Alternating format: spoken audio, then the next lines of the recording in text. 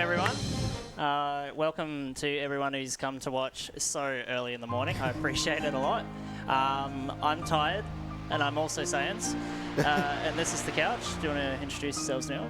I'm sorry if you've been watching any of the last, 2 nights worth of the marathon. You're probably intimately familiar with me at this point. I'm Clint. I did KH3 yesterday. I'm Liquid Wi-Fi. I'm a washed-up Kingdom Hearts runner. Very nice. Alright, so we'll get started. One quick thing, you'll see there's this install option down the bottom. The category I'm running is running the disc natively, like most people did growing up. You can install the game onto a 50k PS3 hard drive, which saves about 15 minutes of loads, but I'm not doing that today. So if anyone was wondering, that's what that means. Alright, so we're going to get started. 3, 2, 1, go.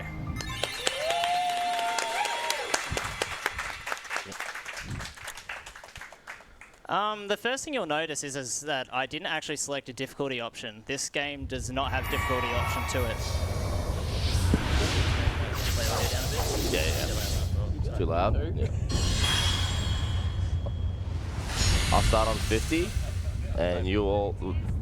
Yeah, so on the original J release, there's only normal mode, whereas in the English release, they introduced expert, I believe, right? Yeah, pretty much. Yeah. So even though there's no Which is difficulty crowd, I mode, guess. it's essentially just normal mode in English. Yeah, that's right. Are you muting this for DMCA, or do you not do that on... We'll just talk. Keep The talking. whole time. Keep Yeah, you're talking. fine. Nobody stop talking. We want 10 cheeseburgers for every single person in this room. Yeah. 10 Someone Uber per Eats the Rocky person. Hotel. Delivery fee on this Johnny's going to be like $1,400. But that's okay. Bringing them all on the push bike. Yeah. Nah, this intro's nice, though. It is a very good intro. It's kind of a shame that it has to be copyrighted. Slash talked over in full in entirety. Also, So that's Sora, he's the main character. And, yeah. Yeah, that's good to know. This is Sora. that's yeah. Miku. He's kind of a bad guy in this game. I think this is called Hikari, right? Yeah. It's Hikari. Okay, yeah. I always confuse that and Passion, which is the Kingdom Hearts That's 2 Kingdom Hearts Japanese. 2 one. Yeah. Oh, is it not Sanctuary? I don't know Sanctuary anything is about 2. Kuj. The two endings on? No. Two English is the Sanctuary, Yeah. Passion is Japanese, and then Hikari is KH1 Japanese. Poser and for English is Kingdom simple and Hearts 2 clean. then. I forgot what it is. It's simple. It's It's simple. simple and clean. Yeah. Oh no, it's Sanctuary. The crowd's dancing away there. I'm not doing karaoke right now, so I'm going to tell you right now. That's It's where like, he's going from. yeah, Kingdom Hearts kind of known for trippy intros as well, which is good fun. What do you mean? This is very normal. Yeah, it's extremely normal. Yeah, this is very normal. That's actually... No, I'm not going to say it. If anyone needs me to mix their audio better as well, just let me know. I'm pseudo tech. Yeah. I'm good right now. You might want to, could you touch my volume up there? Oh, the volume game Yeah, volume. yeah, It feels like it's very touchy. Just a smidge. I'm Glenn. No, I fixed Oh, it. you fixed that? Okay. Yeah. So you're Liquid and you're Glenn now. He fixed it. Yeah. Alright, Yeah, these cool. guys put their names That's in the thing insane. wrong. I messed it up for both of us. Yeah, I was like, oh yeah, I'll put you in. I got this clutch. And Yeah, messed this it is up like- clearly. Alright, we're safe. I think. 2004. Hikaru Utada's legal team will bleed me dry. That's a callback. Yeah. She does have some strong lawyers. Yeah, so this version came out, I believe, if I'm correct, 6 months before the English release. So they made a lot of changes in between that time and kind of rebalanced the game. This version's pretty unique because the AI behaves differently, the amount of damage you do is different, the camera behaves differently. There's quite a lot, and even certain abilities and spells we use have different properties than they do in the English counterpart. So yeah, it's a very unique run. Obviously, there's going to be 2 hours of cutscenes. As you can notice, this is not the HD port, just to be clear here. There will be no cutscene skipping. The original release did not have cutscene skips. However, there will be one cutscene skip we actually do in this run, and it's right at the end. There's It's a something trick, though. Yeah. Something you pointed out to me as well, saying that I didn't even really consider is that, and I actually agree with this, Japanese actually has the correct control layout. Because if you look at English, circle is jump and X selects your attack in the combat menu, which we'll get to when we get there in the actual run itself. But because in most games X is jump, that's so alien to most people. Having circle on jump threw me off casually so much that I almost considered manually switching. I'm the complete opposite. Yeah. Circle has always been jump for me. That's strange. Yeah, same here. I don't know why. I think because I played lots of 2E, so. Yeah. Oh no, I mean like in general in regular games. Oh Usually, yeah, but still typically. The same thing is I've always thought circle was jump. It probably Yeah. depends on what you started on. You might I be an guess, outlier, and you yeah. just like stick with that. But yeah, in Japanese you've got circle as confirm and X as jump, which is a bit more familiar to, I guess, in spite of what the cap says, more familiar to most people. Yeah. I agree with you. I think circle for Yeah. attack is feels better. I kind of talked over it, which is my bad. Talk through why you picked the sword and shield as well. Yeah, so there's sword, there's staff, and there's shield. Each 3 options you pick will change the order of abilities unlocked, and also you'll either get more magic, more defense, more strength. Strength is really, really important in the original release, where Sora is pretty weak in many parts of the game, so we need the strength. I tried rerouting the game with alternative ideas, but it didn't come through. The second option that we pick is what you sacrifice. So are we sacrificing shield, which is defense, or staff, which is magic? Well, it's not actually magic, it's actually AP. Whatever you pick on the second option is completely irrelevant. Because we equip so many lacking amount of abilities in this run, it really doesn't matter. You have so much AP spare, it makes no difference one way or the other. Sorry, go ahead. And defense is a pointless stat in this game. Basically, each time your defense number ticks up, it's not actually increasing your defense.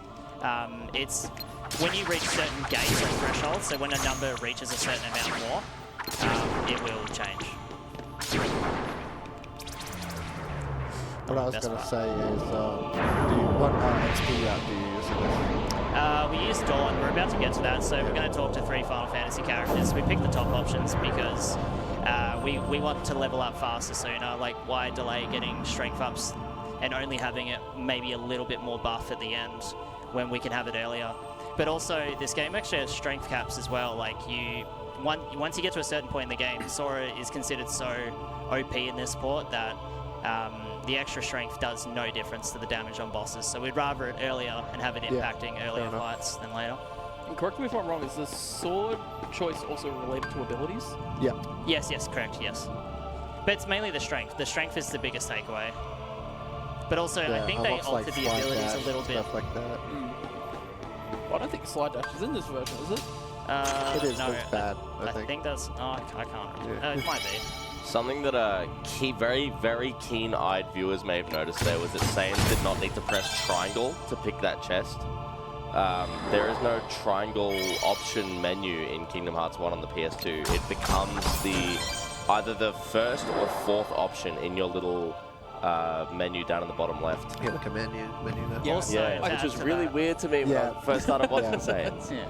Also to add to that, in the HD port, the summon is actually positioned on the bottom slot, but in the original, summons will be based inside the magic menu at the bottom. So when we're doing Dumbo Skip, which you'll see later, It's a menu within a menu. It's a lot. Dumbo Skip, what a name. And I think that the only thing that triangle does in the whole game, outside of like in menus, is it just Text causes smash, your I think, as well. with text smash and causes your allies to attack as well. Oh yeah, which is actually very important Yeah. for some fights. Interesting with this game, triangle actually doesn't inflict text box mashing. The only 2 buttons that actually register in this game is R3 and circle.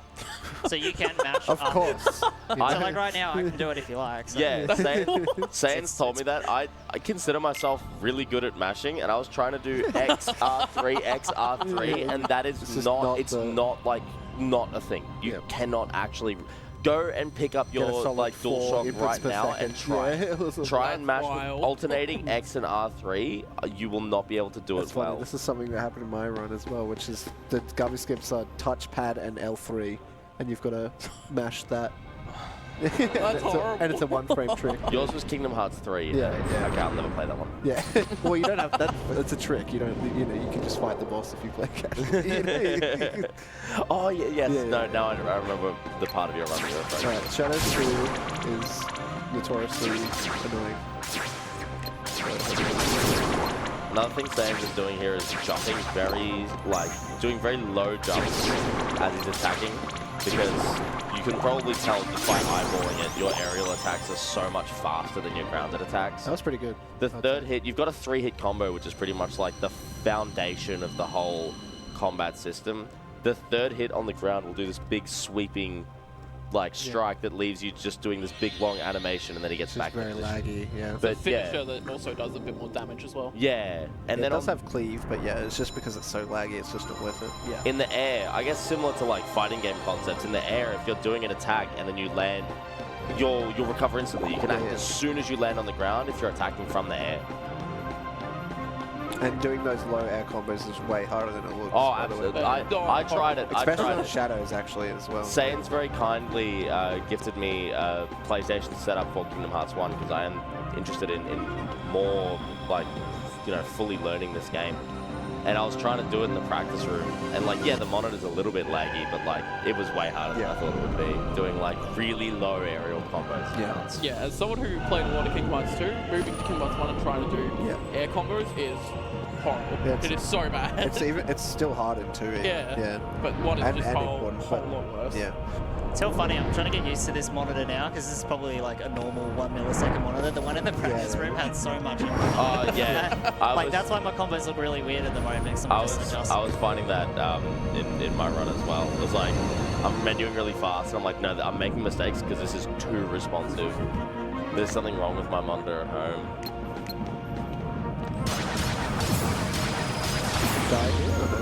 Iconic opening sort of boss fight as well. Yeah, Dark Side's pretty much reoccurring in every Kingdom Hearts game. There we go. I went to go split them, did you? yeah, I saw that. Yeah. What a king. The warrior of space, Saiyanz. Yeah. There is text here, but mashing is just basically doing exercise with your hands, so you're not really advancing the text here. So yeah. The one thing I will mention about triangle though, it doesn't advance text, but it tells your party members to do stuff. So we use it quite a lot throughout the run to tell Aladdin to use sandstorms, or Goofy to MP gift, or Donald to cure, or Donald to shoot fires. Can't exactly like tell them exactly what to do. They just give them a vague command of "Please come and help me." Yeah, exactly. One of the biggest things is tornado in endgame. I believe. Less so in 1J, but it's still used. Yeah. Yeah, it's still used in the final fights for sure. Yeah, Goofy's tornado is quite strong. Yeah.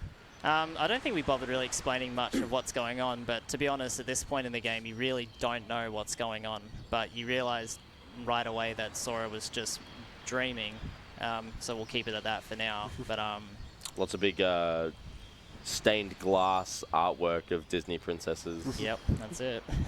Esoteric. I guess our biggest challenge with this one.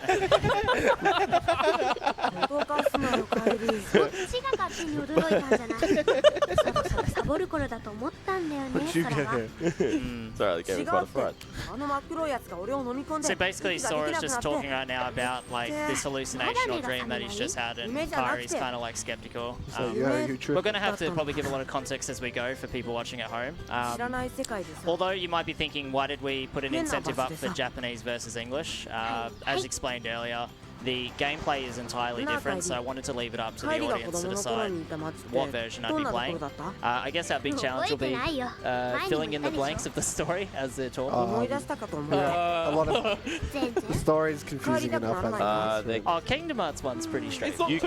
Yeah, it starts to get real freaky when you get like one layer deeper into Kingdom Hearts 2, or you start looking into any of the like non-numbered games. Okay, so what? It's Xehanort's travel through the past. He's the guy in the like orange coat. But he has Xehanort, but he has no physical body. So he's traveled in the past. Yeah. Wait, you actually didn't? I've never played most of the games. I played like 1 and 2. Yeah. That's a kind of a deep cut. You don't find that until later games anyway. Yeah, that's fair. I'll pay that. Yeah, like Kingdom Hearts fans might have like burning sticks towards me, but I truly don't care too deeply about the series. I just like playing KH1 days and 2. I dipped out after KH2. Yeah, it gets way too complicated. Like, no beef. It's perfectly fine. It's just, yeah. I think a reasonable Kingdom Hearts. Oh, that's an oxymoron. A reasonable Kingdom Hearts fan would kind of agree that the story's a bit wacky and hard to follow, so they should understand that not everyone's going to be into it.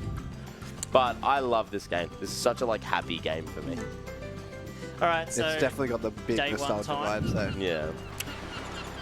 Gotta grab a bunch of stuff for Kari. Yeah, it's like a you can talk to her collectible, so yeah. she tells you what you need, but don't need to do that. We didn't even mention, pretty much what we're doing right now is we've got a theory, or when I say we, the crew in the game, have a theory that there are other worlds out there. Because Kairi didn't come from the island. They don't know where she sort of came from. Yeah, she's real vague about it. Yeah, too. there's got to be other joints out there, so they want to build a boat and go and find them. So they're getting supplies for the boat. Yep. Yeah. So And that's building the boat itself. the What sail? was the sail? Yeah. And we will... The log was the... Oh, that's a log. The rope... What was the rope for? I guess it's just to bring tie it it all together. together. Also, we will not be doing a little training today, brother. No Walker and Tita's fighting.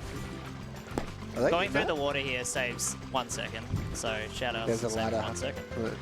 Behind the back, yeah. Well, I probably just lost Oh, that 1 second. oh, Yeah, there it goes. I lost time. Great. Oh, there's log. You might have noticed I did a weird jump keyblade swing up a certain I guess grass hill.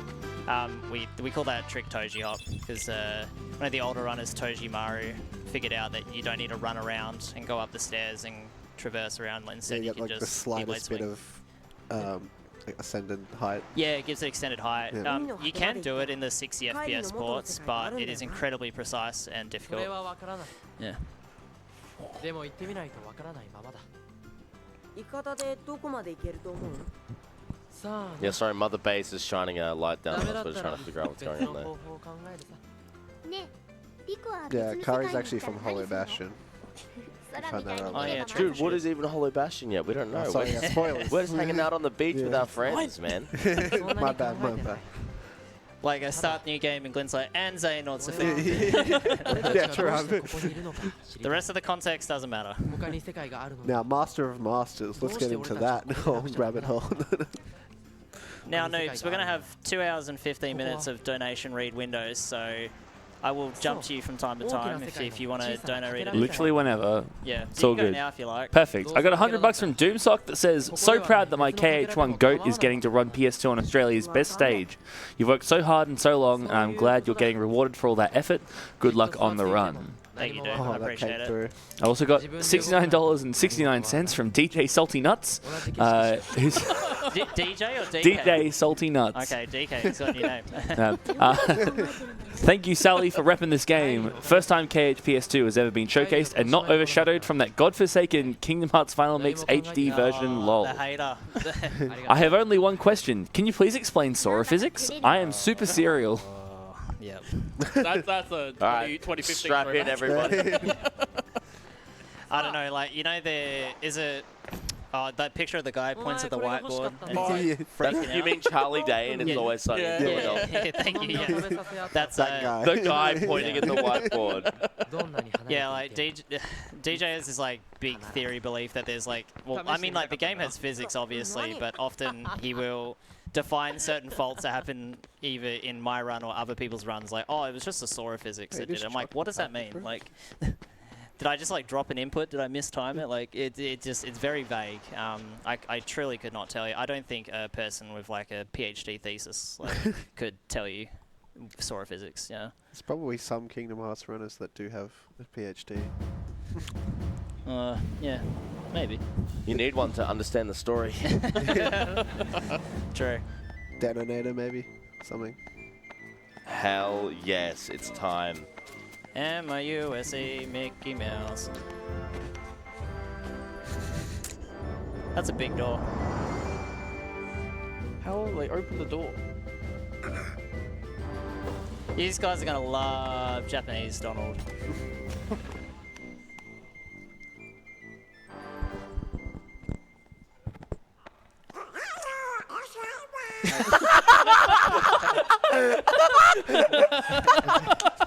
Hey guys. Just imagine it echoing. Oh, that got me really good. Why is he screaming? Oh my goodness. It's a big room, man. yeah, true. I don't know if you noticed, but behind the chairs, there's actually Donald and Goofy's sculptures on the wall as well. I didn't know it until I did like a YouTube video. I thought you meant in this room. Oh yeah, it's just. What is this bit? That's one of the prizes, actually. No. I should shut up. We are being instructed by Mother Base to inform you that there are not actually prizes that are Donald and Goofy statues. But what prizes are there, noobs? Nice. Well, I'm glad you asked. If you're in Australia and you donate $10, you automatically go into the running to win one of our Steam game packs rather. There are a whole heap of bundles on offer. If you head to prizes.AusSpeedruns.com, you can see what those are. And to donate, of course, we're raising money for Game On Cancer, a charity funding early career cancer researchers across all areas of cancer research, in the hopes that this can potentially be the very last generation to ever die from cancer. Go donate.AusSpeedruns.com in order to do that. Much like Ricky did. We've got $40 from Ricky.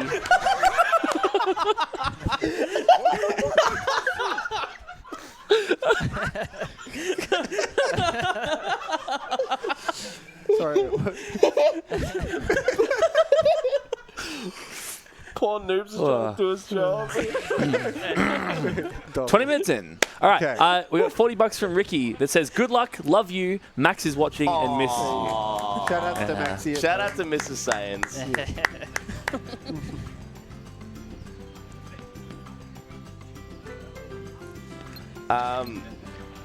Who wants to have a go at explaining the story that we just witnessed? Oh, okay, so King Mickey, he's just left a letter. Because he's going out to deal with, because there's more Heartless appearing and stuff. What a Heartless.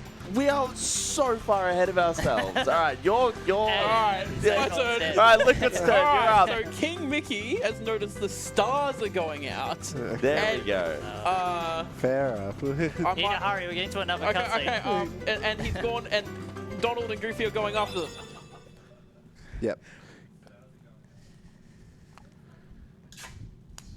Oh, lucky. If you hear a loud bang, that's one of our techies falling from the ceiling There's a really as they bright try and light. cover this really bright light. It's green! Oh!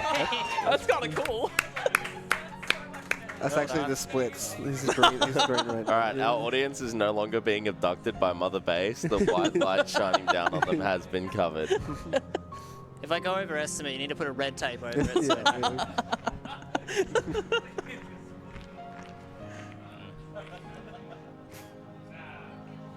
Oh, I'm so happy Japanese won.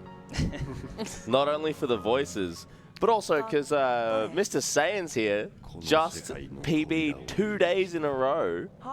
Just before flying out to the event, got 2 killer times posted up for the leaderboards there. Last minute. And I didn't even know what the times were until like. Yeah, you had to Google your own time, which is insane to me. I get so excited about a PB that it's burned into my brain. Yeah, I genuinely thought I had a 5:11:59, and I realized it was 1 minute and 20 seconds faster than that. So I don't have good attention on my PBs at all. It's just whether it's green at the end or good. Is this Mickey Mouse? That's Yeah? good, right? Yeah, this guy's Mickey Donald. Mouse. No, this is Donald. This is Zan. Yeah, it's Donald making funny noises again. It's tall enough to be Goofy, though. I really Dude. like Ansem's VA in Japanese. Yeah, it's really good. It's not Billy Zane though. Yeah, Billy Zane in the... Oh, dude. He's just got such a powerful, commanding voice for Ansem. It's really, really good. All right. So I think just a bunch of philosophical conversation, questions being thrown at Sora there. Nothing really too much to worry about. Nothing much happened there. I mean, maybe in the whole series it's an important cutscene, but I don't know. There's nothing to really look too deeply into with that cutscene there so far. Yeah, I want to say things now, and I'm like, oh, I feel like I'm probably No, gonna say it. I'm sorry. I'm sorry. No, you're right. But It's just funny. It's like we don't even know what Heartless are yet. I'm like, oh, by the way. I think you're just very excited to get to the let's really just fill good in the bits. gaps. Yeah, the story does get good when you do comprehend It it. actually It's a story. good Yeah. story until it goes completely Nomura did get Off his the rails. off crazy way hands off on the there. rails. I don't know, man. Like, you put the rest of your story on mobile phone games, you lose me. You know? Yeah, that's something I'm not fond of. And it's super important. It's it's pivotal, and it's not a mobile game. It's only available in Japan that you can't download anymore. Yeah. What? Coded? No. There's nice. Union Cross. Yeah, I was thinking of Union Key. There's actually a new one coming out soon too. It's, sorry. it's like a battle arena or something, and it's probably going to have more important lore in it. And it makes me sad. I'm so glad I jumped off this train. So Sora and Riku are arranging a race right now to decide who gets to name the ship, and right at the last minute, Riku sets a wager that the winner gets to share a Pow Pow fruit with Kairi, which is basically a fruit that's rumored to, if two people share it, their lives will be connected forever. Yeah. I like the name Pow Pow. Is that what it is? Pow Poo. Pow Poo. Pow Poo. Pow Poo. Sorry, my bad. Pow Pow. Pow pow. Spicy. I do really weird movement in this race. I do not recommend doing it this way at all. If anyone ever chooses to run this. Noted. Yeah, I was telling you in the practice room, like, do not do it. Do not do it. Yeah, like, I find flipping up onto the top of the wooden pole and then jumping left just consistent and easy for me. Like, it's a preference. You'll notice I beat the race really fast. And it doesn't fade out right away because it's waiting till Riku gets closer. Yeah. It's pretty much a sign that you did a good race, basically. Yeah. Would that mean then that, like, no amount of time, like, you can't really lose time in that as long as you win? It's not a long distance that you're ahead of Riku. If you get to the end and it instantly fades out, it means you're a little bit slow, basically. Alright, first bit RNG coming up. I leave it to you, Liquid. Yes, coconuts. This is Saiyan's favourite part of the run. Basically, he's going to hit this tree, and he needs yellow coconuts to fall, and it's complete luck. He needs two of them. Yeah, he still hasn't got it. Okay, first one was okay, second one not so that was good. horrible. There might have been one hit behind the tree, but it's not worth changing the camera and like messing. Yeah. He's getting some mushrooms here, so he's basically getting, you know, food. Yeah, and water. Yeah, a lot of people who casually play this would of course traverse through the entire like island, but you pretty much can do almost everything in this second area. Yeah, I didn't realize that you could get fresh water there. I thought that was sort of by design. Yeah, it's only the egg that's in the first area. Yeah, or is on top of the tree. Yeah. I'm proud of myself. I didn't try to split then. That was good. Yeah. Well done. Yeah. Is there an auto splitter for this? Not on PS2. Yeah, figured. It kind of freaks me out when there's an auto splitter for a PS2 game because like nothing is hooked up to the PS2 to like feed information. It's all based off image. Yeah. Oh, no, it's a bit satisfying being able to just slap. I miss splitting. Honestly, it's so nice. I am a micro splitter because I enjoy splitting so much. I like add too many. Yeah, I think like half the fun in speedrunning is just like slapping the spacebar, right? Dude, if you ever get a foot pedal, nice use it for splitting because you get to the foot pedal and it's so good. Do you have one? I used to have one. Oh, okay. It broke because I ummed it too hard. Must have been a good run. This is like the longest sequence of cutscenes stringed together throughout the entire run is right here. So I'll let Noobs have another. Sick. Shout out to Noobs. Sayo, it's too early to break me again, man. No, I'm also a foot pedal user. It's the best for splits. I will die on this hill. Foot pedal, it's great. I can't use the B key on my keyboard when I use it, but it's fine. Because you have to assign it. Yeah, because it came pre-bound to B, and I can't change it. All right.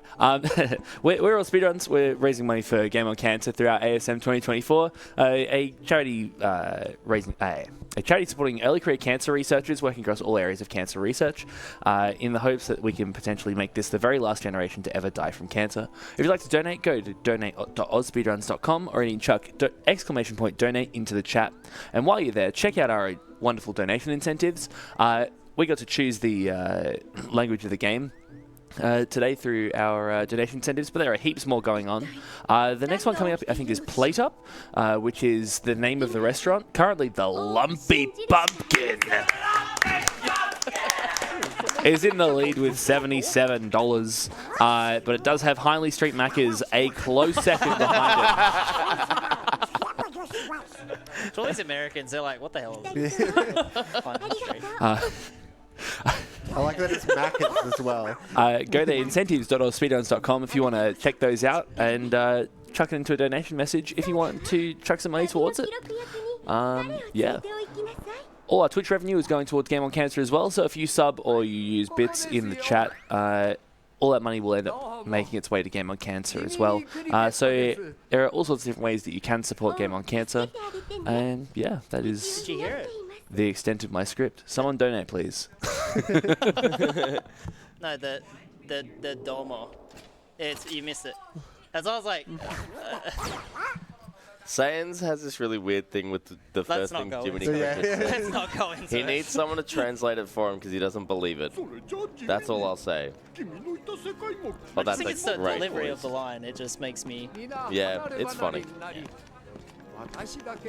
So yeah, Jiminy Cricket is basically your, I guess what in a traditional JRPG would be your journal or your bestiary or... Yeah, he's the record keeper, yeah. It Yeah. essentially tracks 100% for you. Yeah. In this game. All the games. All the games, Yeah, actually. yeah. Well, you get a Actually, like, phone little in blocks 3, as well. but it's connected to Jiminy still anyway. You get Instagram in that game Yeah, as well. yeah. That made me feel so strange. Like when I was playing Kingdom Hearts 3 casually and like now the load screens are just like social media posts. and Hashtag I all was for one. Yeah. I still don't know if I know, like that or man. not. I'm Yeah, really, I was really like- conflicted. I don't know, there's something about it that's really like, oh, it just says something about society, you know? It's like right as Instagram was like at the peak of its popularity, I think. So they probably just... Oh, now we get to the gummy ships. Kind of.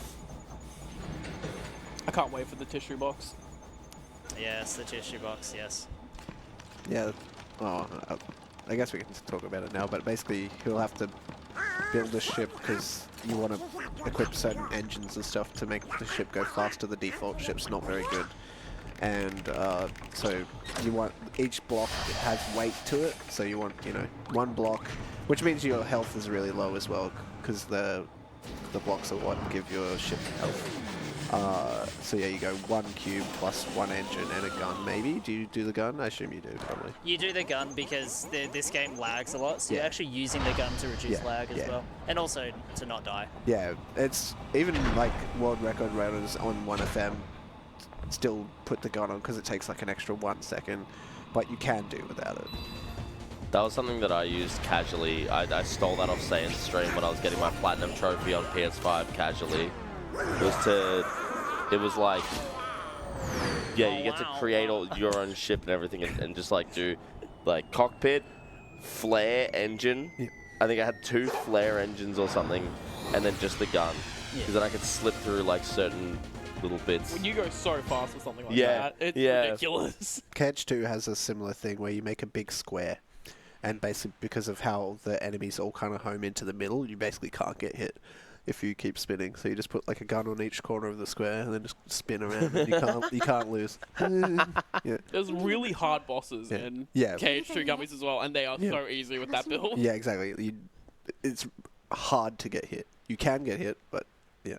We're about to see the new character in the game that will be in this game for a long period of time. Here she is.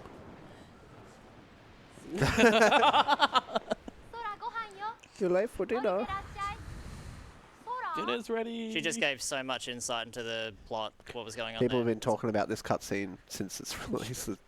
What does it mean? She's just saying Sora's dinner's ready, Yeah. and then There's he's like, no reference cool, to her I don't mother care, I'm leaving mum since forever, then. bye. Like, not mentioned at all after this. It took me a minute to figure out who you were talking about. I thought you were talking about Riku. I was like, is there a joke here? It's like, I'm pretty sure Sora's Riku's in the second one. Yeah. So he's noticed Riku and Kairi's boats are on the island, so he knows something is weird's going on.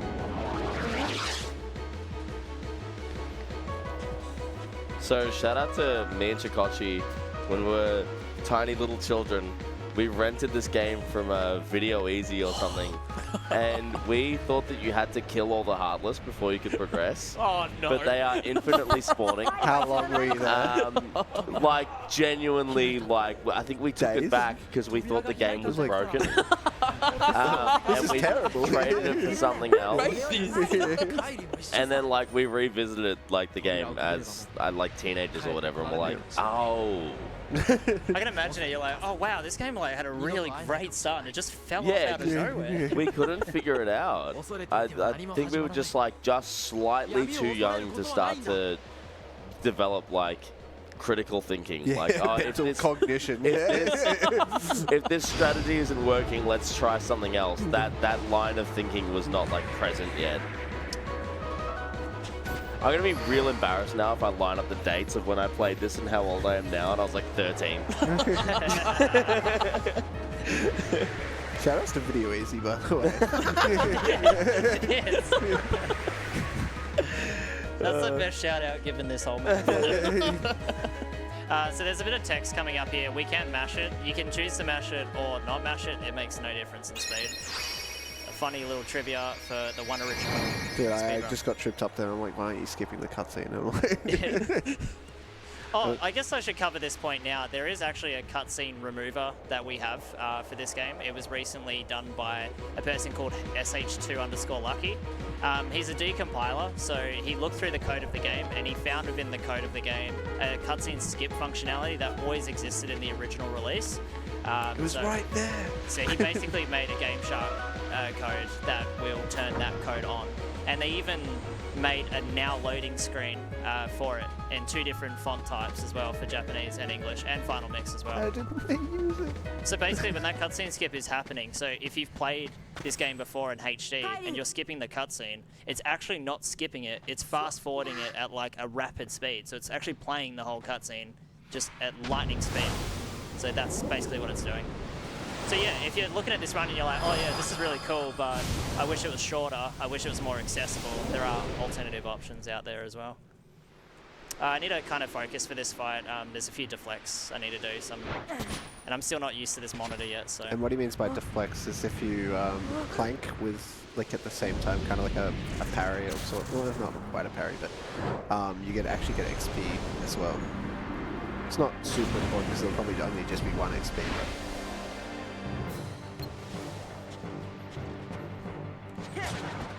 Oh, what the hell?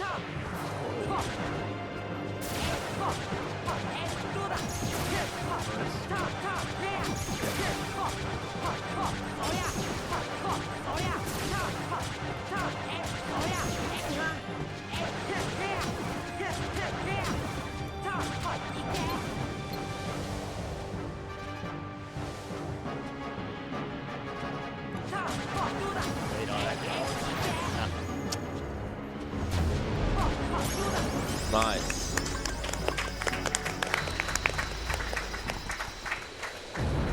In my PB, I think I have the fastest fight ever recorded there. There is actually critical hits that can happen. It is luck dependent as well. But I got 3 crits and I deflected almost every orb. So basically, when he brings his arm back, like I had already defeated Darkseid. It was ridiculous. I think it saved me like 20 seconds. So yeah, I remember you posting the splits and you were like 20 seconds ahead at Leon. Yeah. I was actually on world record. It was like 40, but yeah, 20 head on PB as well. It's crazy. The Nintendo and Glint explained the combat system really elegantly during their run. I'll try and repeat it as best I can. But basically, it's sort of a really nice blend between an action RPG and a traditional JRPG, where you've got your ability menu where you can select what kind of attack you want to do and you know the target for it. But at the same time, there's like a positioning and movement element to it where you've got to run around, dodge, roll, block. Positioning is huge in all of the games. So Saiyanz actually needs to, if you want to cast a spell, you've got a shortcut menu where you can hold L1 and press one of the face buttons to cast a spell. But if you don't have it bound there, or if you want to use an item, Saiyanz will actually have to use the D-pad or the right stick to move over to that option and select it with like the X button and whatnot. Like you're menuing mid-fire while moving around. Like you're doing an air combo and you're like setting up your ether or something like that. It's a super interesting system. Unlike something like, which is, I'm going to get shot for saying this. in sort of fundamentally similar to like normal action RPGs, like a Dark Souls game or something, where you've got your dodge roll and your block and everything, but those are bound to buttons on the controller rather than being options in a menu that you're navigating off to the side. Yeah, you always kind of have the option in something like Dark Souls. Almost a dark side. The way we just picked Dark Side, so fair. Where you can always use an item and have the option to attack at the same time. Whereas in this game, you have to choose between attacking and using an item or using magic. Using items is quite laggy too, so you've got like a big... Yeah, it has he's got to throw it up. Yeah. That, in a way, that's kind of good, because like if you're on like half health and you want to use a potion, you can use the potion, take a few more hits before... Then, it's got like a... Yeah, like there's actually strategies we use. I don't know about this game in particular, but they're called ether buffering, where you throw it up in the air and then you run it out and then it hits you as... And it's quite technical. I guess we should explain what we're going to be doing here, because traditionally in a playthrough you traverse all around the... Is it 5? Same thing? You only need to kill 5 shadows. Yeah. And then the Leon fight will spawn. Yeah. After you go into any interior, or is it just into the accessory shop? Okay, into the accessory shop. Yeah. It's just like traditionally you would move around the world and like, you know, you're sightseeing, you're trying to, you're assuming you need to continue looking around the world to figure out what needs to be done next. But all they're really wanting you to do is defeat 5 Heartless. That's the flag, that's the check. But when you move around, there will be specific cutscenes that will play, but we ignore all those because it's not necessary. You die here. Yeah, so he's going to take damage here to die on Leon, because the Leon fight can either be beaten or you can lose it, and it will still progress the game regardless. It'll just play a bit of a different cutscene. It's a slower cutscene, but all in all, it's fast. It's a couple of seconds. Are you looking for Fireball or... Fireball is the most optimal, yeah. So this is the second RNG part of the run, but it's very minute. That was actually really good with the shadows. Yeah, that was. Yeah. I think you got 6 too. I played it safe just to be sure. I've seen Saiyanz streams where like he'll just be standing there for like 15 seconds while the Heartless are just swinging on him. They'll just miss. Please hit me, please. Hey, I know this guy. Also with shadows, the jumping attack does more damage than the normal swipe attacks as well. So we only just recently figured that out. Any input on the Squall versus Leon debate?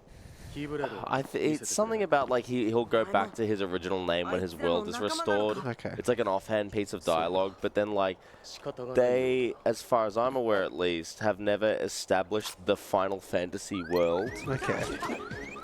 So it's a bit like hard to... I don't know. I don't care too much about Squall versus Leon. Nice tongue in the post box as well. I like the hat.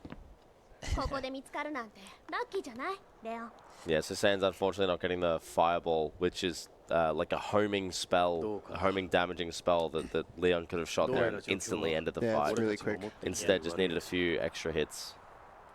Shoutouts to Yuffie. Yeah, so pretty much like Donald and Goofy have just rolled up to Travis Town. They're looking for this key, basically. They've been told, like, look for someone with a key.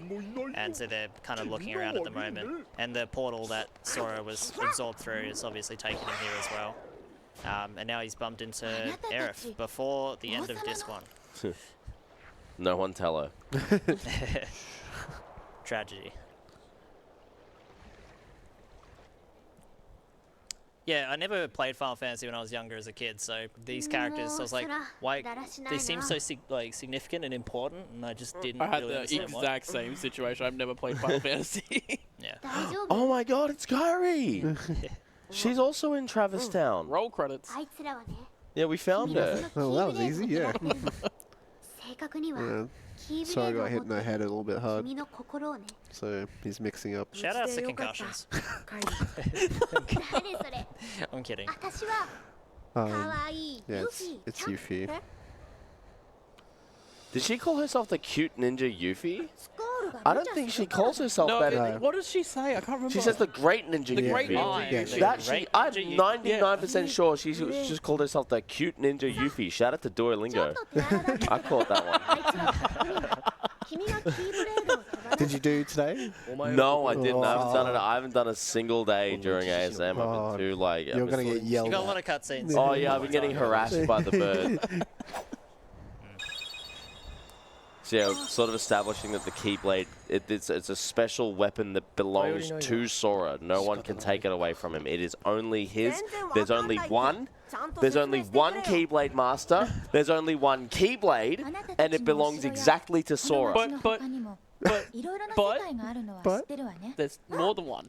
And there's more than one Keyblade Master, and there's a whole like graveyard of Keyblades that gets Literally thousands. But for now, there is yeah. And he's meant out to be like the chosen one sort of thing. Yeah. And it's like, well, you're one of many chosen ones. His is a little bit more special than your average one, but Are you a green room or a red room person? If you were to stay at the vacant Red place, room. you go to the red room? Red room. Yeah, I Looks like way better. The red room bed looks nice. Yeah.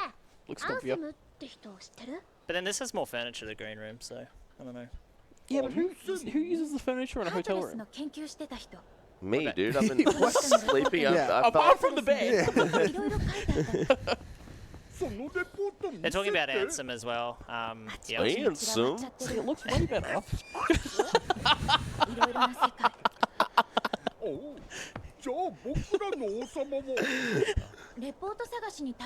Yeah, it's like a maybe the great king went to find him. As scientist who's been documenting these strange creatures called the Heartless that Saiyanz just killed 5 of and then took some damage from. Yeah. I was about to jump way ahead. I was going to mention, like, oh yeah, he's actually and then he collecting spawns in the them. toy box world, and Yeah. I'm just trying to give the information that we all No, yeah, currently I think have. Saiyanz did a perfect job. It was like relevant to right now. And I'm like, well, yeah, 10 years from now. So now Sora's just discovered his world is completely gone now. So yeah, he's coming to reality with it. So I'm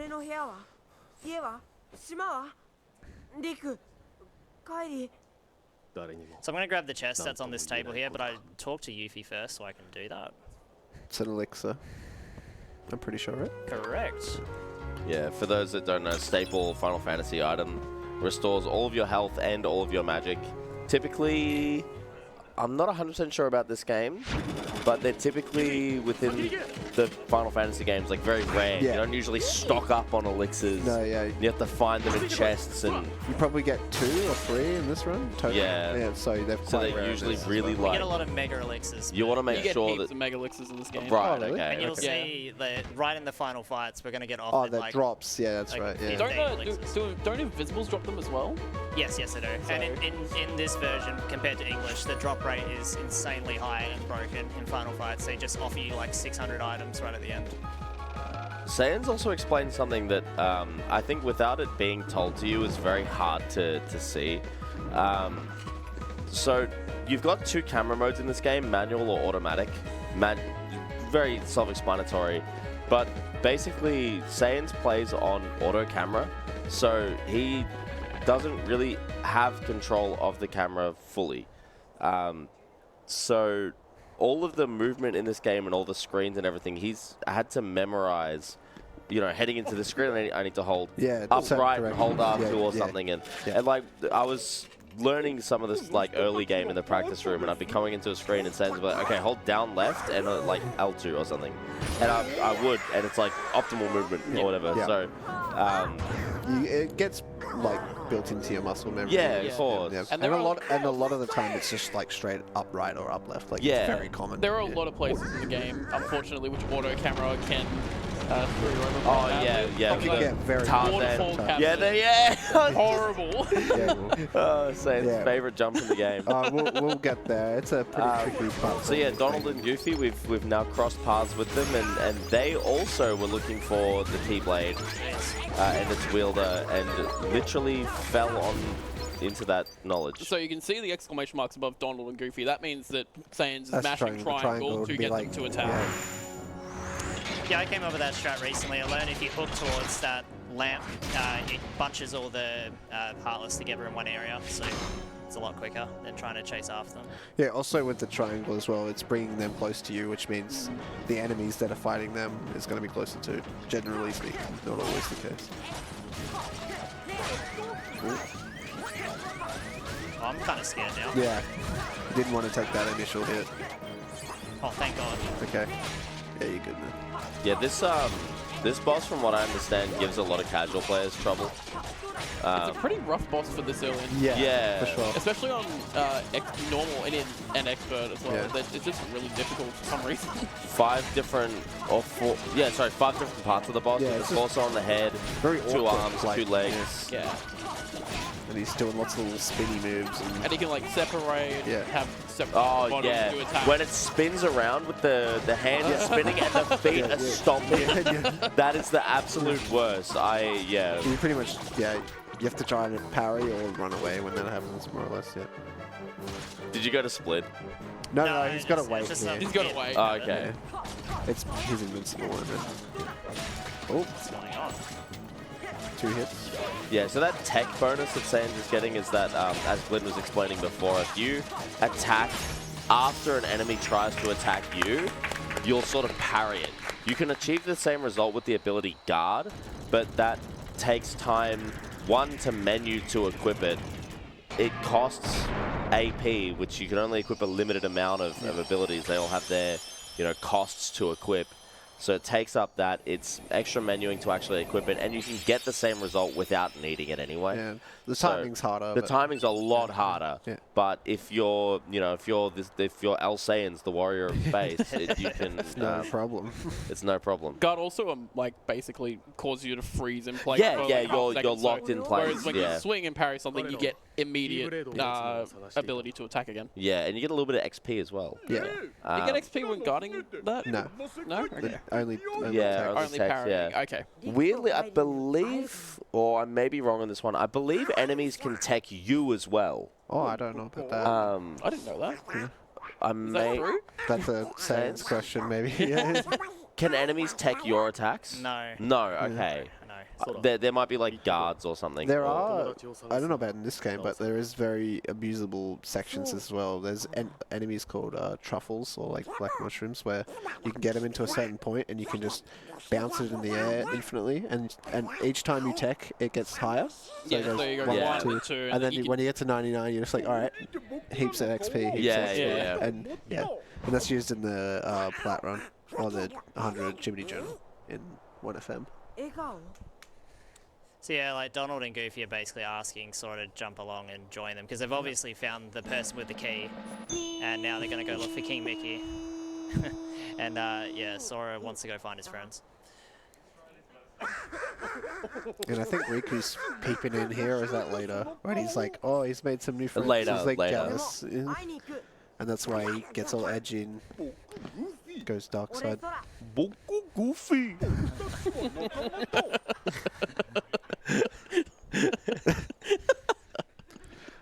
So now he'll get dodge rolled just about now, right?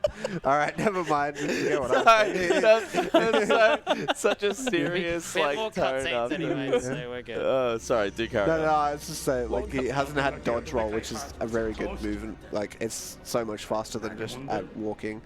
And he'll equip that, I guess, probably before you leave the world. Yeah, I think Yeah. like straight away. Yeah, Yeah. It's so much faster And to dodge roll you immediately. use so. it the whole run, and it's timed as well. You can't just mash it to get good dodge rolls. Can you tell who these people are? There's some familiar cast here. Some silhouettes of. Man, I cannot see anything. I don't Yeah, know. me neither. Yeah, no, neither. We're I see a the little bit text. too low on Yeah. the Look up monitor. here, it's alright. In English, you can tell by the voice actors and their sort of silhouettes who it is, but that one should be a There bit we go, I more can obvious sort of if see that, you're yeah. a bit more of a Disney fan. We won't spoil anything yet, though. But basically, being soft introduced to the band of villains in the game. Oh my God! It's Ultimisia from Final Fantasy VIII. She's actually so pivotal to the story now too. It's crazy. Maleficent. Shout out to Magnificent. Alright, first menu. We're going to be taking Goofy's Ether and putting it on Sora. We're going to be equipping Brave Warrior, which will increase our strength. And we will also be equipping Dodge Roll so we can navigate faster.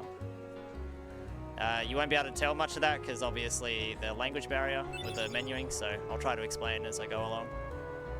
Yeah, that's another sort of really understated skill, is menuing in another language. Yes. You also just received Fire, the first magic spell in the game. Yep. You can Yeah. And Fire is really useful in Wonderland, which is the next world. It's really useful in a lot of places. It's really useful yeah. everywhere. Yeah. But Wonderland, it seems like it's a very, very useful spell. Yep. Wait, what?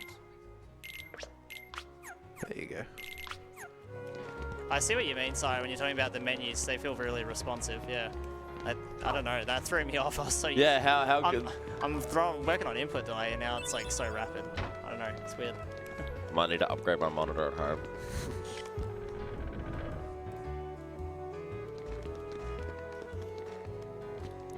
So this is Saiyanz is about to do a glitch that this was a really surprising one to me.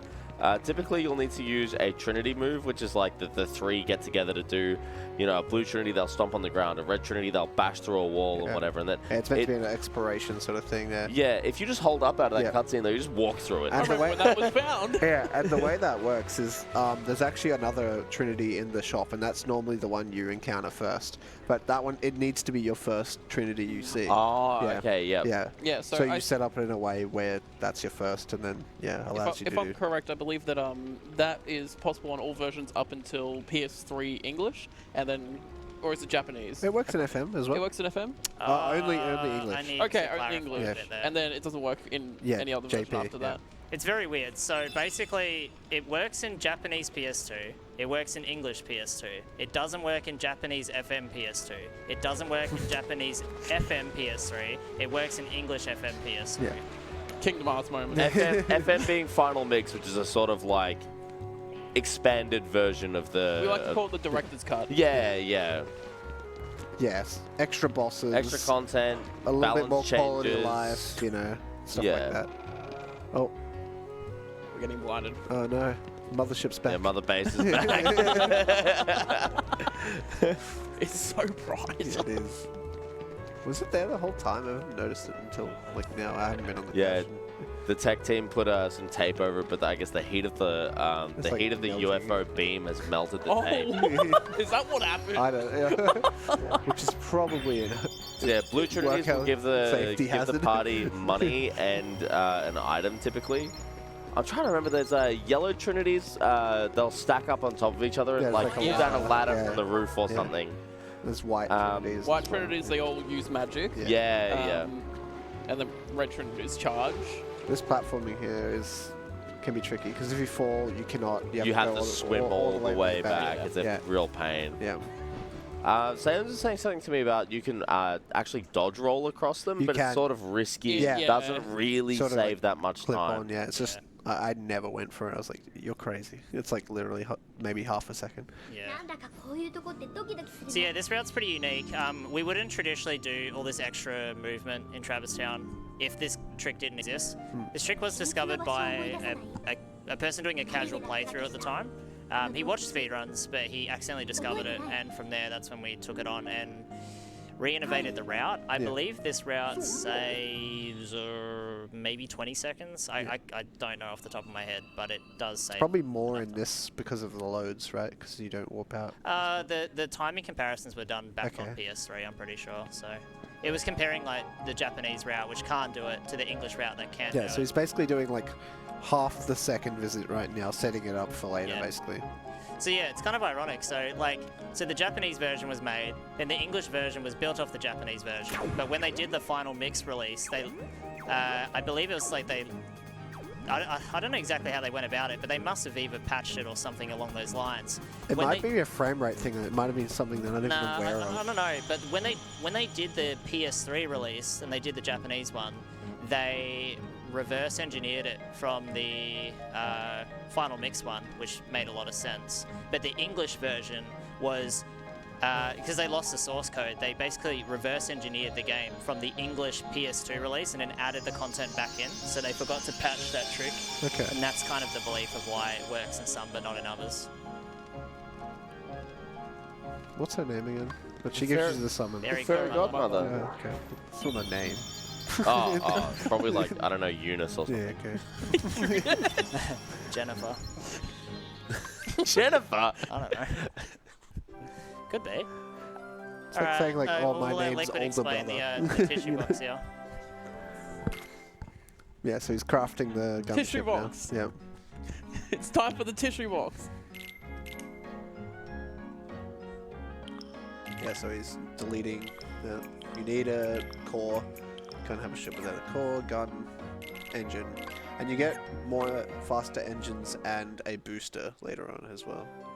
So there's be specific money routing to make that happen as well. Yeah, so as explained earlier, I think from Liquid and Glint, the armor is just extra weight. It obviously protects you from attacks, but it makes you move a lot slower. I used to think that, because I did research on this for the history video a few years back. I don't think this actually saves a significant amount of time. I believe it's in the area of maybe 1 to 2 minutes it saves throughout the entire run compared to the default. Yeah.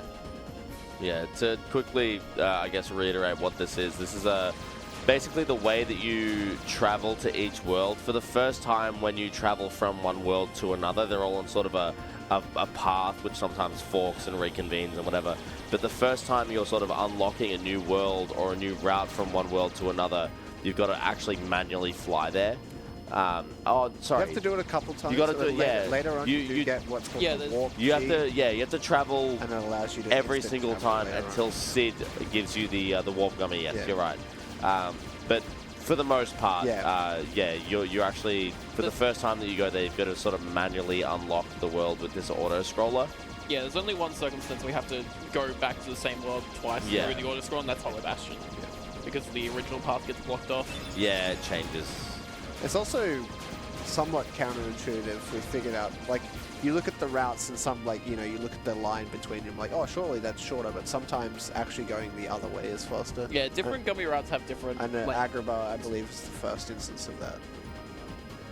Is that correct, Saiyanz? Don't talk to Saiyanz about Agrabah. True, yeah. Yes. Well, specifically in the English port. Yeah. Oh, okay, so the English. In Japanese ports. Every time he does a run, I go into his chat and I'm just like, this is going to be a perfect Agrabah. He hates it. He always gets some bad Agrabah. Well, perfect Agrabah is so rare. We can't give him that much crap, though, because it looks really hard. I'm not going to sit here and act like I can do it. It's actually difficult. And it's RNG as well. Yeah. RNG elements, I should say. I got some donuts if you want them. Yeah, go ahead. Sick. I got $2 from Firestriker that says, "Can I get a lumpy pumpkin?" And then 2 seconds later, Club who donated $150 saying, "The lumpy pumpkin!" Yeah. All right, it begins. Shout out the Club who in the crowd.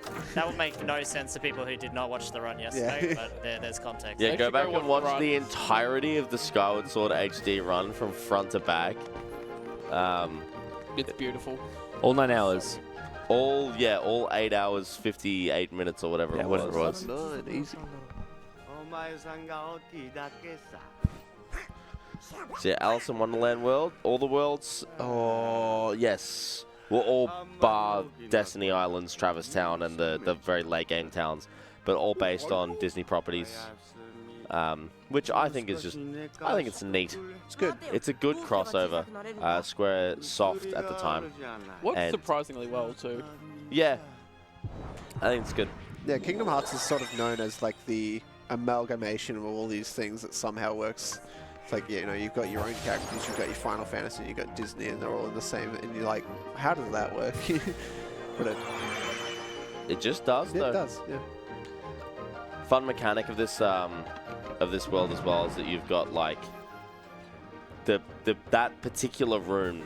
You can be big or small. If you're big, you can move things around. If you're small, you obviously can't, but you can then actually like navigate the platforming, and depending on where you enter that room from in other areas, I don't think we'll see any of it in the speedrun, but you can enter through like the wall and now you're on the roof. Yeah, it's got like, and if you look up, you'll see the floor and everything. It's actually really cool. It's actually really complicated. I hated it as a kid. Yeah, I was gonna say a lot of people get lost here and there's like. Yeah, I hated it as a kid, but when I went back for my Plat trophy, I was like, all right, that's really clever. Yeah, it's good game design. Yeah. I think the Queen has got a weird voice in the Hey. This is a democracy manifest right here. A succulent Chinese man. Democracy manifest. Yeah, so the Queen, in the actual original Alice in Wonderland story, the Queen has lost her memory, I think. But obviously, Kingdom Hearts, it's more heart-themed. The sort of, it's funny because they sort of keep the general story of like the film it's based on, but just really condense it down and make it about hearts specifically. So in this case, the Queen has lost her heart. Yeah, we have to look for evidence around Wonderland. But you only need one box because every other box will have a Heartless in it, or you can have your team members. You can have your team members. Yeah. So if you get more evidence, the less chance there is of you getting team members or a Heartless. Oh, sorry, your team members specifically. But you only ever need to pick up one. Yeah, and you wanna see the Heartless because it just makes the fight coming up after it easier. And having Goofy and Donald does a little bit extra damage. Yeah, so they're gonna cut off Alice's head and let it roll along the floor like a half-eaten hot dog. But Sora has decided to be brave. Hey, and don't do that. yeah, don't kill her. Let me find some evidence and I'll help her out. You'll stop the killing.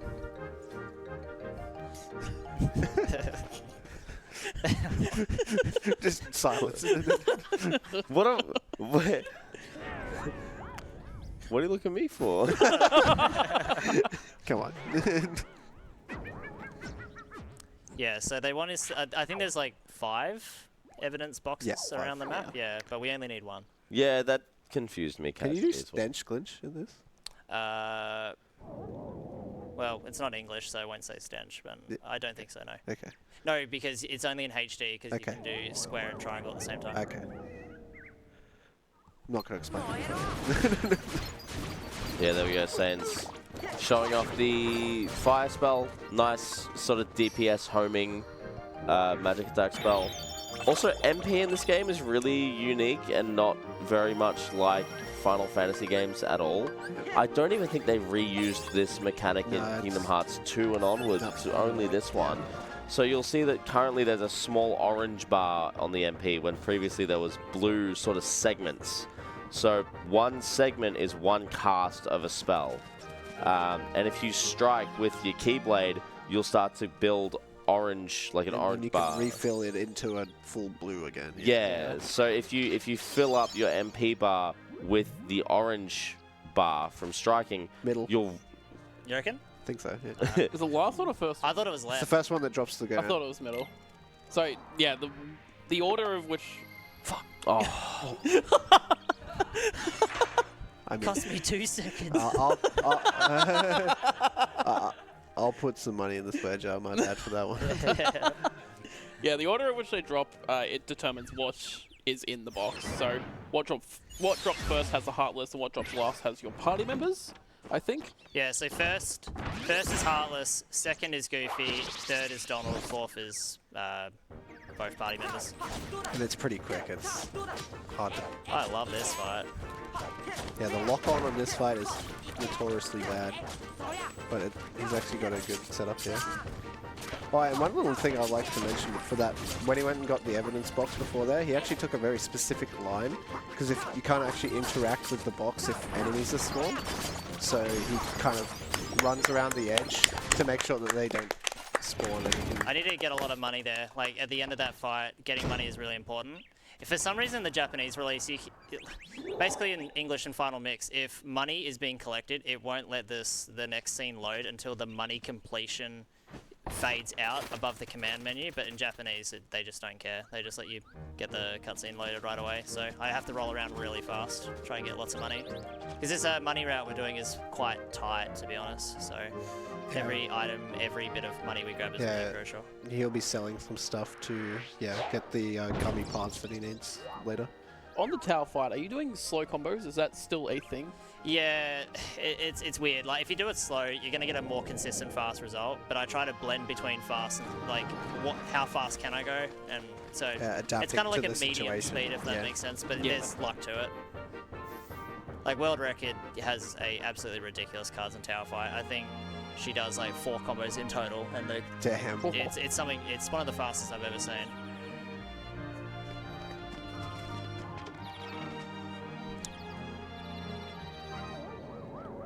Yeah, shoutouts to Swift, by the way. Yeah. So, yeah, I guess I was kind of wrong. We do enter the weird room from Don't alter it though, yeah. Yeah. So we're actually upside down in this room now. We're on the roof, lighting the overhead lamps, which doesn't make sense. Yeah. Also, Saiyanz is once again taking a very specific line here to make sure enemies don't spawn, so he can interact with stuff. Because he wants to get to this door without them spawning, so he can get through it. It's actually a big time loss. If they spawn, you have to kill the wave before you can move on.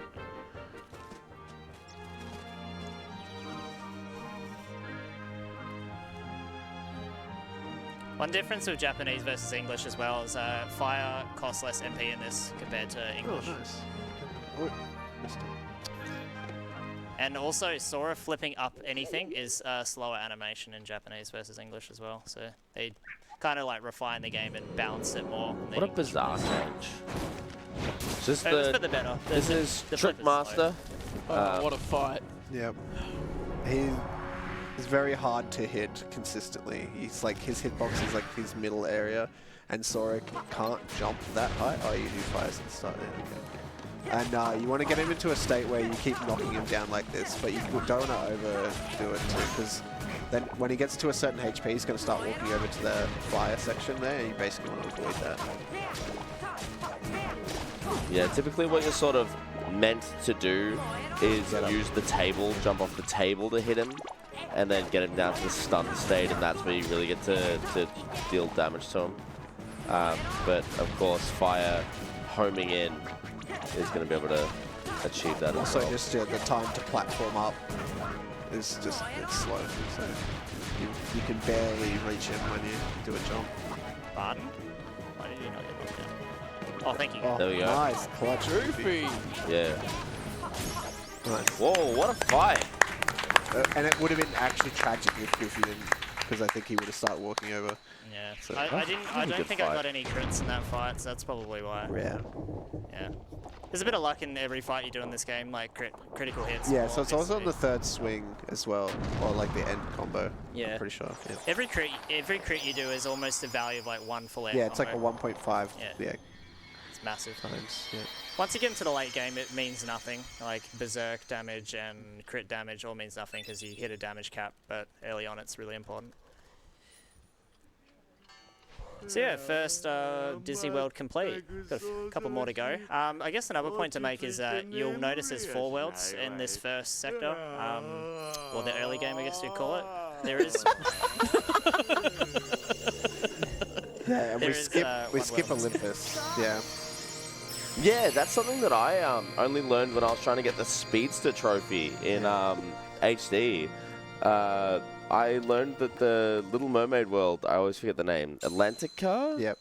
And Olympus are completely optional. Yep.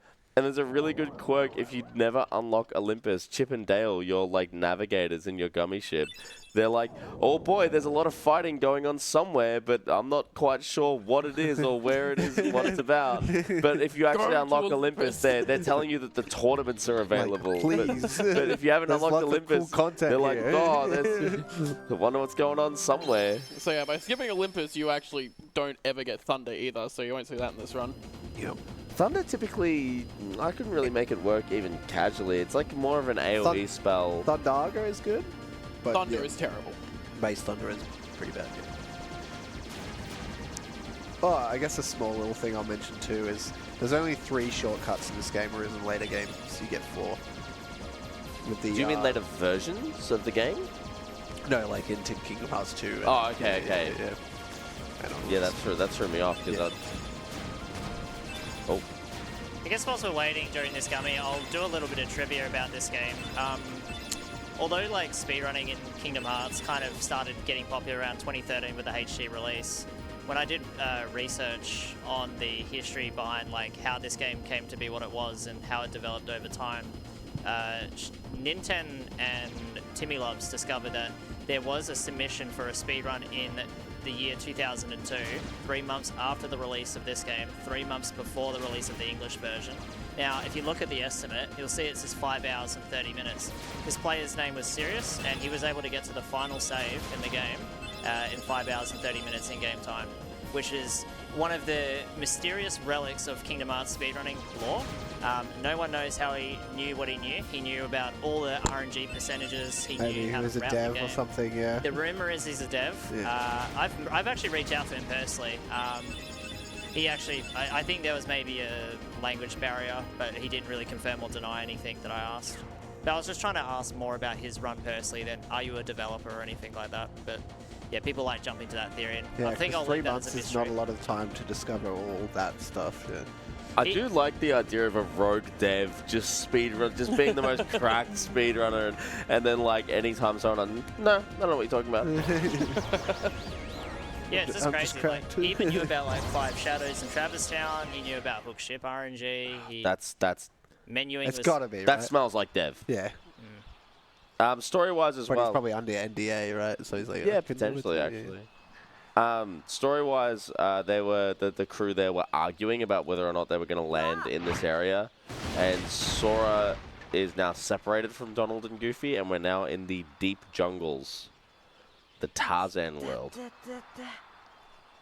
I feel like this is as far as a lot of people got as a kid before they just got so confused. Because this level is really confusing to navigate. I got confused when I played this game again casually like 4 or 5 months ago, man. I'm 27 years old. I'm it's getting weird. lost in the vines. So the earlier worlds are like actually way more convoluted than the later worlds. Yeah, Yeah, it's like Halloween Town. absolutely. Everything's really Yeah. straightforward. Yeah. Halloween Town's like a circle with Yeah. 2 lines Yeah. coming off Yeah. of it.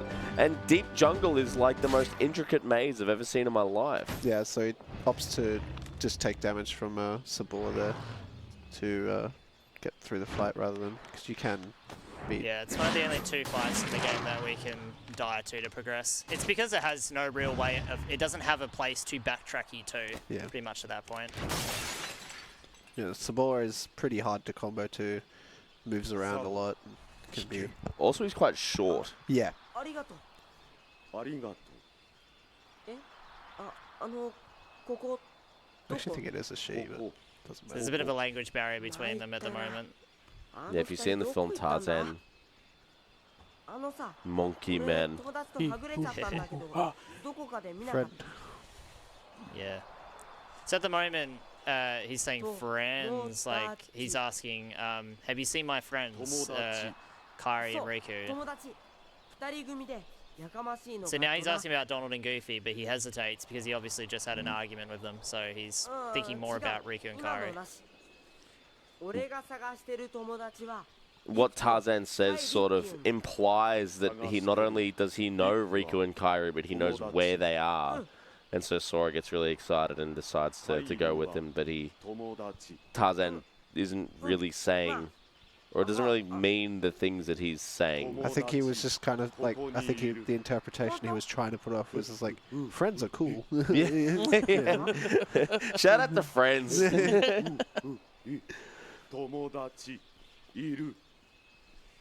よくわかんないけどそこ連れてってよリクとカイリに合わせてよターザン。ターザン行く。俺空 I think, Tarzan, Iku, Sora, Iku, Iku. yeah. Tarzan go, Sora go go. Fantastic line.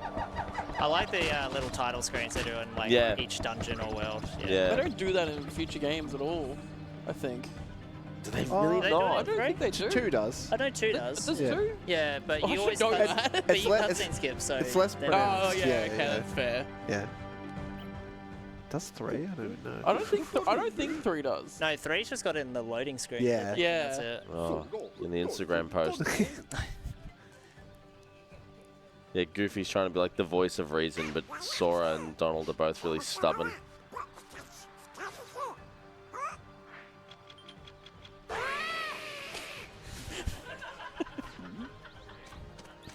Yeah, guys, this is a pretty comfy run, so there's going to be just a lot of cutscenes that we kind of just sit and vibe out. So if you're watching at home, just get a snack, get a drink. If you need to take a bathroom break, that's perfectly fine. There's plenty of time. You're not going to miss too much. There's a lot of balance between cutscenes and gameplay as well. I kind of like it.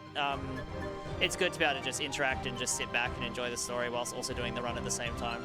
I think there's also something to be said for the, like, advantages is the wrong word, but the merits of a 5-hour run with 2 hours of breaks versus a 2-hour run with 0 breaks. In some cases, the 2-hour run can make you feel more spent.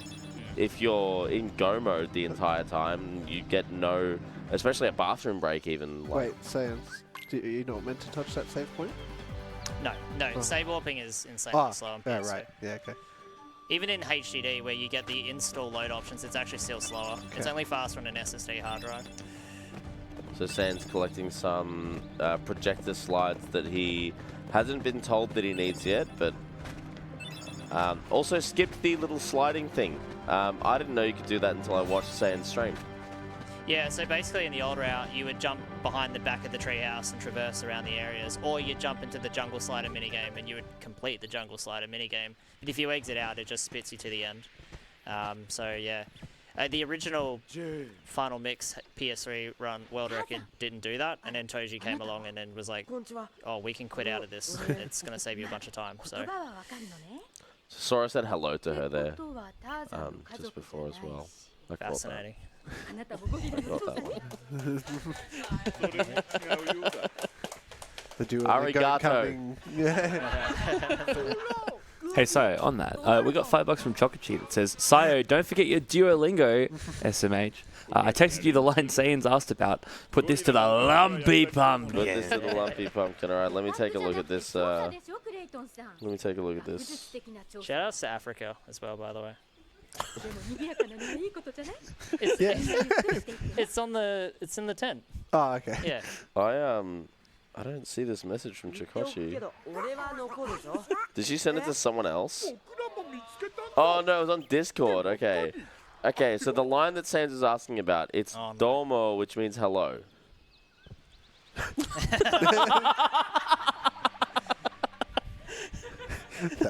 That is all it needs to know. No further context.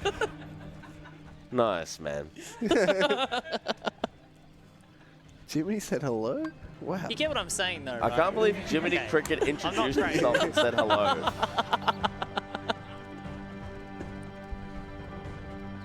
So yeah, these little projector things just, I guess, very briefly touching on the plot of Tarzan. Researchers going and looking at apes, and they find Tarzan, who is like a man who has lived with apes his whole life. Did you notice one of the slides was Holy Bastion as well? Yes, yeah, that was Cool little touch.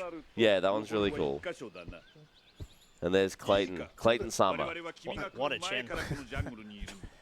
I think they touch on it a little bit. It's like, oh, that looks familiar, because Yeah. Yeah. So he's just basically trying to convince them that, oh, we need to see the gorillas to be able to know what to do. Clayton being the villain who actually wants to hunt the gorillas. The rest of them just want to research them and hang out with them and party. But he agrees because he can see within Sora he's like a good person, so he wants to help him.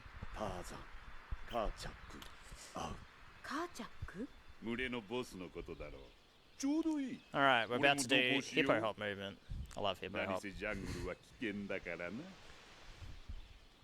It's 3 p.m. Ooh. That's a real genuine smile from a nice man who just wants to investigate the way of the He gorilla. would never do anything. He with would the never. gorillas. He would never pop a gorilla with a double-barrel shotgun. with this pet lizard.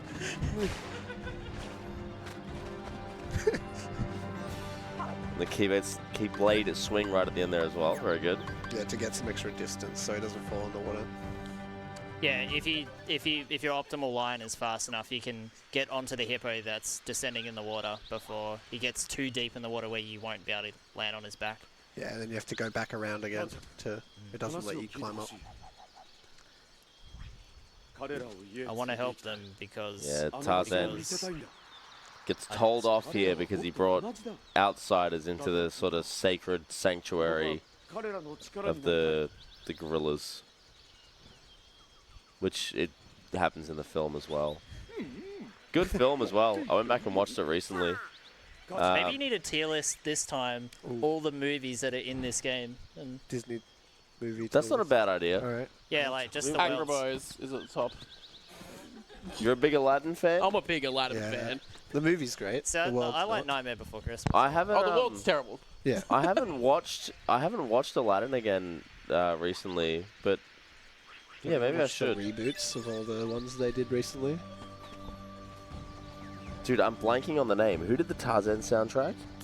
Phil Collins. Phil Collins. Yeah, dude. Really? I actually didn't know that. Are you being serious? Yeah, seriously. Yeah. That's hype, though. Yeah, he went like unreasonably stinky with the soundtrack. to Tarzan. That soundtrack is like so it goes good. hard. It's so We good. love stinky as an adjective. Positively. Oh my god, I was wrong. Wait.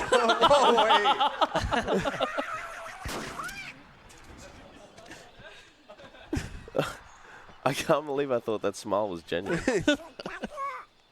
I've got an Aladdin story for you. So I used to work as an outdoor educator, and periodically we'd do like big slides and swings and stuff for the kids, and I'd play music on it, and it'd be a bunch of Disney songs and whatever. And I was playing the old Robin Williams like Friend Like Me, and this kid comes up to me and goes, "Why aren't you playing the real Genie singing that?" And I died. Yeah. I was so upset. Ooh. Yeah, they wanted Dan Castanella. They The didn't want tension, the tension immediately. Yeah. No, I got a $5 donation from Slurpuff that says, "You boys sound delirious talking about KH. I love to hear it. Good luck, Saiyanz. Looking good, lads." Thank you. Pretty sure the writers also sounded delirious writing. I'll stop. I'll behave. So what? Aladdin S tier. What do we? Nightmare Before Christmas also probably S tier. Yep. Hercules is Mermaid? up there. Less Would so you for count me. 100 Acre Woods as like what movie would you count for Winnie the Pooh if you were going to do that? Because they've Oh, Piglet's big movie. Or the Tigger movie. The Tigger movie, yes. Yeah, That one's good. shout out to the Tigger movie. He just wants to bounce. Bouncy, bouncy, bouncy. That's, bouncy, fun, fun, fun, fun. There is an all worlds category in this game because we're talking about these optional worlds. The optional ones being Olympus, Atlantica, and 100 Acre Woods. Oh, no, there's no more. I think you do have to step into 100 Acre, but you don't have to complete it. That's a Not shame. any percent run, but That's okay. Kingdom Hearts 2. Yeah. Oh, So you have to step into it. I really like, I don't know what it is, I really like the 100 Acre Woods in the Kingdom Hearts series. It's basically like a book that you find the pages for, and so you find the pages for them, and then that unlocks new sections of the book and opens up more mini games and whatnot. There's no combat in the 100 Acre Woods, there's no Heartless in the 100 Acre Woods, but there's just these like stupid little mini games, and I don't know, I just think Sora and Pooh Bear are such a cute little combo. They're very it's very nice. all right, time Oh. for Power Wilds. Yeah, sorry, I didn't mean to interrupt. I completely forgot. We didn't even touch on the fact that in just about every world in the game, you get the option of having that, like a party member from that world. So we've replaced Goofy with Tarzan in this Tarzan case. has Cure, which is quite nice too. Yeah, so they've got their own like sets of moves and their own advantages and disadvantages and whatnot. They're fully fleshed out party members with like kits and everything. It's Yeah. a really interesting mechanic. The only world we go to that doesn't have that, apart from End of the World, is Alice in Wonderland. Yeah, Wonderland has no. It would be cool if Alice like donned a halberd and started fighting with us, but I don't. Steals the Queen's axe. Yeah. Same thing here. You can exit out of this mini game. And, Yeah, I didn't know that. yeah. That's called Hippo Hop Skip. A creative name. At least it makes sense. Oh yes, I've just remembered. All on my own. The other world that you don't get a party member is Monstro. Oh, yeah. But I think it would also be really cool if Pinocchio just lied a bunch, broke off his nose, and started fighting like with a stave.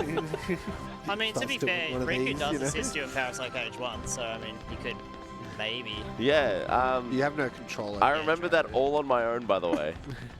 Right. Mate, it's 3 a.m. It's hard to remember this kind of stuff. Thank you. Thank you. Alright, so Power Wilds are notoriously like, they can just go really terribly, really easily. But they've been good so far.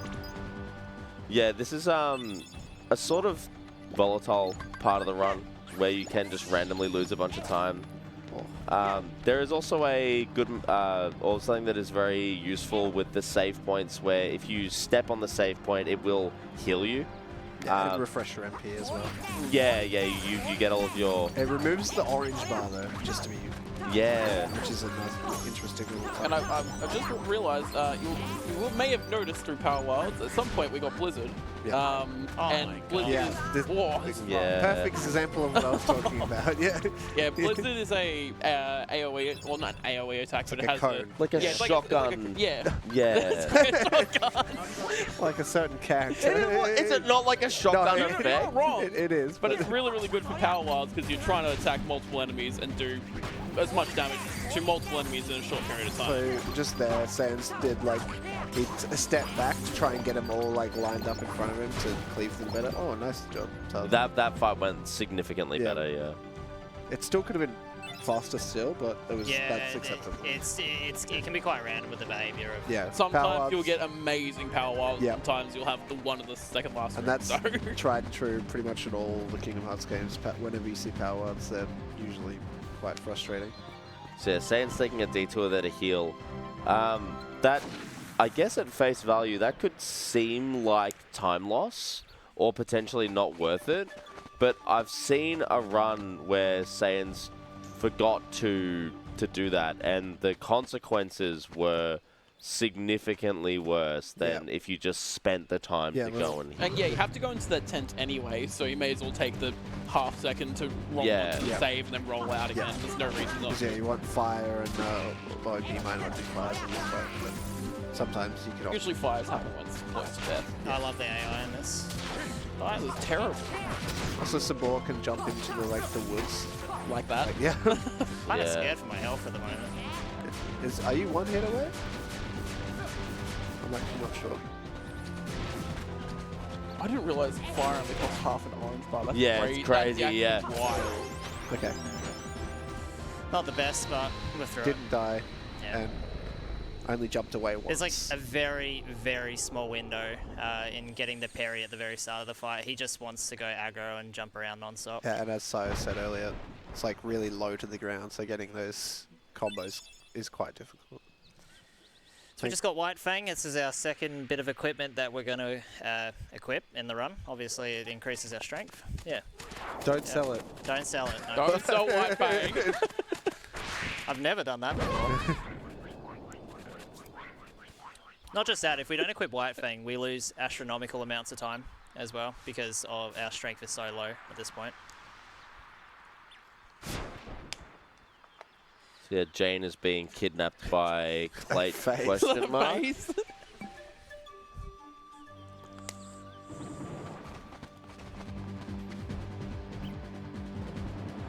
We're coming up soon to Sayo's favourite cutscene in the game. I know he hates me saying it. He but keeps saying it's my favorite. Whatever, Why is it man. your favorite cutscene? Okay, because like when Tarzan, like basically you go to fight Clayton and then realize it's actually Clayton's being possessed by the Heartless, and Tarzan goes, "Not Clayton," and I kept saying that to Saiyanz, like on a stream. Like, he'd just be talking, I just kept interrupting him and saying, "Not Clayton."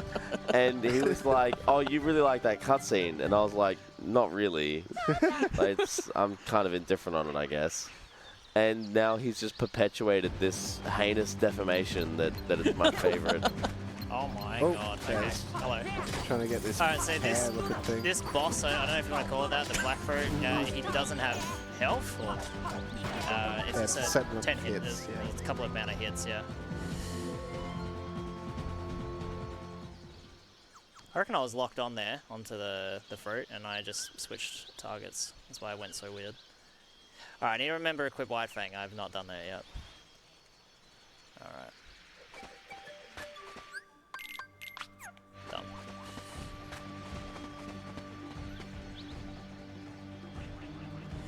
surprised you don't equip scan. Don't have it yet. You unlock it That's after right, yeah. Cable Wonders. Yeah, the only ability we have right now is, I think, dodge roll, and we unlock combo plus after plot centipede. We basically have nothing at the start. Yep, just your default combo and then your magic. I don't like combo plus, to be honest, so I won't even be equipping it. Here it is. Here it comes, sire. Your favorite part. Why do I bother? Play it on. クレイトン違うクレイトン What did he say?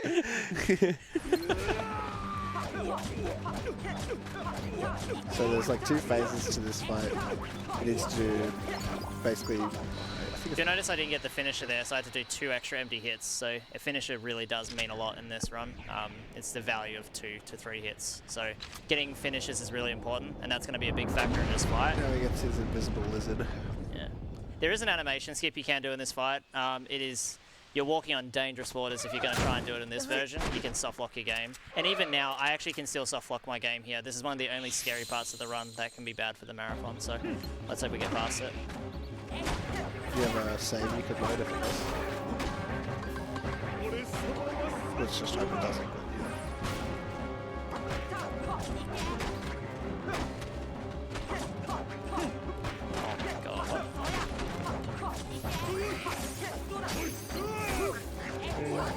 So far, this isn't a very awkward spot though. What is this spot? Yeah. Okay, no, it's working out.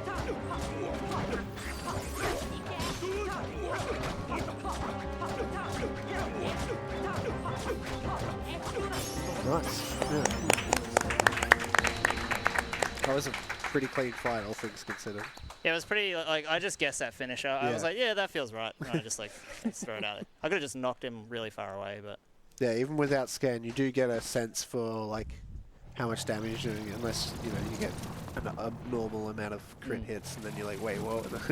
Believe it or not, in that fight there, I'm actually managing my MP for a fight that isn't for another 30, 40 minutes. Like, I'm managing it for the next Agrabah fight.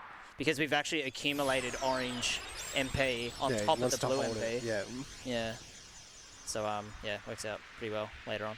Yeah, it's got like a weird system where you're at like 90% of a red bar and then use one spell. It's like, it's got like a weird overlap. I don't know how to explain it properly, but you get... It's like micro MP, basically. Yeah, you get a little bit extra MP and you get over... And actually do it quite a lot throughout the run. It's a really broken system. You can get off a lot of magic. Like in future games, you have like a set bar and then it depletes and you have a refill timer or you have to use an ether. Magic in this game is... busted. Very busted. So Sora is now the gummy ship. Wait, that looks so much higher than it actually was. Yeah. Looks like he's going to the mothership, you know? returning to Mother Base. All right, this movement, this is Waterfall Cavern. Yeah, this is pretty much the only time when auto camera is really bad. This is my Ansem 4. I'm going to do the optimal movement, though. I'm going to give it a go. If it gets this, it's a PB. Well, probably not. With how early game went.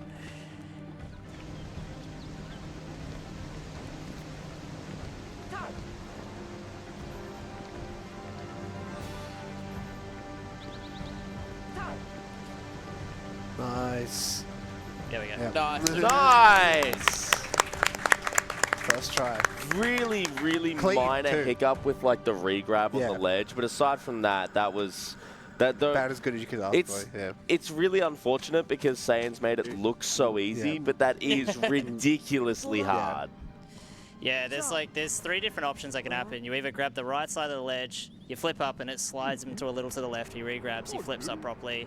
You grab the left side of the ledge and you flip up right away.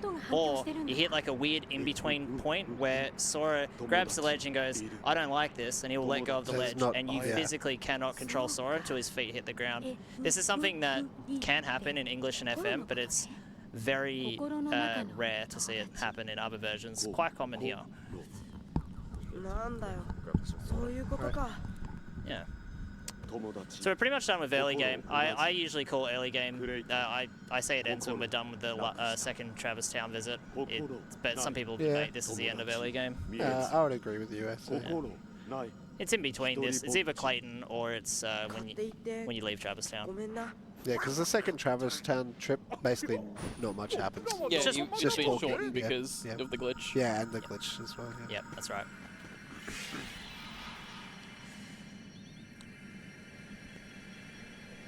Yeah, I guess back on the lore a little bit. He's got to seal the keyholes of each world, and that allows the Heartless to stop coming through, basically. So Yep. he's going around saving all the worlds.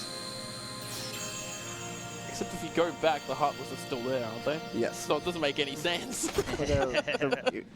You need to eradicate all of them, you know? What? They keep coming back though. do a head count before you. So this gorilla is flirting with Donald here, and he's freaking out because he reckons his wife will kill him. Shout out to Daisy.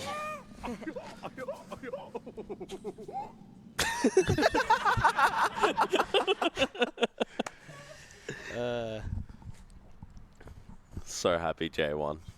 Yeah.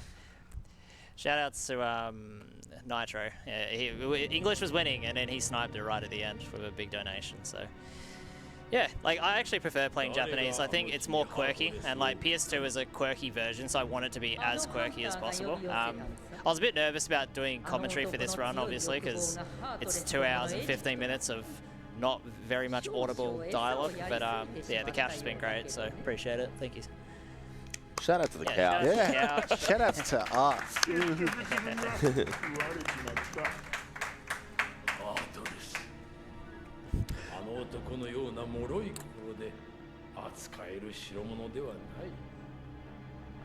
So I believe we found the warp gummy in Deep Jungle, is that right? Yes, and we need to give Yeah. it back to Sid. Got to fly back to Traverse Town to give it to Sid, and then now we can actually, if we visited a world already, we can warp straight to there without needing to actually fly all the way there. Yeah. Correct, and the Warp G will help us unlock the new sector of worlds, basically. So it's the flag that allows us to move on. I like how it's just this random cube on the floor. They're like, it's probably useful. Yeah. Turns out it's literally interspace travel. That's how Columbus traveled and discovered all the. All the places. He's like, oh. I know that. It's a warp G.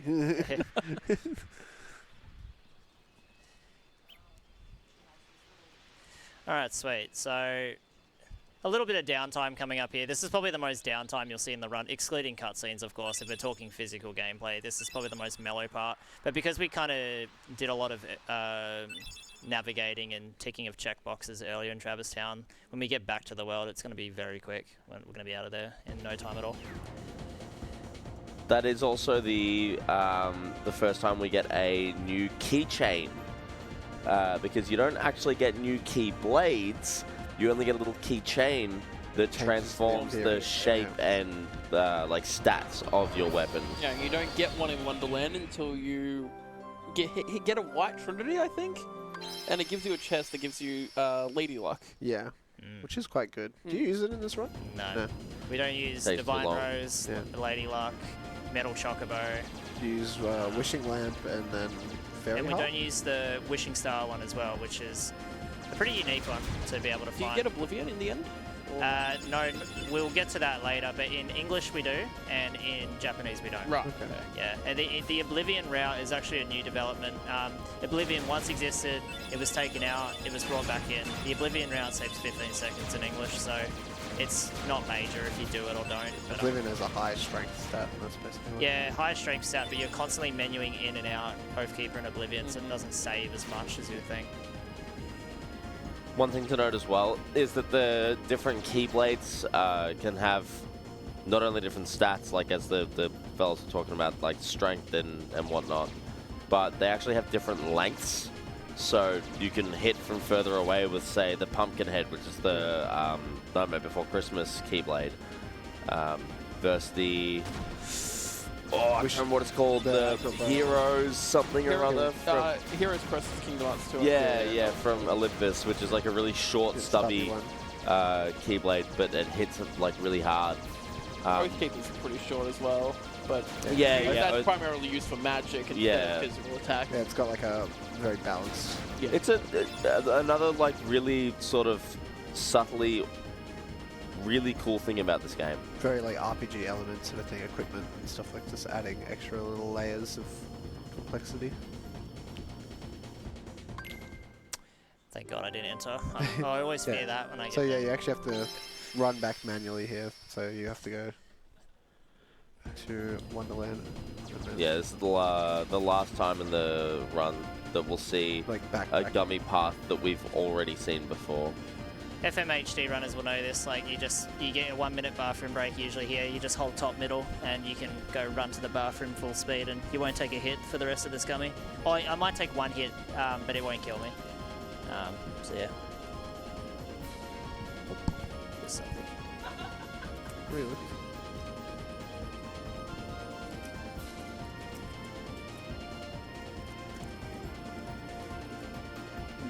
You okay? Yeah, I was looking for my Advil, but I can't find it. It's all good.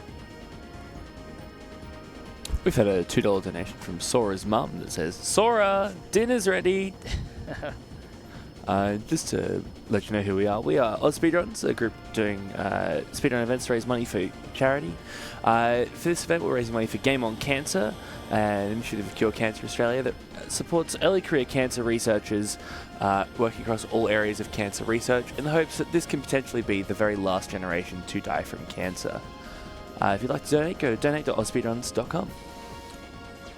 Alright, here we are, back at Traverstown now. So it's time to sell basically all the items we've accumulated through early game. So the goal is to get 1250 money. If we get 1250 money, we can buy Fire G, which is a faster engine, and HG, which is worth 1,000, which is basically like a boost, NOS, whatever you want to call it. And it has like a bar attached to it that you've got to manage.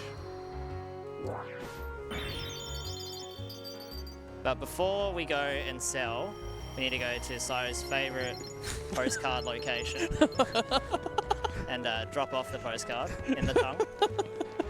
Sire has a lot of excited. This is what I mean when he says like he just latches onto some like I make an offhand comment about how the post box has a tongue and now he's like, oh, that must be Sire's favourite. So give us a postcard tier list. Oh, I thought you were going to say postcard impression or something. Not going to engage with that. So basically in this shop here, I can just sell everything. If I have enough money, I can keep the Mega Ether. It's not too impactful in this version of the game, which you'll see why later. There's also a Protera chain that can drop as well. That really helps us with the money route, but I didn't get any Protera chain drops. It's 1 in every 5 runs I might see it. Does it drop from the soldiers? Was it just any enemy? Power Wilds as well. Power Wilds. Oh, what am I doing? Hello? Oh, nice. 1255, we're good. Nice. Alright, so because we've done all the extra dialogue with Leon in the waterway and all that other stuff, we're now just going to warp straight to Merlin's house because we touched the save when we left earlier. So we can just go straight there. This is what makes the route so impactful, is being able to just zipline straight there. Alright, so now we talk to Merlin, and then we're going to unlock our first summon as well. Yeah, we've got Simba here. Simba is very, very powerful in the later parts of the game, which we'll get to showcase. Unfortunately, we can't showcase him in Agrabah. He's a bit nerfed there and doesn't work in the first fight of Agrabah, so we'll show him off later.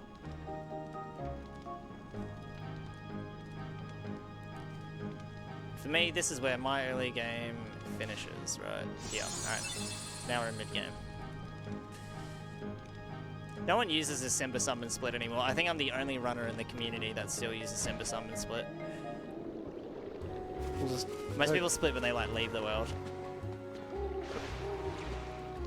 Before Simba Summon Split, people used to use a Warp G Split. It's when you talk to Sid and he gives you Warp, gives you back to Warp G. Time because you've got to immediately move, right? Yeah, it was weird. Oh, what's gonna happen here?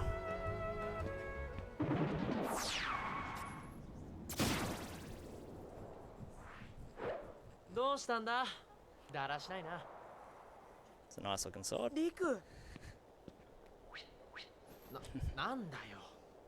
今度は幻じゃないよな。 That was me when Saiyanz landed. Started grabbing his face. Are you real? Did you have badass sword? 帰りは一緒じゃないのか No, they confiscated it at the airport. Damn, customs. 心配するなよ Yeah, Sora finally reunited with his friend Riku. And Riku, I think at this point he makes like an offhand comment like, you know, I've actually been searching for Kairi. It looks like you've just been sort of hanging out with your Around. cool new Moving friends. around. そうすればすぐに What? What? Intentional pun? No, he Oh. says goofing around Oh, in the okay. dialogue. 誰に任せるって Fair enough. I think he does. He more goes into that dialogue in Monstro. Right now, he's being a bit more like, a bit more low key. He's like, oh, have you seen Kairi? And like knowing that they haven't seen Kairi. Yeah. 一緒に He's kind of like scoping out what's going on. Yeah, he's been. You'll see it in a second here, but he's been in talks with Maleficent. Lacey's dying over there. へえ Every time Donald お前 speaks. が信じられないな空はキーブレードに選ばれた勇者なんだ。なんだとキーブレードってこれかこれ Oh, Riku can Whoa. hold it. But it's not teleporting straight back to Sora. What's going on there? Because yeah, you saw before when Leon tried to hold it, it just teleported straight back into Sora's hands. But 特別に乗せてや with るって Riku, he was able to hold on to it for a little bit, which is some nice foreshadowing. なんでだよせっかく会えたのに So Sora's asking Riku to come along, and Donald's just like, I don't like this guy. No. And あれ they're just arguing. リク And he's gone. なんだよまあいいかリク So 元気 before だ we ったし go and continue on the story, we need to unlock the door to the left. If we don't do that before going to the vacant house, then a bunch of Heartless will spawn, and it will be tragedy, because we'll have to go through second district, so unlock this door Yeah, it's first. like a shortcut for Yeah. later. Now we're at the vacant house. Talk to Sid here, and then he magically teleports to the other side of town as well. Yep, that's it. It's got those powers. It's got the high wind. What do you reckon Squall's thinking about? Oh, nothing. He's not thinking about His Renan. brain is empty. There's nothing There's going on behind nothing. those eyes.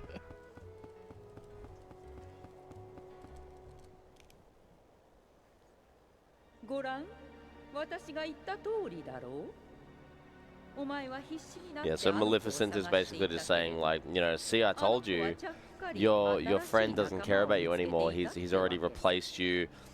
You あ know, の子はね he doesn't love お you. 前 Your よ friends り don't care about you. 新 Only しい I 友 love 達 you. の方が大事なんだ And you know, you should do my で bidding も with ね me, 心配する and こ I'll とは make ない you よ a big, あ powerful んな子のことは person. 忘れて And 私とお she いで promises Kyrie. お前が望む Yes, ものを yeah, 見つけ yeah. てあ She's げ at る this point telling him that like she knows where Kari is and Yeah. can help out. Yeah, Yeah, I'll help you search what you're looking for, basically. That's what she's saying there. yeah, she's got the connections. And by connections, like Jafar and the Yeah, rest of the crew. the absolute worst people that you know. Yeah. Alrighty. It's time to shop once more. Luckily we're good for money, so we don't need to sell any gummy parts. Oh, Goofy leveled up. Yes. Shout out to Goofy. Leveling up. That's like a Titus knockoff there. It's Titus. Titus, sorry. Titus, Titus. No, no, sorry. no, no, no. That knockoff is Titus. Oh. The one in Destiny Islands is Titus. What? People debate how to pronounce his name. Yeah. It's too early for this, man. What does the game Late, say? early, whatever. Yeah, that's the problem. Like, everything points to it being Titus, but then there's like in Kingdom Hearts 2 they explicitly say Titus. And Titus lovers will cling on to that for dear life. That's actually, there's another example with Kingdom Hearts characters. It's actually Luke's sword, not Luxord. Oh, yeah. Really? Yeah, Is yeah, it? yeah. So in Kingdom Hearts, But he's a gambler, it's luck. yeah, yeah, it's very silly. So his name is actually not even said until KH3. Oh my goodness. And then someone's like, Luke's sword, and everyone's like, what?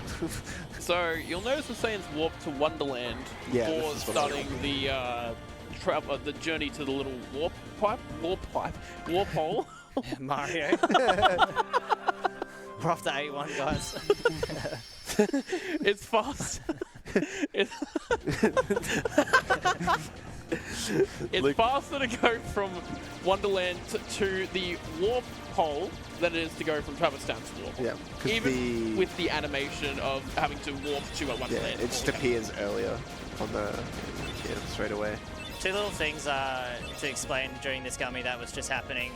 It's important to not mash haste at the very start of the gummy because it hasn't kind of locked you in on the Z-axis right at the start, so you actually blow away half of your boost at the very start of this gummy if you mash it. Right here, I need to really focus on defeating as many of these enemies because it can create lag on screen as well. Yeah. And also, when you're editing your gummy as well, in Final Mix, it basically will always default to your custom gummy first, so you can mash through it. In the original, you have to selectively pick the custom gummy ship option, blueprint, I guess you'd call it.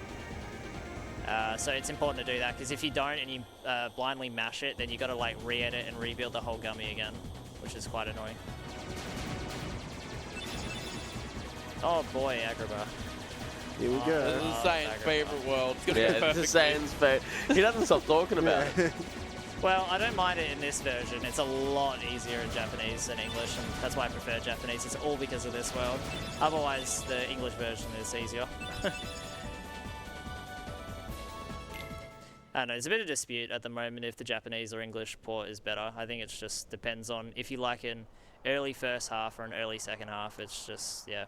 An early first half and an early second half. You mean easier? Yeah. Yeah, hold up. Yeah, an easy first half or an easy second half. So, yeah, this version has an easy first half, but the end game is going to be tough, and I look forward to it at 6 in the morning trying to do some of the hardest bosses. Sunrise Chernobog. It's his favourite thing.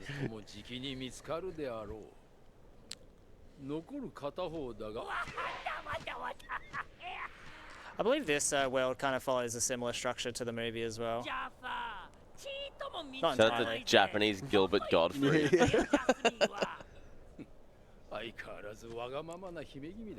I've got a $2 donation here from Motion Plays that says, can someone please let Liquid Wi-Fi know that it's past his bedtime? It really is. Yeah. He did ask if he could have a nap. He was like, I want this spot on the couch. It's so comfy. I'll just get my blanket out and take a bit of a nap. It'll be fine. I don't think that we can... I don't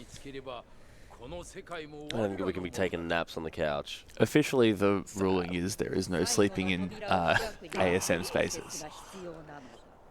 Fine. Yeah, but he's just blinking for a very long period of time. He's just doing other One things. slow blink. And he's breathing in and out very loudly. It's all those cheeseburgers. That we didn't get. When's Ronald McDonald looking at? We Uber Eats 50 cheeseburgers into this room earlier, and they just never arrived. I'm waiting for my refund. I genuinely thought you guys were going to Uber like McDonald's cheeseburgers into the No, I did think about We're it. not allowed to eat in here. That would have been a good bit though. No, it wouldn't have. I don't It want to get would've in been. trouble. Okay, it would. Not for that. Not for cheeseburgers? Not for cheeseburgers. Macca's The cheeseburgers whole are of not worth ASM getting wakes in up and trouble comes for. downstairs Right, for hold up. cheeseburger. Double cheeseburger? Nah, if I'm getting in trouble for eating in the stream room, it's going to be a DQP with lettuce. You always add lettuce to a DQP. Can explain what a and DQP Take off the is? pickle. a double quarter pounder. Yeah. Yeah, you take out the pickle. Of course you take out the pickle. And then you also get a hash brown, and you slide the hash brown in at the top. Sounds pretty good, actually. 100%, give it a go. Add a hash brown Wild. and lettuce to a DQP, and I promise your life will be, like, better. I gotta try this. This sounds insanely good. He calls it the DQHB. Double quarter. The DQ and HBP.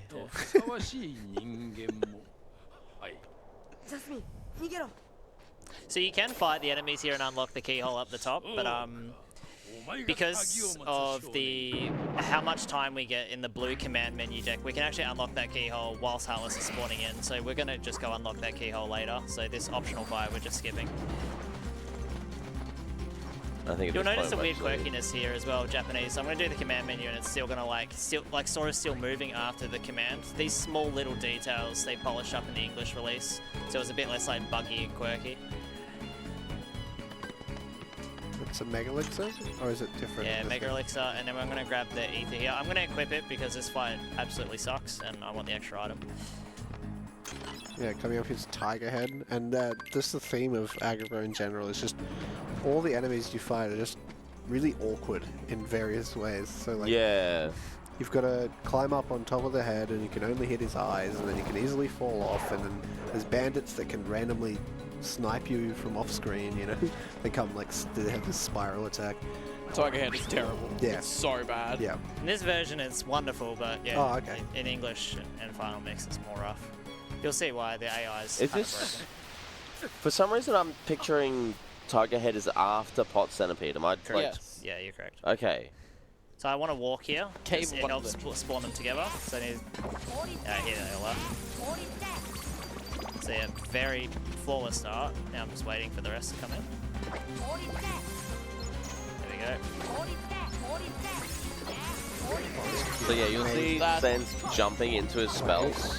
Similar sort of mantra as to why, why he'll do jumping slashes. Basically, it just means that there's less recovery time, so he can shoot them quicker. The problems come in if you jump too low or cast the spell slightly too late. You can end up, as Glyn was mentioning, there's delay with the items. There's also delay with the magic. There's like a startup time on the cast. And especially if you're trying to heal, that can be really bad. Because you send in the heal and land. Yeah, you land before you cast it. And you've been vulnerable the whole time. You're not attacking, you're not moving, you're not running, you're not blocking. Bang, dead. And you're not healing either. Yeah. You do keep your MP, at least, I guess. Noah, who's not in this version because we're playing the Japanese port. But yeah, they use Homer Simpson in Genie for Kingdom Hearts 1, which I actually didn't know for the longest time.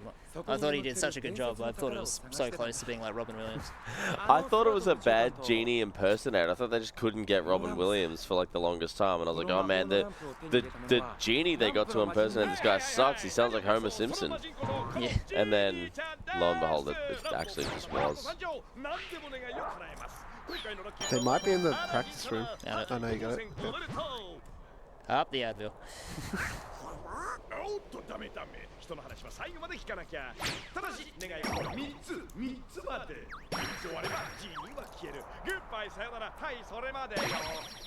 He's just flexing his 3 wishes that he can do. So he has 2 left.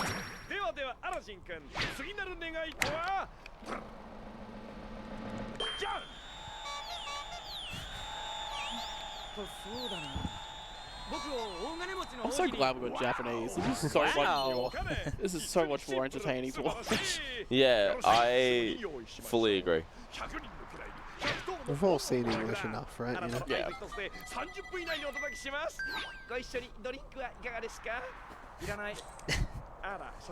Doesn't he say like you get a free goat or something? No, he says that. 30 minutes or your pizza or your wish is free or something. Yeah. He just makes a joke on that. Deliver to you in 30 minutes or less. I don't know. You get a free goat. Get a free goat. Dude, I'm starting a pizza company, and if I don't get your pizza to you on time, I will give you a free goat. What you do with that goat is up to you. It like punishes you for me not getting the pizza to you on time. So we're equipping Aladdin here. Aladdin is by far the strongest person in our party, including Sora. He does 3 times more damage than what Sora can do. So we're going to utilize him to hopefully defeat all the bosses nice and quickly. Yeah, you swap out Donald, right? Swap out Goofy. Because Donald is better here because he has blizzards and spells, where Goofy is just doing absolutely He's nothing. got shield. Yeah, he's not really helpful. He doesn't have like Tornado or Bash or any of the good stuff. Yeah, and we want Donald's Blizzard to help break the pots as well in Pot Centipede, make it a bit easier for us, reduce the lag a bit as well. Yeah, we mentioned Sora has abilities that you need to equip, and you can sort of build equip from a list of abilities. Donald and Goofy do have abilities as well, and some of them are really, really good. Yep. Goofy in particular in this game. Yeah, some of the Goofy abilities, I was like, I don't know why I was never using them. Yeah, the biggest one, but you won't get it for a long time, is MP Gift, where basically Goofy will sacrifice his own MP and give it to Sora, which is insane, because then you can just spam really strong limits as Sora. There's the keyhole skip there. Nice. That's another change in JP. MP Gift only costs 1 MP for Goofy to gift 3 to Sora. Yeah. And then Ars Arcanum costs 2 instead of 3 in this version. Does as well, okay. Yeah. Ars Arcanum we'll touch on, but basically just super busted DPS move. Gives Black Fungus? Yeah, iframes Black as well. Fungus. Oh. Yeah. Yeah, so there's a bit of RNG there. The Black Fungus can spawn at the bottom of the room. And basically Saiyanz needs to be able to interact with the keyhole again. And basically the floor is lava in these sort of rooms, similar to Wonderland, where you need to like move in certain ways to make sure that, because if he touches the ground there, a whole bunch of enemies will spawn, and even if you go back up, they still stay there and cost a lot of time. But got it, no problem. So it's a slower load screen as well for some reason, even though it's spawning less Heartless. For the fungus. Yeah, I only just noticed it now. Okay. It definitely felt longer. Not much longer, like very substantial. Still, yeah. Roll over the save, very important. I was gonna say something because the last time I saw you do that, you missed the save. And yeah, so now he's full orange bar, full blue bar, so he's like as maxed out as he can be for Pot Centipede, which is really tough. I'm juiced up, ready to go. Even casually, man. Yep. Even so casually bad. it blows. Yep. There's so much. It's not even fun. Yeah. There's so much that goes on. So he's going to try and do lots of damage to Pot Centipede by hitting both the front and the back at the same time with finishes. Yeah. Because it registers a finisher on each side of it. And also, he wants to try and have Pot Centipede be killed either in the middle section or at the front section, because he needs to run to Cave of Wonders, and every section that he has not passed through is another, what, like 10-second load screen? Yeah. Which the load doesn't happen during the fight. Yeah. Yeah. I'd probably say this is the second or third hardest fight in the entire run. Yeah. So hopefully it goes well. Been a bit worried about this one, so let's hope it goes well. There's a lot of lag as well. You're going to see me playing this game in 10 FPS in a second. So I'm going to like try and adjust the camera and defeat as many pots to reduce lag as well. And Pot Centipede will 2 or 3 hit you, I'm pretty sure. Yeah, and if you die in this game, you have to watch all the cutscenes again. Yep. So dying is not only bad when you die, you lose all the time from the cutscenes. Oh, damn it. It's all good. He's at least broken through. So now he's going to combo his like head here as he moves through. Also, that was a really unfortunate hit there. Normally when he's moving through there, you're sort of pretty safe as long as you're at the front here, but yeah, and he's moving back here, so not good. Lag, and then yeah, you see he opted to do a heal on the ground there because heal has quite a bit of quite a lot of startup compared to the other magic spells. So as Sayo was saying earlier, you don't want to get that cancel and then Pot Centipede randomly clips you and you die.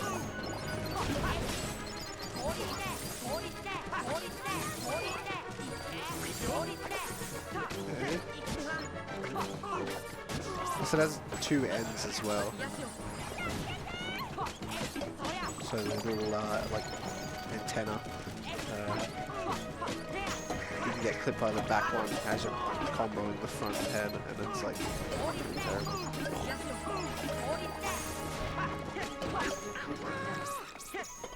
Trying to hit the tail. The tail's a bit more friendly. I'm getting terrible luck here. Though. Yeah. You can just see, like, this fight is horrible. Yeah. We're nearly there. Yeah. Probably gonna be any hit now. Yeah, I'm near the end now. 2 or 3 more kilos, I think. Yeah. There we go. Wasn't the And he made cleanest it past fight, Lloyd's but grade too. didn't die good enough. Yep. Yeah, it's just really harsh there, Yep. and I took a lot of hard hits there. I Yep. had to cure a lot. Yeah. And the more I'm curing, the less I'm blizzarding, the less Yeah. I'm blizzarding, the less... Because when I'm blizzarding, I'm trying to hit the head and the tail, like they were said, Yeah, it's at got the the same time, shotgun double thing, damage. yeah. Yeah, there was a few instances that keen-eyed viewers may have caught of Saiyanz trying to cast Blizzard, but then landing on the ground and cancelling that cast. Yeah, that's why I opted for the cure. To, like, Yeah. I really need this to cure to go Yeah, off. 'cause I otherwise noticed it- he yeah. didn't even try and jump for the Yeah. cure. It was like, let me just Yeah. take the couple frames of time loss and guarantee Yeah, that it's the cure will go through. it's one of the harder ones to get as you like jump. Alright, so now that we're past the tough fight, we're now going into the easiest fights. You're going to see here I'm really curious where how the this is AI gonna isn't go, really 'cause- polished very well. So we're just going to jump up on the head, land on the nose, and just be target switching combos on the eyes, and he will not do a single thing throughout the entire fight. It's got like a specific setup to get up there fairly consistently. I assume it's still the same. Yeah, the collarbone. Yeah. Yeah. This is one that, like, I feel like a lot of casual players felt like they weren't meant to be able to do this. It really doesn't feel like you're meant to be able to do this. That weird. It's really Yeah. important to not hit the back of the eye too early. Like, you want to just land on the nose and just... If you get good enough as well, you can start trying to tech some of these attacks. You notice here as well, he's swapping back and forth. And after a certain number of hits, one of the eyes will, like, you know, fade out. And when it does that, he becomes more aggressive generally. Oh, wow. More. Maybe didn't get very many hits. I was thinking that first eye went down really quick. Yeah. Yeah. There he goes. Well, it's another fight down for Agrabah. Yeah, so, and if you don't get on the top at the start there, it just becomes bad. He starts shaking around and, like, becomes really obnoxious to do. That scan that we just equipped there. Yeah, I didn't even explain the menu before that as well, apologies. I obviously equipped the Jungle King, or the Deep Jungle, or Jungle King Keyblade, which I spoke to earlier. I also took Aladdin's Ethers and put them on Sora, and as well I unequipped, I believe, Crescent and Berserk for Aladdin, in exchange for Critical Plus, which will allow him to do more critical hits with his attacks as well. That was the earlier menu, sorry, I did it and I never bothered to explain it. Didn't even notice it Yeah. as well. Yeah, because his menuing is so good. Yeah, exactly, yeah. I Dude. unequipped Sandstorm, that's right. Dude, menuing in this game is... menuing in Kingdom Hearts games is so satisfying. Something- Yeah, You get it down. yeah. Seeing people like Saiyanz and Nintendo doing their like super fast You can menuing barely even is see It's it. so yeah. good. it's really nice. See, Genie's reluctantly fighting against us now because Jafar is in possession of the lamp, so Genie must cave to has- his will. Yep. Saiyanz is going to do a version-specific AI manipulation here in the Jafar. I think we might be a few screens away.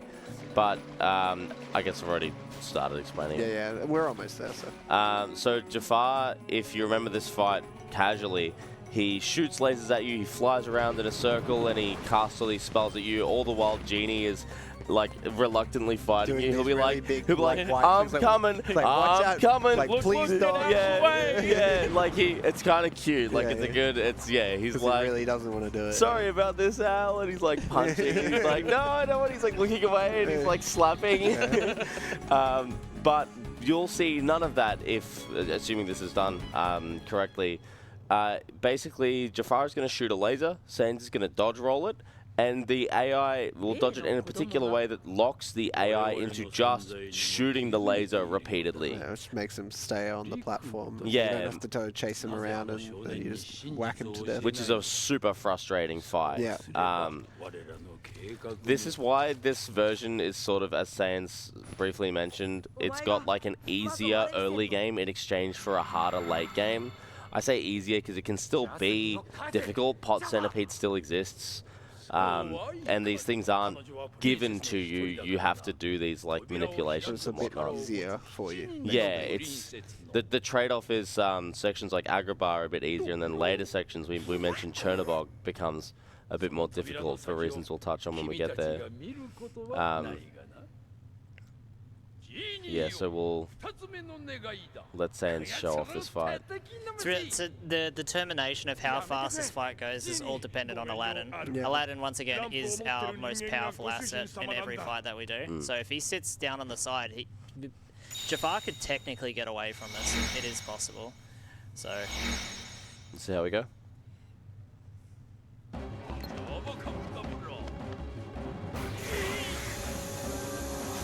oh my god. Lingering hitbox there.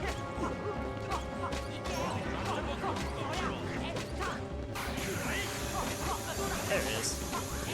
Come on. It looks like it's being done correctly. Yep. And again, now that scan is equipped, we can actually see the health. We're no longer having to guess. Come on, Aladdin. Get in there. Go, you good thing. Couple more combos. There we go. Like, see, you saw Aladdin hit there and, like, did a nice big Brilliantly. chunk. Yeah. Oh, sorry, I didn't mean to. No, I was just touching on, like, how crazy Aladdin damage is. Yeah, yeah. That was, yeah, brilliantly executed by Saiyanz. If you're a 1FM runner and you hate trying to do one cycle Jafar in Final Mix, come over to 1J and you'll have an easy time. You might have a tougher time elsewhere though. It's So such a good sales pitch right till the end. I caught in that little screen just after Jafar that one of the spells got upgraded from something to something, but I don't remember off the top of my head. Fira? Yeah. I believe so. Yeah, okay. Well, he doesn't even know. Yeah, so Jafar's turning himself into a genie here. This is another one where the fight is a little bit frustrating. I think on Jay, this is again slightly easier. Officially now, no, we figured out Right, it okay. on English. J is a bit more challenging. I don't know, like before the discoveries that Glitched discovered in English, yeah, J was easier. I don't know, it's kind of a back and forth. They're both very similar, but English has a strategy in place. J has a strategy in place that may not work, where English is pretty consistent. Yeah, so we got to fight Gilbert Godfrey here. Yeah, so you can actually hit both targets, but we opt to hit Iago holding the lamp. The AI starts a bit differently for Jafar here, so in J I need to get a bit closer. He starts more to the left if you can notice, and he's a bit Oh yeah, he closer. does. Yeah, he's more centering that, like where the lava is. So I'm going to just do this like 1FM beginner. I'm just going to just over this. Basically, you want Iago to stay sort of like in this area as long as Don't want to possible. hit this hand, really important that we don't hit that hand because it will cause him to start spamming lasers. And the hitbox is massive on the arm, it's very easy. Oh, I don't like my health here. This isn't a particularly dangerous fight. I may take a cure here just to be safe. Yeah, I would. Yeah. Now. What was that? Means I do less damage, but that's fine. So this is the most crucial part. We need Aladdin to join us here because he does, like, he will shred the health off of Iago. But this is the hard part. He really struggles to get up on the platform. You can do it. He did it! He's whiffing hits as well. This is not helping. There you go. Okay. And I whiff a lot of hits. One of the negatives about Jay is you whiff a lot more. What are you doing, Aladdin? Come on, man. Pull it together. Couple blizzards finish the fight off here. Oh, 1 on 2, there we go. Sweet. That was a pretty good fight. That was, I mean, the whole aggro bar seemed to go. Yeah. Pretty smooth. Yeah. Minor hiccups on Pot Centipede. Yeah. Otherwise, Pot really, was- really yeah. good. Like, Save Aladdin was good. Pot Centipede was a bit slow, but yeah, it's pretty good all in all. And we get Like, you'd the be pretty 3 happy wishes with that. Keyblade now. Yeah. Yeah, very, very good keyblade. You'd be happy with that in like a PB attempt. Probably. Alright, we're going to have Okay. one more bit of gameplay left to go. Spike Vegeta, we'll give credit to for this. He figured out that dying in the carpet ride takes you to the next destination, which is obviously progresses you through the game.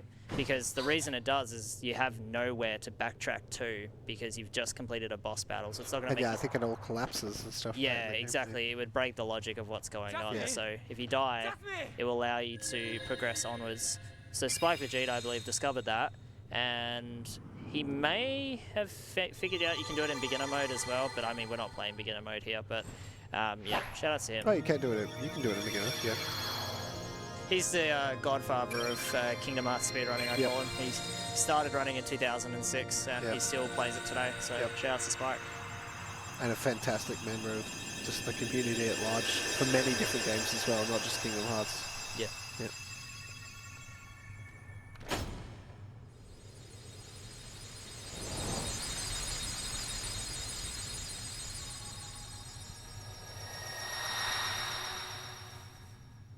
Is Liquid gone or? No, he said he'd be back. Oh, okay. Said he was gonna have a nap or something, or not? I think the cheeseburgers have arrived. Yeah, the cheeseburgers are... Yeah, the cheeseburgers have arrived. They're catching up to him. Can't eat in here, so... He just see him slip one in his pockets, brings it in. He just keeps putting his head in his hoodie. Sorry, just a call. Munching on his hoodie. So we're just trying to get hit by all the boulders. I've missed one so far. Yeah, you have like a boulder route here, I guess, because controlling this carpet is quite awkward. Like it's not responsive, so it's a lot harder than it looks. It's not easy to control this. And then you want to take two. You want to dodge the health orbs, obviously, because you want to die as quick as you can. Oh, you can get hit by that, and then you take the fires here, so he has to take one extra. Oh, okay. Still saves like. I thought you might still be in iframes there. So yeah, you can die a little earlier there, but.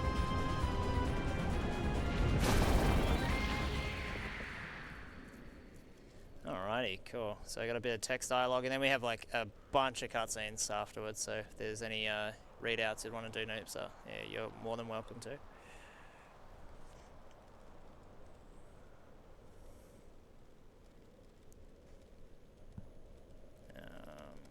Done.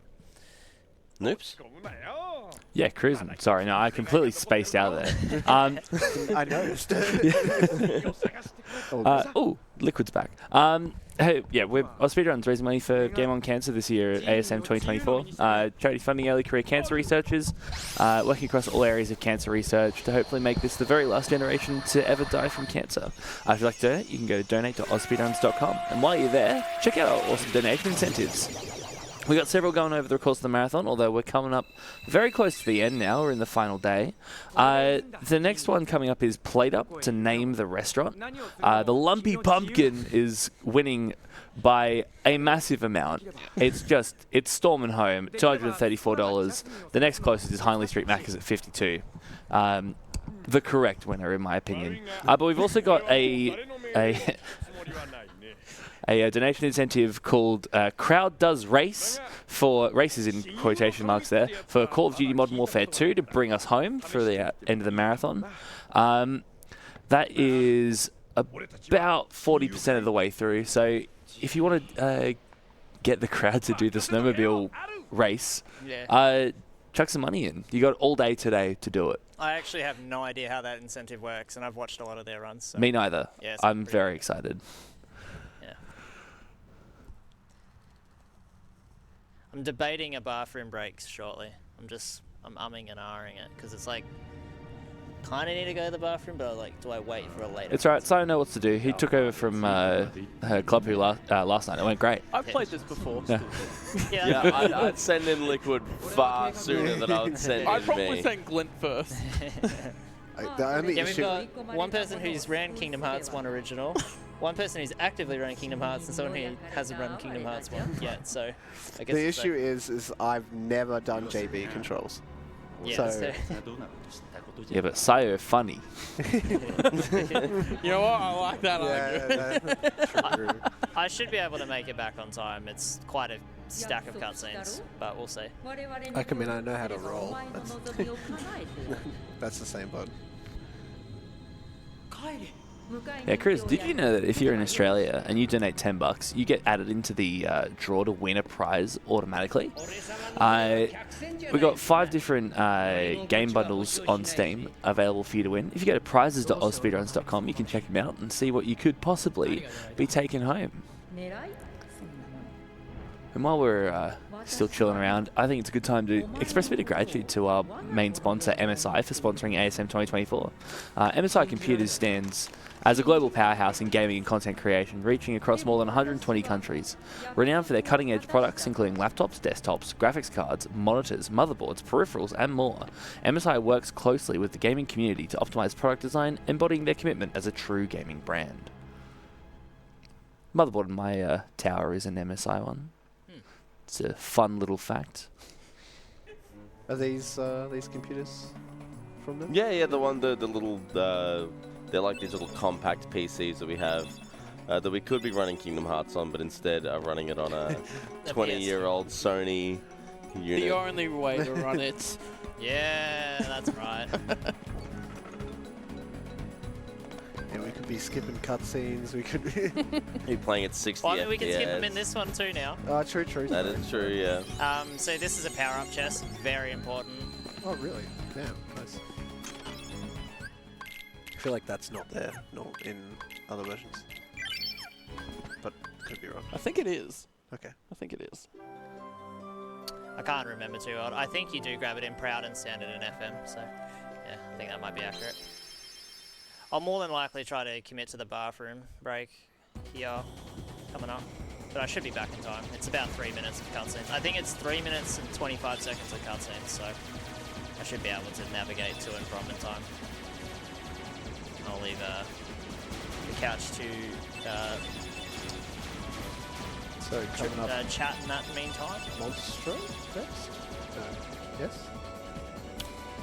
No, it's Halloween Town. We're definitely headed for. Yeah, then. I think after that, then there's the Monster Hook Yeah. ship gambles. Yeah. No, Monsters first. I was being Have we, sarcastic. did we just, Oh, because we didn't got even me. acknowledge Monstro World earlier in the tier list. Like, so have you watched Pinocchio or no? Yeah, I have. I haven't. It's pretty cursed, actually. Like, it's kind of terrifying. You remember the donkeys and the kids? Yeah. Yeah. I get I've seen clips of like this new one that was released. This animate like. Oh, by Guillermo del Toro. I think however you so. pronounce it, yeah. Hang on, let me check. I'll check Pinocchio by GDT. Yeah, I'd probably just give it a B tier or something. Yeah. It's okay. It's not. I'm going to take my headphones off so I can be optimal. No, it's not. It's not Guillermo del Toro's. It was like a really bad rendition of it. But I mean, from what I understand, people are familiar with the story.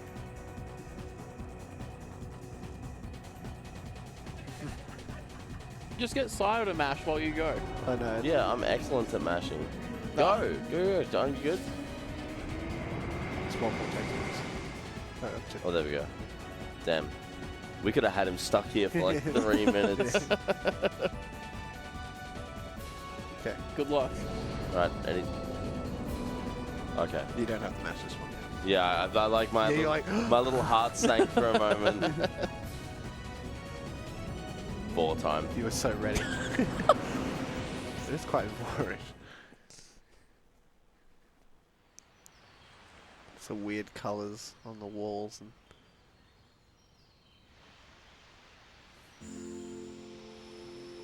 So yeah, Destiny Islands turns out the whole time was inside Monstro's mouth. True. I don't remember what's this referencing. Just like the good old days. I think it is just the good old I days. think it literally is. Yeah, he's just reminiscing on everything. Remember when we weren't fighting Yeah, for our remember. lives? We were little tiny children and dressed kind of the same.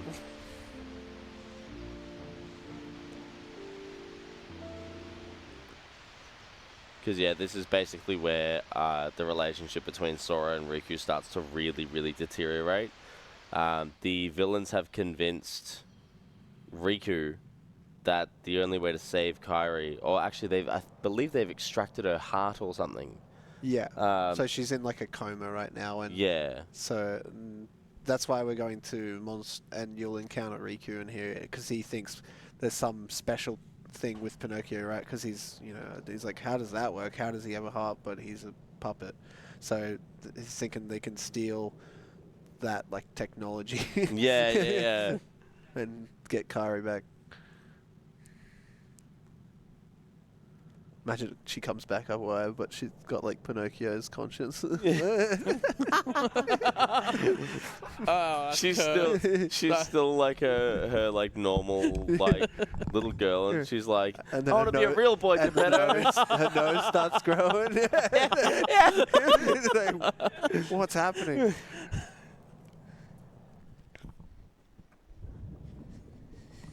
All right, I'm back. What are you talking about?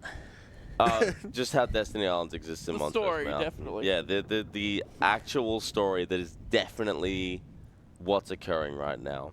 Yeah, right. Oh, so no. Yeah, that's another good thing about this run is with constant cutscenes, you always have bathroom breaks. You want to stretch your legs or go feed your dog or whatever you need to do. Shout outs to Max. Yeah, let's Shouts go to Max. Shout out to Max. Named after the Grinch dog. That's right. Because Saiyanz doesn't really make this that apparent, but he thinks the Grinch is pretty cool. I do, yeah. I speedrun the Grinch. It'll be my, I guess spoiler, will be my submission for next year if I come back. Ooh, look at that. He's already planning love for the next Grinch. year, and he's not even finished his run this year. We love the Grinch. We love Saiyanz Grinch runs. Any plans for both of you? Like ideas for next year? I'll keep mine a secret, Okay. but it should be kind of obvious. Final Fantasy. Anyone should be able to look at the past submissions and guess the next one. We done 10? Was it 10? Come on, man. It could be 11. It could be 12. Sorry. Yeah. Ruined the secret today. Yeah. There are the cat's out of the bag. It's probably going to be Final Fantasy X. No way. It would probably be cutscene removed. I thought it was going to be Kingdom Hearts 1, so you're learning this now. It's like, do we have room for a 10-hour run? Like, If they don't, yeah. then I'll submit something else. Yeah. Because I like running on. I hate computers. You know that Simpsons old man yells at cloud? Yeah. That's me, except it's old man yells at the cloud. Thank How you. does it work? Thank you.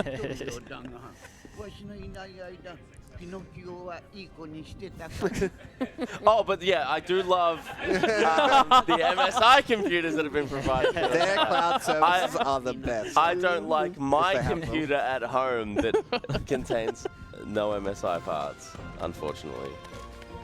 I'm sure I'd love my computer if it did. Back to the game before I just keep digging myself. Down the Yeah. shovel. Put down the Someone shovel. bail me out, let me talk please. about something Thank cool you. coming up. So, he's going to be going for something called Chamber 3 Skip coming up. And basically it allows you to skip 2 rooms, I believe, and it's a very precise platforming trick here. So, I don't know how long this cutscene is, but It's about another 30 seconds. okay, so coming up in like a minute Saves or about 14 seconds in this version. so. Yep. Because the camera is so terrible in this game, in Monstro, That door there that you yeah. saw in the cutscene is where he's jumping from. Yeah. Like every camera angle you know in every other Kingdom Hearts version, completely flip it on its head in this version. They completely changed the camera angles More of like after this a game. hole. Going through his arteries. Oh god, let's see how this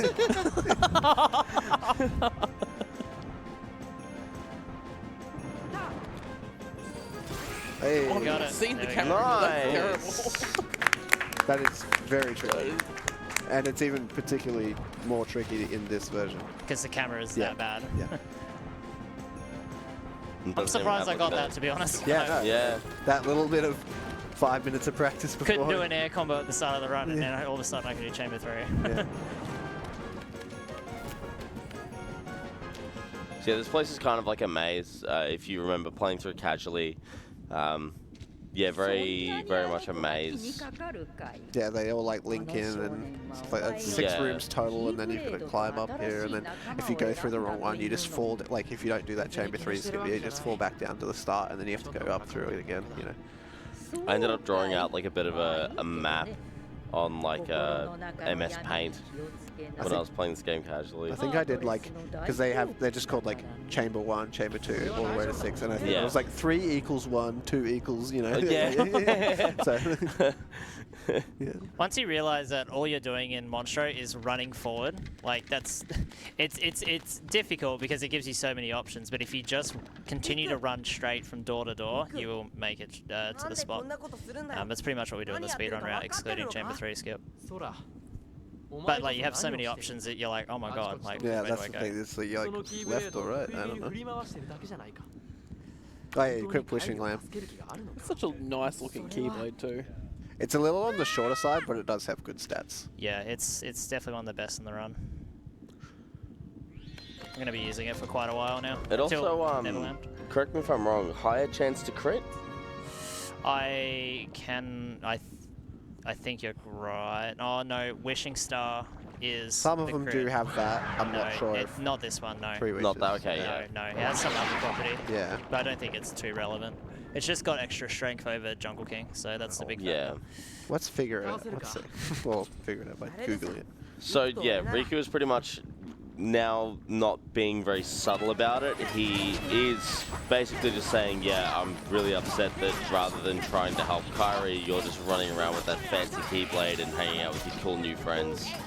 But Pinocchio's been trapped by the Heartless, and Riku is actually helping you fight here because he needs Pinocchio alive. He can't do this with Pinocchio dead.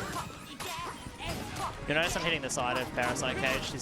It hits box, extends that wide, so yeah, makes it nice and easy. And I also don't get hit by Parasite Cage by hitting him on the left. It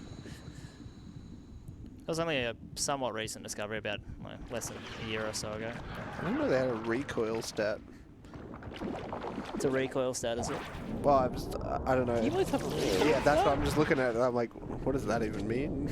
I'm How much assuming. it bounces off? I guess. Yeah, I was gonna say if you like text something, Yeah. how much it like bounces. Or a wall, maybe. I don't know. Yeah, I didn't know that. I didn't know either. that. Yeah. So it's Alright, got. you keep googling that. I'll Google what the recoil stat actually is.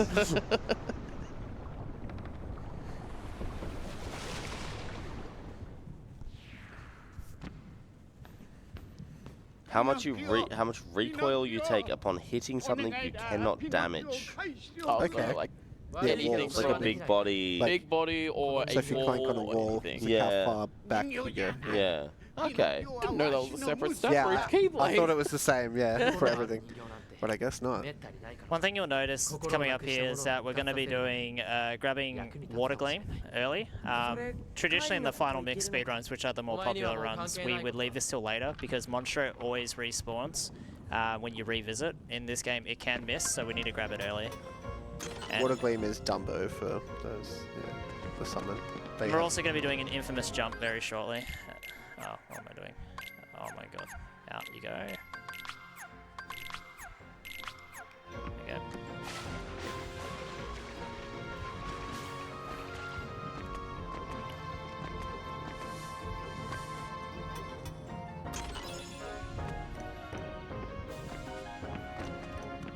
You know what, guys? Shout out to Zetros for this.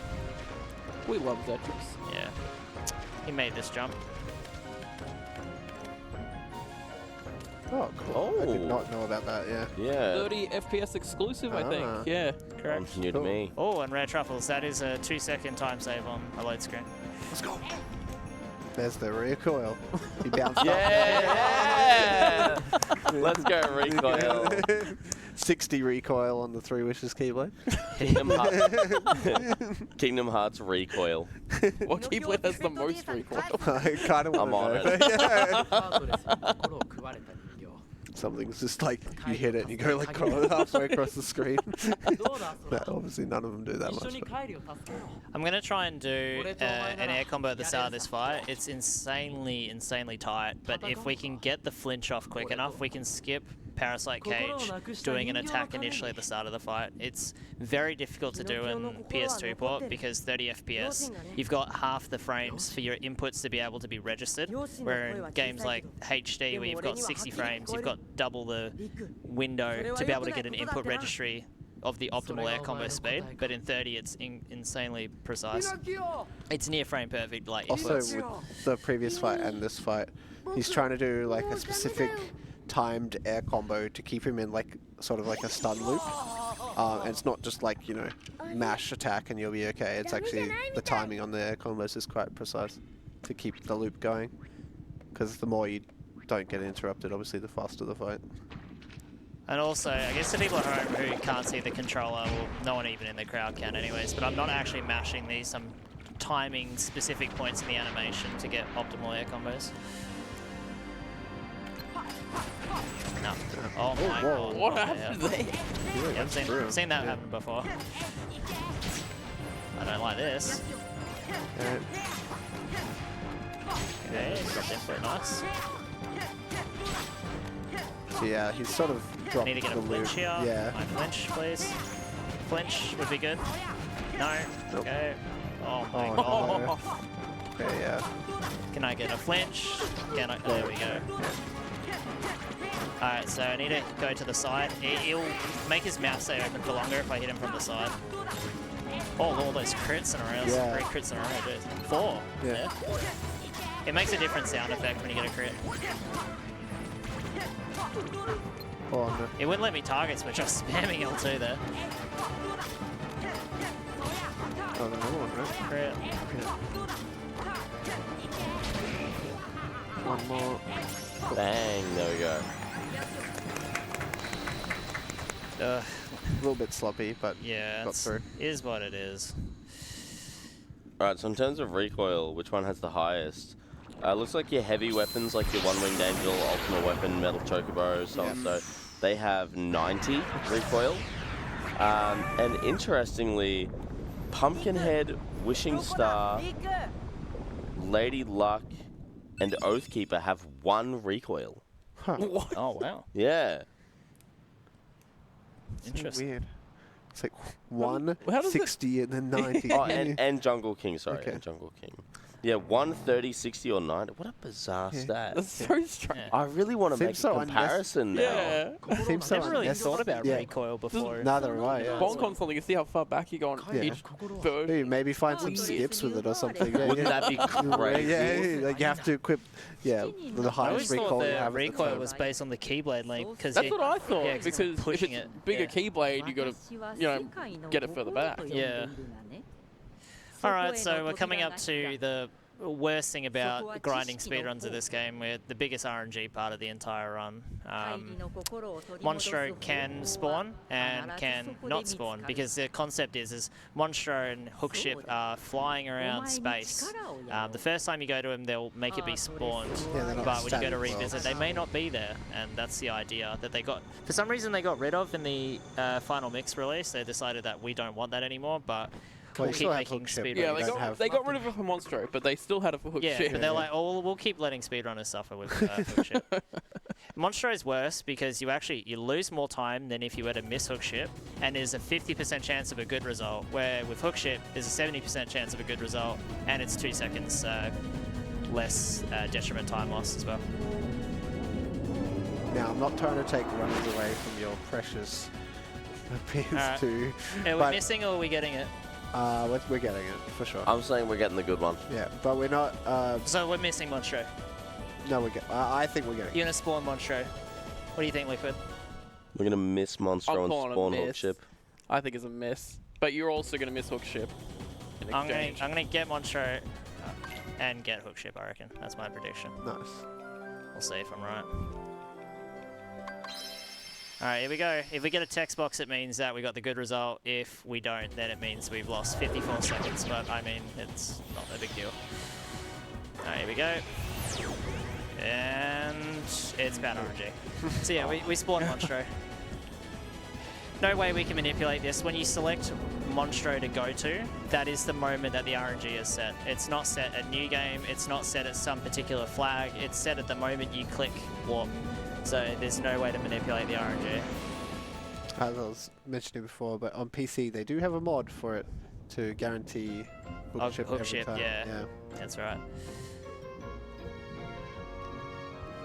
Similar to the KH2 where they have the gummy skip.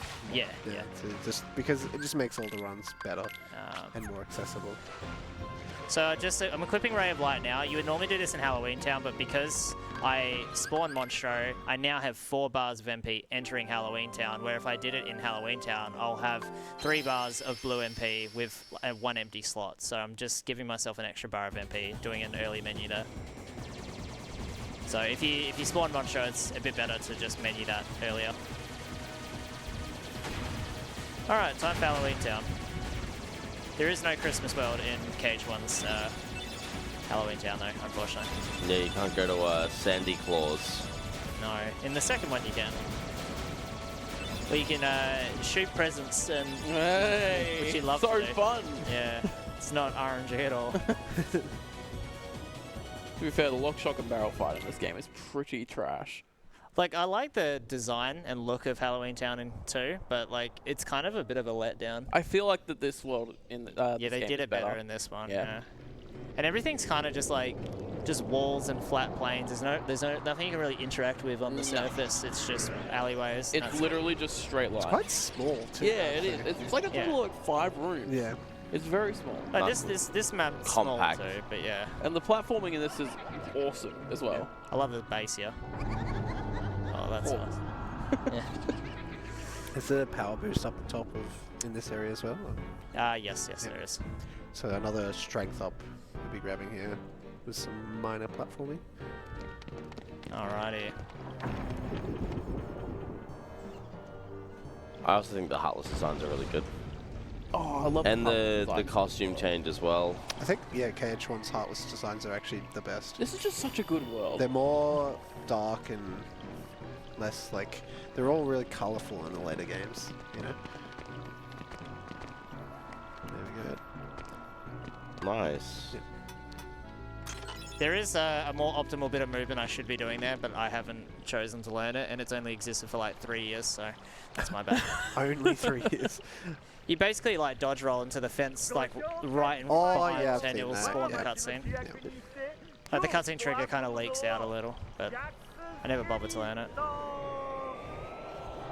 So sort of plot of this world is the mayor is coordinating a dance with the Heartless. They're not actually like hostile towards the mayor or the inhabitants.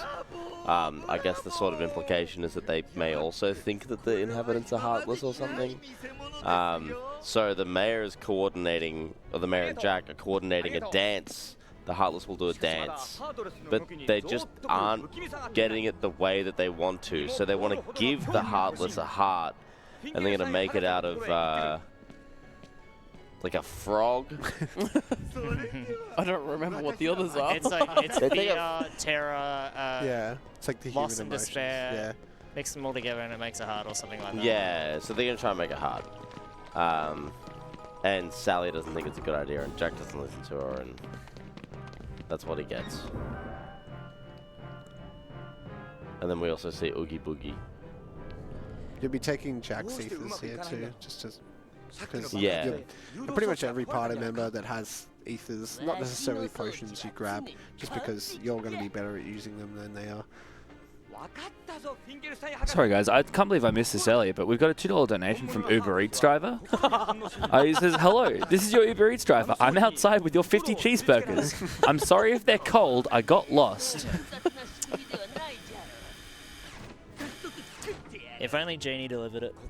Yeah, we'd have a goat. I forgot Wait. about that. We actually have one right here. Hey! Yay. I'm the best. Alright, so there's one more cutscene and I'm doing, I believe this is the biggest menu in the game. I'm going to be, oh, now I have to think about this. I need to, oh, sorry. I need to remove all the potions from Jack and Goofy. I need to equip Power Up on Sora. I need to unequip Jack's ability, which is Bolts of Sorrow, which means he can shoot lightning bolts at Oogie later, so it doesn't interrupt our strat we want to do there. I need to customize Donald's advanced magic to occasionally. I need to adjust Goofy's, what is it, like special attack and support abilities to constant and frequently. everything else to rarely. And then I need to equip the ethers, the extra 2 ethers on Sora as well. It's quite a bit. I just want to explain it now because Yeah, of course. Well, it's gonna, well, ideally will go by so quickly that people won't catch it. So I think it's a good thing to explain. Also, it's like good for like muscle memory. Like, all right, I need to. Yeah, true. I don't have any notes open, so I'm just really relying on muscle memory to do this run. But it's English and Japanese have pretty much the same menus, excluding Neverland. We do menuing a bit different there, and obviously an end game. But we'll get to that later. Don't you hate when you get an itchy brain?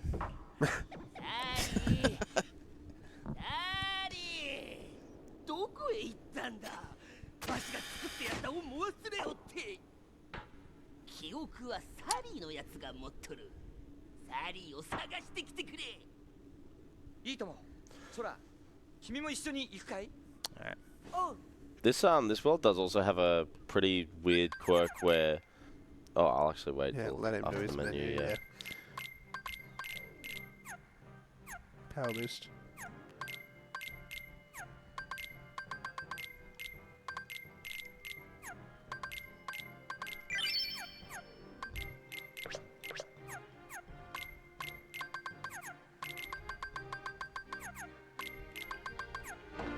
Very nice. Yeah, weird sort of quirk with this world as well, where in a lot of other areas where you can sort of walk past Heartless and go to the next area or whatever, the way that you move between areas in most screens in this world actually rely on an interactable, and you can't, as Saiyanz has said before, you can't interact with things like chests and whatnot if there's Heartless around. So you are actually forced to fight Heartless.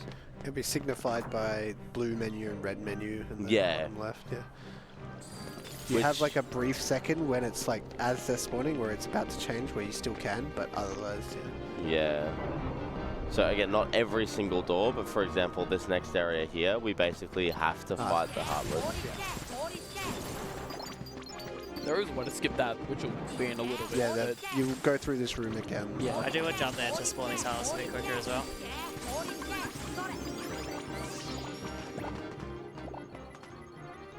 And Blizzard works out perfectly there. That was a really good fight. Yeah, just like they're perfectly lined up where they're all the Blizzards are hitting.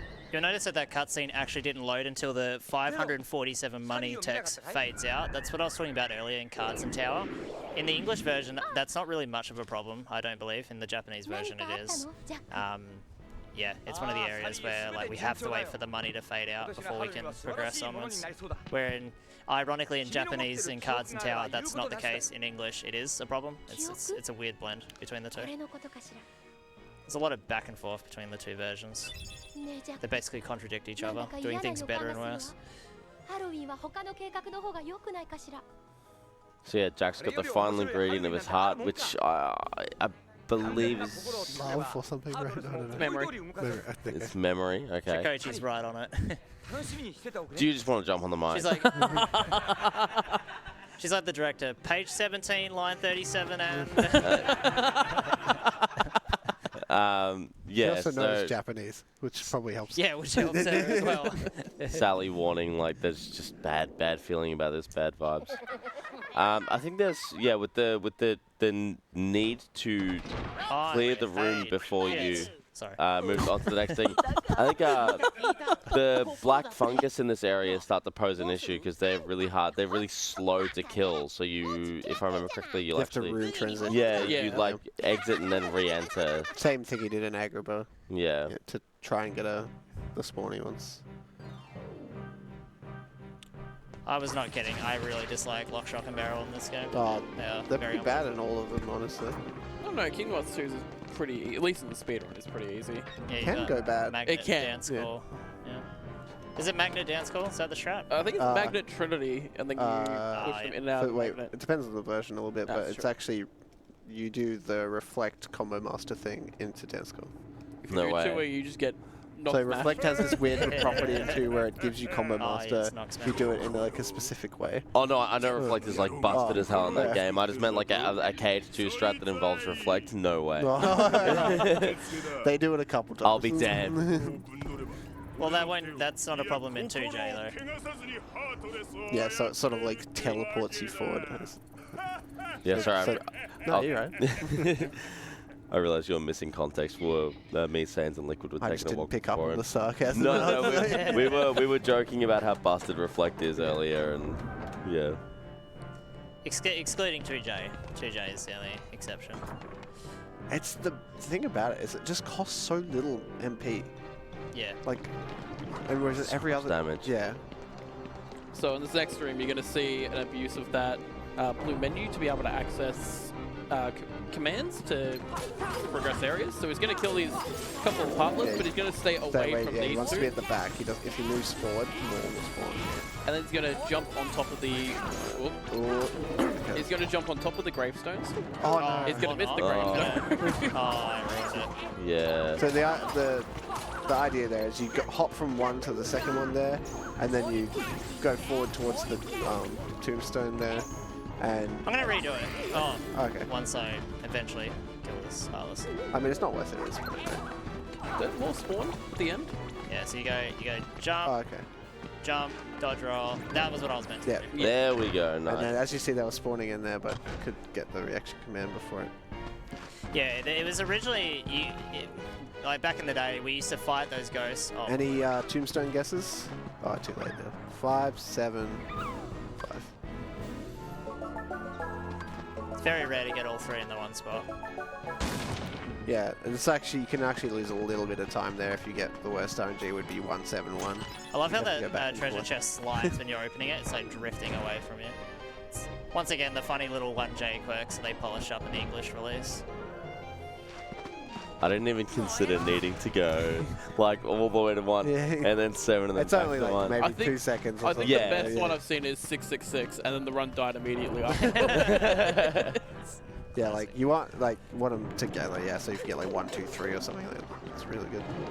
I don't think I've really ever seen 777 before. No, I No. don't think I have. I think it would like have to be a world record. That would that would be the most optimal, I think, because it's closer to It's where you want closest to to the go. chest. Yeah, Yeah. 6 and 7 are pretty much the same. Yeah. Like It's one a- roll it's away, Like a yeah. roll and jump. Yeah. Yeah.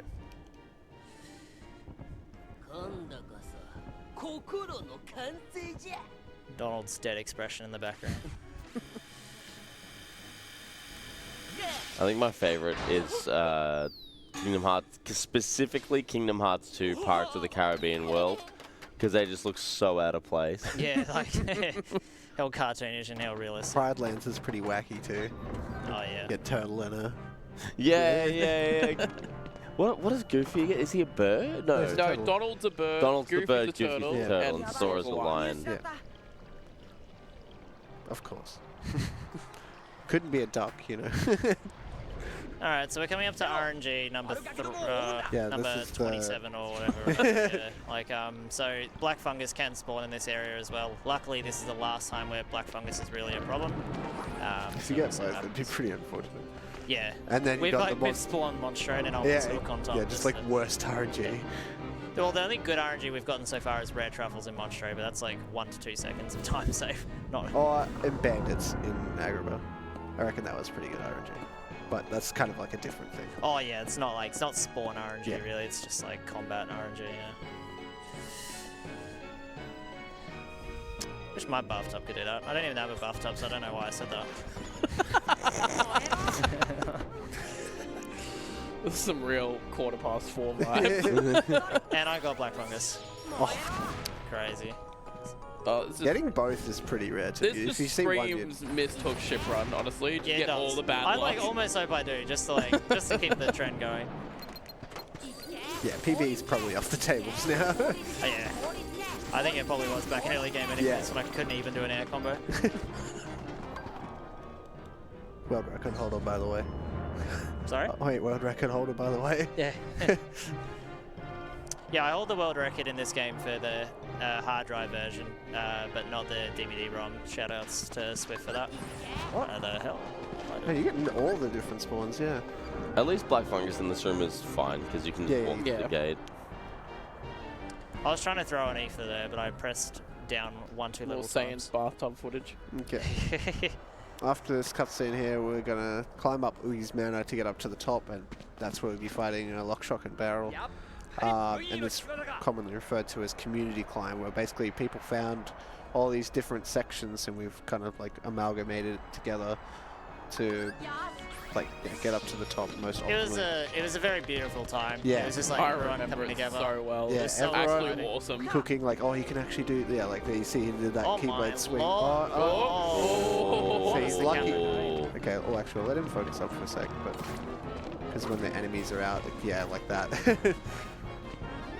Ignore what just happened there. Okay, and then grab a ledge here. Okay, you should be safe for a little bit now. Yeah, everyone like cooking up. I'm going to do the fast cool as they- movement at the end. I'm going to commit to it. Nice. You never see this in a run. Oh, that's probably why. You gotta do it again. You got one more good Yeah, try. Oh. And then the enemies, see, like the auto camera is making it Oh, no. weird. All right, Yeah, anyway, okay. we'll go back to normal. Okay. Because if he falls down to the very bottom, you can't really like effectively climb back up, so you have to like re-zone in and start all over again. It's, I love how I did that perfectly first try in the practice room. Yeah. Just couldn't get it here. Alright, this fight is trash. There's 3 kids, and I gotta phrase this very, very carefully. they zip around. They zip around, and you gotta kill them, and it's What? okay, you don't. Okay, and I'm gonna stop. It's like Pokemon. They faint. They faint, and then you gotta take them to nurse. The kids get tuckered out. Who's the nurse in this game? Nurse Sally, I guess, or something. Yeah, they jump around a lot, and they are terrible to That deal was with. Oh my god. Wow. Yeah, they're being really aggressive here, and they're That was a all double over the hit. place too. Yeah, see like this, and they're really short, so getting these Getting like air combos yeah, it's is like impossible. yeah. And I'm going to bonk you up. There you go. At least your that. recoil. Yeah. Yeah, that's the 60 recoil. Shared brain cell. Oh man, that last one. No, you still got- yeah. Oh my god, this is just. This is a really unfortunate Okay, he fight. hasn't died. That whiff at the end as yeah, well, the yeah. finish on. Jeez. Yeah. Alright, this next fight I'm not going to speak a word. I'll let maybe Yeah. Glint or Sayo, who do You know it better than me. Saiyanz ran me through it earlier. yeah, you ran me I through reckon it you too. take this one. Okay, I guess I'll do it now. 'Cause, Yeah. like during the Oh, fight, there's he's a good gonna. menu here, yeah. Yeah. Makes sense. Yeah, he's just gonna equip more strength focused equipment after this. I forget which ring it is, but so basically, Oogie has these very specific like HP gates, and you can only like get a full combo on him when you like hit the button and go up. And you also want him to be on specific platforms because it can be really hard to get up there, and getting the combos can be difficult. But also he's going to be going. As the fight starts, there's going to be 2 gargoyles that stop, and you can get a blizzard out before you like fall to the ground because the way the fight starts, Sora's just like falling, and then he'll want to clean up the gargoyles, and then he's going to want to get to low health from them before he kills them though, and that'll put him in what's called a berserk state, which will increase his damage. Well, actually, you need to get hit by Oogie as well to be in that berserk state, but and that will allow us to basically do a 3 cycle on him. And then in between the cycles is Oogie's going to throw 3 dice down, and this is an FM as well, but it has dice. It's called Dice Reflect, where basically you need to parry with them, and because of the camera and like they're kind of wonky, and there's 3 of them, and you only get maybe you have to do it before they hit the ground, so it's actually really tricky. And they will spawn more enemies or make this scythe thing spin around. So it depends on what they roll. But yeah, I'll let them Saiyanz focus up there. Not those dice. They're in like the middle phase. They'll be like specifically red ones. Okay, so this is bad RNG already. You don't want him to be on that top one there. That's the worst platform by far. Because getting up there just to jump height is already difficult. But yeah, he's going to take 1 more slap here. Actually. You can see that he kind of rolled into the And look at that damage difference, right? Like he's doing these massive chunks now. I know if you've seen throughout the run, he's kind of just more or less doing chip damage besides a lad doing most of it. Oh, Nice. oh no, did it still count? Yeah. Okay. I was worried about that 3rd one because it didn't go back up, but I mean he actually got doing it in that spot in particular too is really hard there. And then he's going to need like 2 or 3 more blizzards here to clean him up. And that Nice. that was pretty good.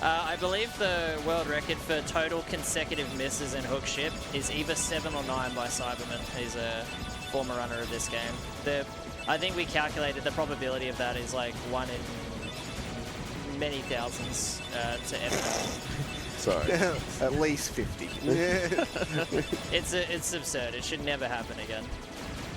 I think the most I've ever gotten is 4 or 5 misses in a row. Don't say it should never happen again in a marathon run, man. Oh. No, honestly, if I missed hook 9 times in a marathon, I reckon that'd be kind of epic. That would be awesome. To break the record. Yeah. Is it the same in FM where it's fast to go from Atlantica the second time or whatever? Yeah, it is. Yes. Okay.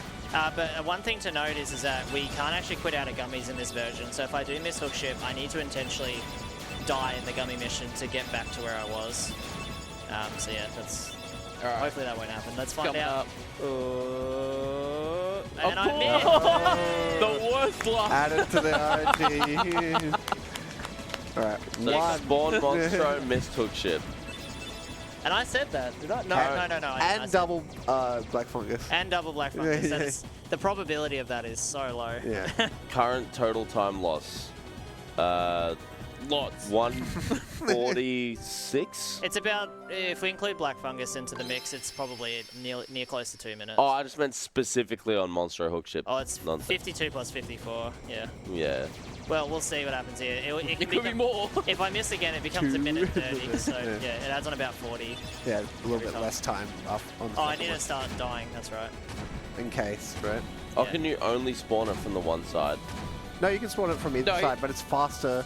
It spawns Oh, quicker I from see, the I Atlantica see, side. yeah. Alright, Okay, so we're there we good. Okay. There we go. Shout out to bad luck. Shout out to 70% chance odds letting us down. Now, I may beg runners in the Kingdom Hearts community to run this. I swear it's not this bad of RNG usually. Alright, so we've got quite a bunch of cutscenes coming up here. So spawning in hook ship. Is there any donations or are we good? No donos, but I do would love to plug Game on Cancer once more, because for ASM2024 we are raising money for Game on Cancer, a charity funding early career cancer researchers working across all areas of cancer research to make this, hopefully, the very last generation to ever die from cancer. If you'd like to donate, you can go to donate.ausspeedruns.com. And while you're there, check out our dono incentives. We've got Played Up, of course, and then we have our Crowd Does the Race for Modern Warfare 2. Yeah, chuck some donos in. So Ricky's about to flex that he just found Kairi. So yeah. She is unconscious, but that's irrelevant. There's a really good line in the English version which we're probably. Oh, hang on, I'll see if we can catch it in Japanese.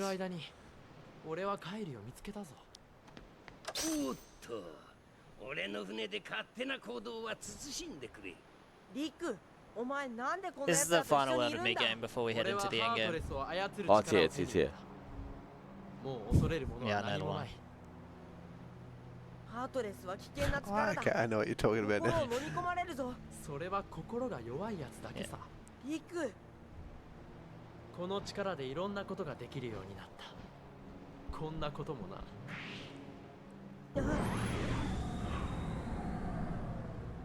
I think we missed it. You did, yeah. I was waiting for you to Yeah. say, you're So, stupid. yeah. So Riku says something to the effect of like, you know, it's too late, Sora. The heartless obey me now. And then Sora goes, "You're stupid." No. It's really funny and matter of fact. There's a there's a YouTube video that's it's something like Kingdom Hearts out of context Kingdom Hearts clips to show your friends. And I think Dak might have been there, but we got just like a bunch of people over at my apartment and we played Kingdom Hearts clips out of context for people that had sincerely never seen them. And it's had a bunch of the classics like Wait, Kairi's inside? Yeah, Kairi's inside me. Which is true. Is Sora what? It's a stupid Tumblr picture I found back in 2015 with this face weirdly stretched out. It's ようやく会えたんだ。 funny little face. So he's just celebrating that he's finally found Kairi with Donald and Goofy.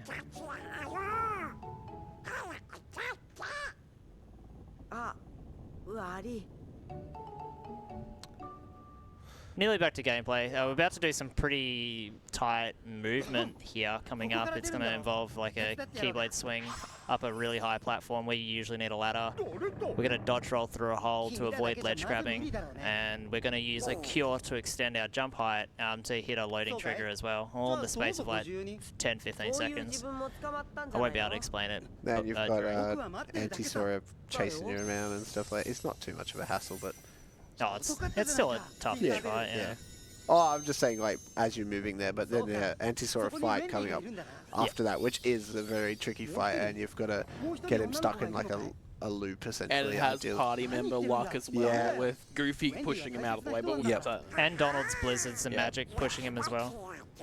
Yeah, you kind of want to push him into a corner and get him stuck there, and then you do like a very well-timed like 3 ground hits, and then he'll go under the ground, instantly come up again, and then you need to do like a quick hit to catch him, otherwise he'll start teleporting around, and you need to do that over and over, so it's like a really technical fight. And scary damage-wise, Anti-Sora doesn't. You can die on Anti-Sora very easily. Yes. Oh, okay. What do you call that? Oh no. Now the Heartless is spawned, so I have to do it normally. I was holding... Oh no. Oh god. Please let me out. Please don't hit. Yeah, okay, you did that. You can see how much time that does save if you do it correctly. Recoils. There we go. Keep it in mind. It's very important. It's very quickly become my new favorite like piece of Kingdom Hearts, I guess, trivia. It's the lumpy bumpkin of...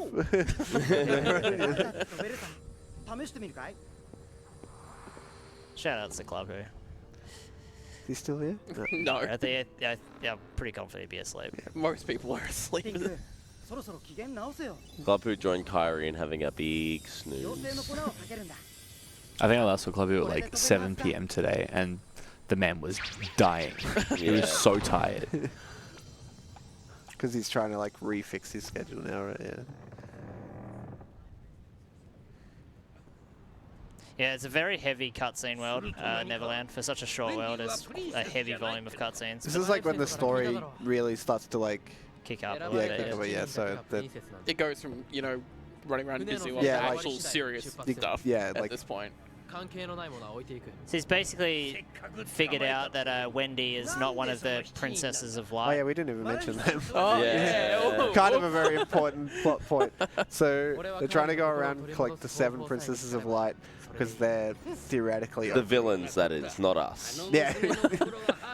We're not stealing any princesses. I don't want to see the Twitter allegations, you know. But yes, carry on. The villains are trying to steal the princesses of Heart.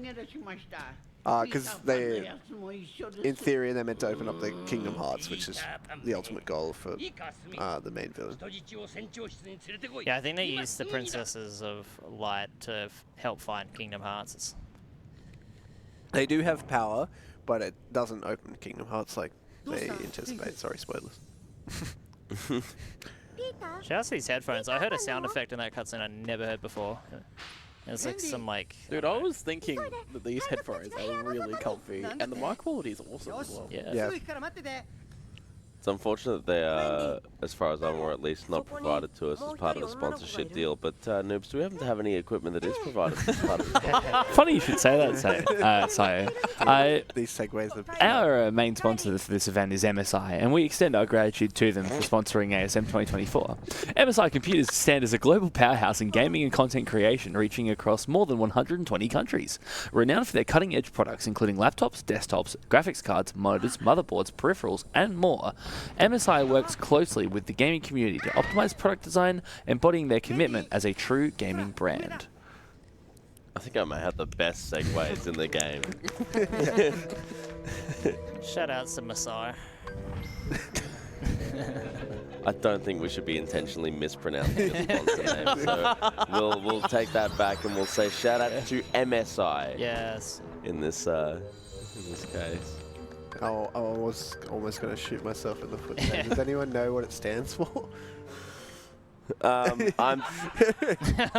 So in the story of Kingdom Hearts, Yeah, this is anti-Sora. Yeah.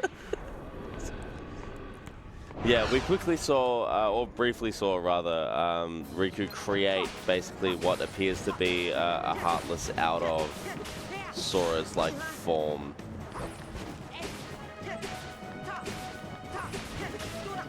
So he'll be doing like I think 2 or 3 single hits and then doing a full combo to keep that loop going ideally. He's dropped it here, but he can take it back up again. Oh no.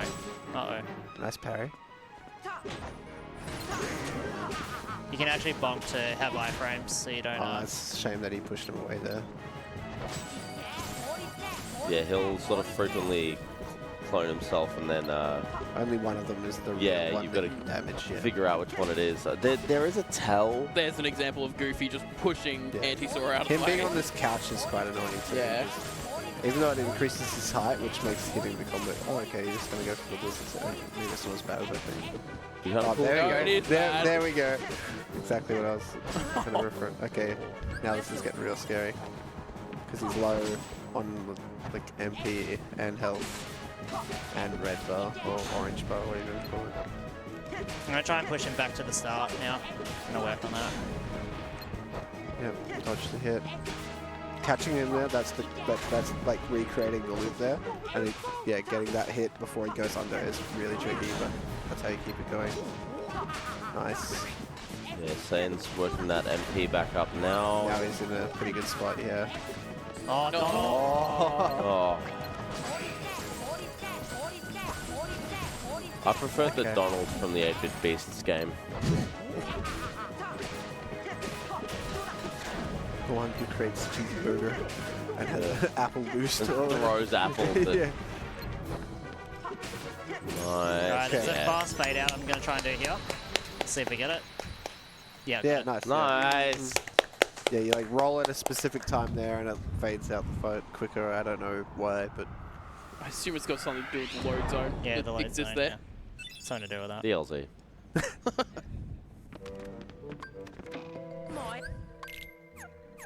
So he's going to set up Peter Pan here. I'm going to do that.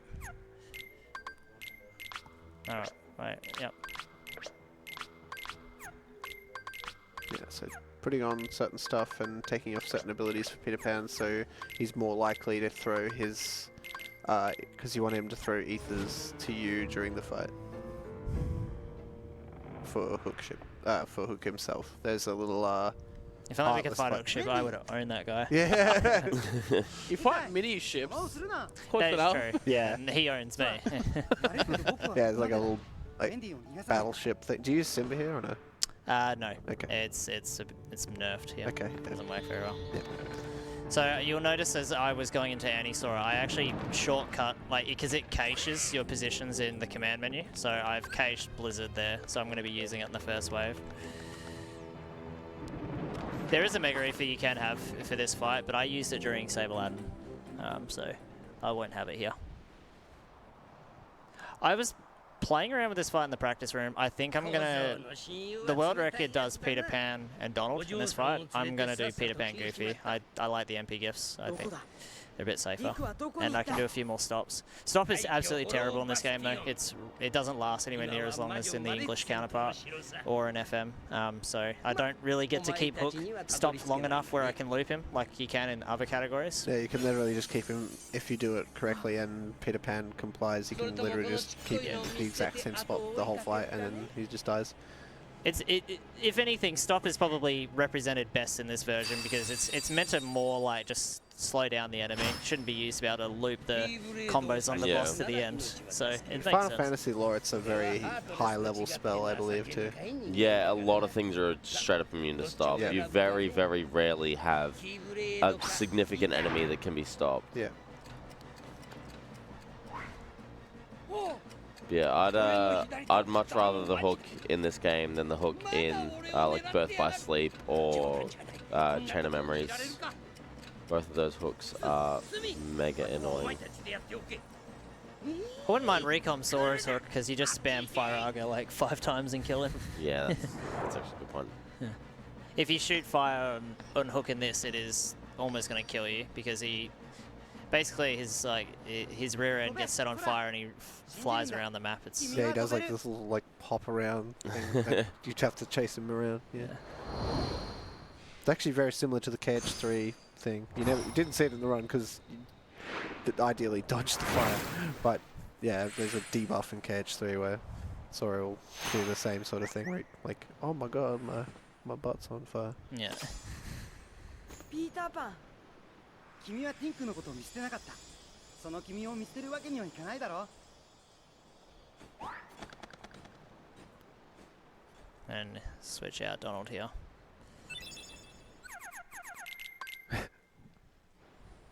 Alright. There you go. So yeah, it's like five or six bandits here, and then like there'll be like a pirate ship thing flying through the air. He just got the like glide ability, or like flight. In other versions of this game, you just use Simba, and Simba one-shots everything except for the pirate ships. Yeah, you do two quick charge. That stuns everything, and then you do a full charge. Yeah. So this fight's a lot more annoying since you have to deal with each individual enemy. Nice arrow though. So Saiyanz isn't just doing a really long jump here. We do have a new mechanic, which is flying. And because aerial it's like meant to be, your dreams or something. Is it like hope? I don't know. Like the reasoning why. I think it's supposed to be like childlike wonder. Yeah, hope, yeah. That was good. Nice. Yeah, it's as you can see when I was doing that first wave, I had to constantly jump down D-pad, circle, circle, jump down D-pad, circle, circle. So it was, yeah. Magic, using the magic menu is very tough. I would never recommend a new runner to do that. Does the ship have a chance to drop an elixir like it does in? I believe it does. It's very rare though. Yeah. There is 2 actual items that can drop in this run that could slightly benefit us. The main one being Defender Drop for Goofy. It can drop in Hollow Bastion 1. I've ran this game for 11 years and I don't think ever had it drop in a run. Or I might have had it drop once. Is the other one Amiga Arts? If there's yeah, Wizards Relic. Is the other drop Amiga Arts? From Beam? Yeah.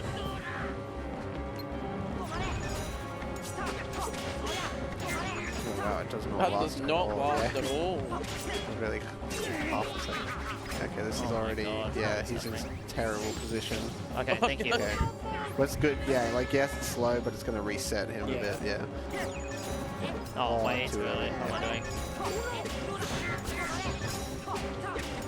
So normally, in the other versions of the game, you can get off a full combo and then a couple of hits before you need to stop. Yeah, combo in 2 hits, basically. You can barely get off a full combo in this version.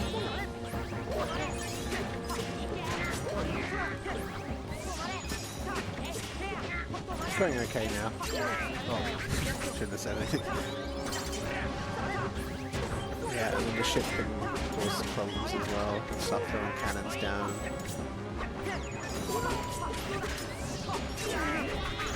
Yeah, there's a quick flurry attack there. It comes out so fast. Like if Hook was an FGC character, that would be the impressive move. Alright, nice. There we go. Not my favorite fight at all. This is where like the odds start to flip in English's favor. That fight is a lot easier in English, so is most other fights coming up as well. It's just, a lot tougher. One thing I didn't actually mention in this game is that Sora, I guess it kind of alludes to the Sora physics comment that was kind of made earlier a little bit, but Sora's hit detection is actually not as good in Japanese as it is in English. It's ever so slightly. I don't think it's as much of an issue as people say, but it is still impactful. Sora can whiff more in the Japanese version, but it's quite minuscule. He can whiff a lot in Final Mix as well, but it's a bit more prevalent in Japanese, especially earlier on, because the hitboxes aren't as well designed, and Sora's just judgment of where to attack for things isn't as good. So he's just celebrating here that he finally flew, and he can't wait to tell Kairi.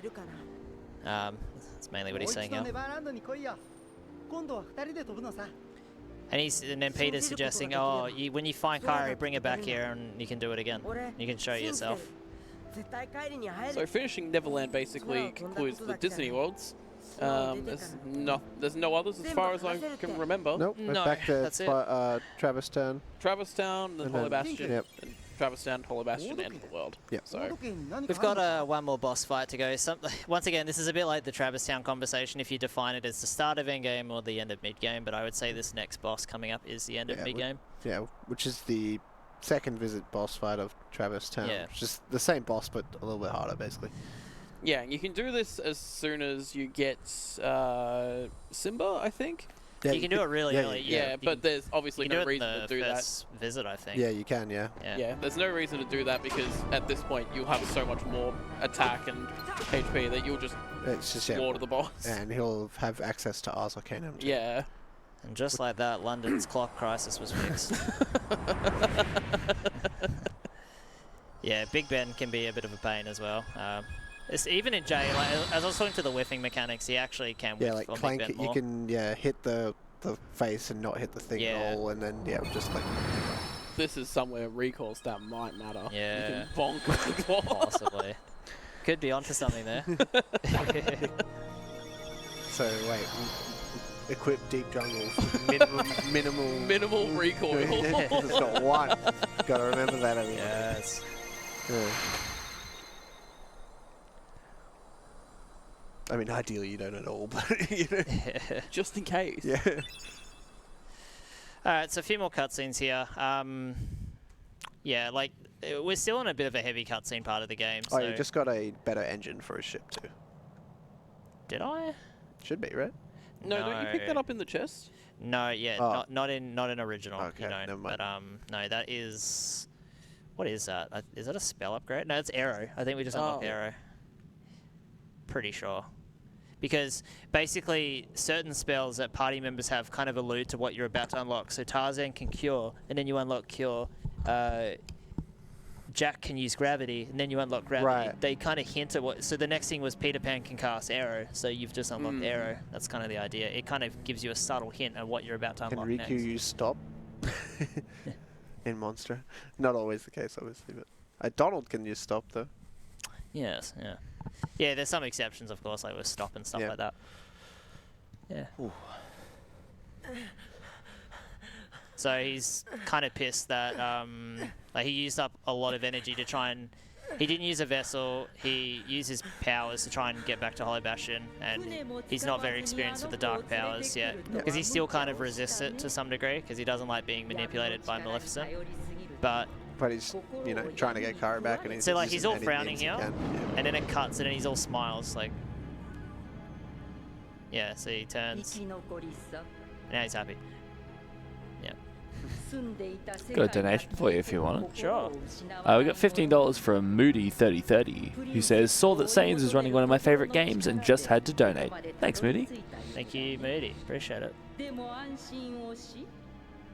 Yeah, if anyone's interested in this game, you check out speedrun.com/cage. That's our series leaderboards. We have a variety of games. I'm a big advocate for trying all parts of the series. I don't really believe in just funneling into just one type of game in particular. All the games in the series have something special. I don't know about Melody of Memory because it's like Guitar Hero, but yeah. Melody of Memory is the worst by far. Yeah, don't even try. It's essentially a 3-hour auto-scroller where the only way you're saving time is by good text mashing. Yeah, like even DDD, and I despise DDD, but it has awesome movement. So there's good things to find in every game. So yeah. And some of the runners who are coming to ASM every year run it. So if Aeon Frodo, she has world record in GBA Com. Yeah. Glenn's been running Cage 2 since like 2011 as well, so he's been doing it a long time. Yeah. And Liquid, former record holder, current record holder of 2FM PS2. So yeah, because no one else runs it. Yeah, hey. Not yet. We represent a big portion of this. Thinking about like going back to the old ones and seeing how he can take his current knowledge It's what, and like that crit record's like 8 years old and hasn't been touched because no one's been playing. Meanwhile, my PS3 record got taken. Yeah. And yours just like, chilling. come on. Yeah. Yeah, one of the, big barriers of entry. A lot of people just can't handle not being able to skip the cutscenes, so they opt to go for the new versions. Yeah, it depends on like how much time you're willing to budget out of your day. Like I said before, like sometimes a 2-hour run with no breaks can be more exhausting and whatnot, and you'll be more spent than a run that's like 5 hours with plenty of breaks. Yeah, because it's all go, and you're just like, oh. Yeah. I always say it's Not funny. everyone has 5 hours though. Yeah. Exactly, yeah. Which is something I'm very impressed with yourself, actually.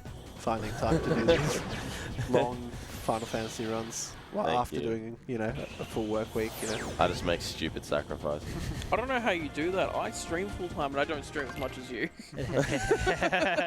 Just from the nature of it. To do a run, it takes that long. There is a power-up we can grab here. In the English category, we will grab it because in English we're so weak. But at this point, we're starting to... Our strength has really picked up now. So we skip this one because we've hit the damage cap now, so we don't need the power-up. It will just do absolutely nothing for us. So we use Water Gleam there and unlock Dumbo. So now we have that spell. You'll see why shortly. But yeah, it was kind of funny, like, talking to Final Fantasy and Kingdom Hearts, like, they're kind of tethered and linked together as the two franchises, but the speedrunning communities kind of have different ideologies. Like, Kingdom Hearts is more traditionally going for the newer generational ports, where I find Final Fantasy kind of leans on the more traditional releases. It's kind of a funny, I don't know what the word is I'm looking for, it's just like... Like juxtaposition, I guess? Yeah. Yeah, it's just funny. They're similar in many ways, but they have such opposite kind of directions in interest. I think it's because now I'm going to anger at least some amount of people by saying this. Oh, God. The Kingdom Hearts PC ports are actually quite good. Yeah, they are. Whereas the Final Fantasy PC ports are, for the most part, quite terrible. Valid. Yeah. And I am an authority on this because I've played them all. Oh, okay. Did we talk about ours? I briefly mentioned that he just unlocked it. Yeah, so okay. It's the first usage of it, and he'll be using it against... you see that the second wave's just spawned here. It's because I spawned the big body on the floor. It can only allow so many Heartless in the room. Yeah, so that's why we do a certain type of movement to avoid that. You gotta ring the bell 3 times here. Yes, that flurry of attacks that Saiyanz just did where Sora glowed yellow, that was Ars Arcanum, which... he's completely invincible during all of that. Not completely. Not completely. Well, at least on the start of these. It's like in between each hit. Gotcha. That you can be knocked out of it, which is pretty rare, but. But yeah, busted move. Even in casual play, I was really struggling to get the unchanging armor trophy in Kingdom Hearts 1, and then Saiyanz very kindly hopped on a call and reviewed my sort of build and gave me some points and was like, dude, you are not using Ars Arcanum. And I was like, I don't know what it is.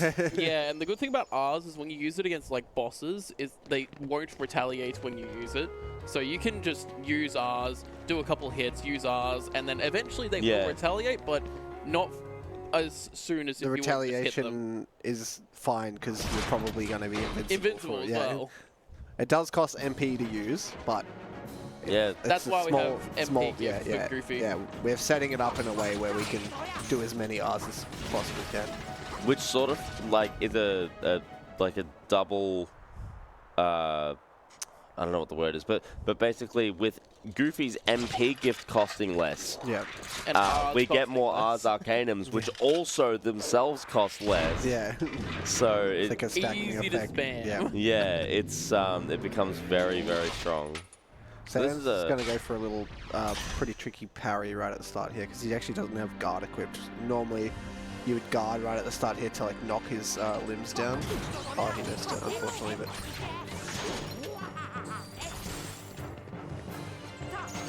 Nice, got that one there. Oh, I missed it again. I mean, that one looked like it was more or less impossible because he was whiffing over to the side. Still going okay though. Right. I need to stop talking sometimes. Wow. Commentator's curse. Yeah.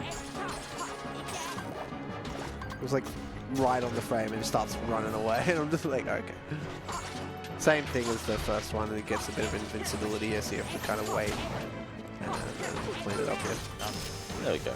There we go. Ironically, I missed the text, which is kind of important, but I backed it up and arguably had just as quick of a fight as I would have if I didn't. I mean, I did text, so it worked out fine. You usually guard, like, you tech, you Rs, you tech, you Rs, you tech, you Rs each part, and then you finish off the fight. The way it, like I said, it knocks his limbs to the ground, so it lines up for a nice Rs to get all the hits, basically. Yeah, and I guess the other part as well is there is technically an animation skip we can do at the end if we can break the last part correctly, and there's a lot of little tech in that fight, but that's RNG though, right? It's not really RNG. It's just like I have to get the tech. Right. If I don't get the tech, it's pointless.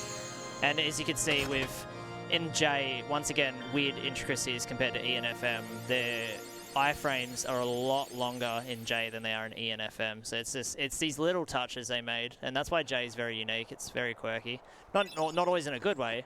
Even here, like I'm moving a lot in the black screen there. That isn't as much the case in the other ports. They refine that. They do just little details everywhere. They're like, oh, make Sora move later in this loading screen, and or even this, if I mash that, it will infinitely fade in and out and won't let me progress through the game. So there's like just little bugs and quirks everywhere in this port, which makes it sound worse, and in some ways I'd actually agree it is, but I think it kind of adds to the charm of it. Yeah, definitely. Yeah. I think it's nice when the Japanese and English versions are radically different. Yeah. Me and Dak have complained about this quite a lot, but it's kind of a bit unfortunate that Final Fantasy IX, the Japanese and US versions are so similar. There are only really, really minor differences, like 2 or 3 bosses change very slightly. Okay. Even in this game, 1FM on PS3, the biggest changes for the speedrun is the text boxes. They scroll faster in Japanese, whereas there's not really much else as far as I know. That's a big thing that was discussed for a long time, is like whether you want to run on English or JP. I guess English also has the water gleam early. Yeah, so it's like a trade-off. You get the early Traverse Town, or I've lost my train of thought. Basically, the Japanese text saves 1 minute, but due to the route changes, you save 20 seconds in routing in English, so it's about 40 seconds, roughly 45 seconds of difference. But don't quote me on that. The timing was done probably 6 years ago, and it's not something I retained too well. This is the granny cutscene. Sora's... You discover shortly that, you know, Kairi's within Sora's heart, so because of that, he's obviously able to access this particular memory of Kairi's. This is a world that we're going to be quite familiar with later on.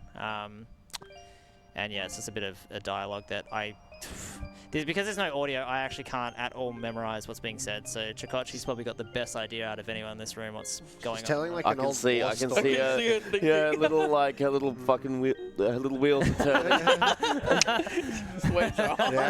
Join the club. Now, young fellow. You did so well. Man, I did so well. Yeah. Yes, her little wheels are turning in her head trying to translate this, and she's not doing well.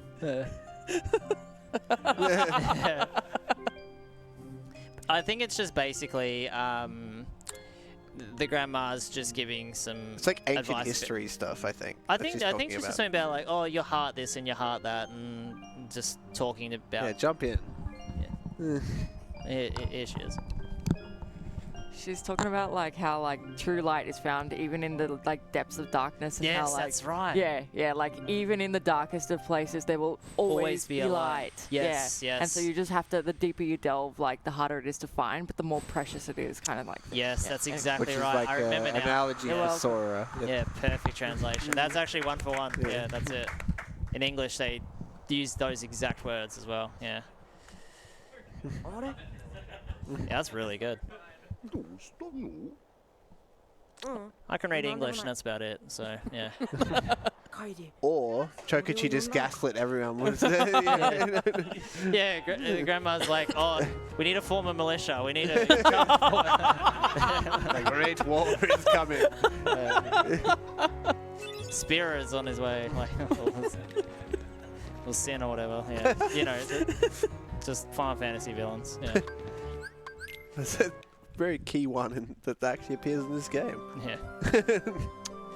All right, cool. Another thing you'll notice in the original port is like you have to go world to world when you're navigating the world map. In the HD port, they allow you to just like use the cursor free roam, but you can also flick between worlds in the HD port. But in this one, we have to navigate across, so I do a certain route to make it as optimal as possible. And just going to Neverland here to get closer to Holy Bastion, which is where we go next. Yep. Alrighty. Holy Bastion. This is probably the best world in the whole speedrun. It's got great strats, great boss fights. The zombie music is good too. Yes, yes, definitely. It's also just a good world to look at as well. Yep, It's huge in this game, too, which I really like. We're going to see Dumbo skip as well. Yeah, it's exciting stuff. Hopefully. It's not too difficult, but there are things that can go wrong. Like enemies can interrupt you basically, and then you won't get enough height. You basically get one try, right? Well, I guess you could room transition if it does go wrong. But it skips like a good third of the world, basically. Just from memory, because I was around when it was found, I believe it saves like 50 seconds or something. Might be even more than that. I watched the video the other week. It saves 2 minutes back on the old Divine Rose route, so including the cutscene and the movement, it's about 2 minutes. So compared to what we did before that was discovered, it saved 2 minutes. But back then we believed Oathkeeper was so bad and so weak that we couldn't, we were going to have slower endgame fights. But back then we actually didn't know about damage caps, and that's all thanks to Bloody Biscuits, who's a former world record holder of the, well, I don't know about this game. Oh, he actually is of the Proud mode difficulty on English, but in the HD ports as well. He was the first person to really hop on Cheat Engine and look into the game and actually answer the questions that we had always theorized, because we were all far too lazy. And because we all played on PS3, which is not very emulatable and stuff like that, where he downloaded the ISO and hopped into Cheat Engine and finally discovered all the intricacies of the game. So everything that you see in the speedrun, even in the modern port today, was all thanks to his discoveries. Everything, the way we play. It's been iterated on since, but the core principles. Iconic song. Yeah. Oh yes. It's probably the coolest loading room in the whole game, Rising Falls. Looks so nice, and I love that pan up as well. Did we do the meme?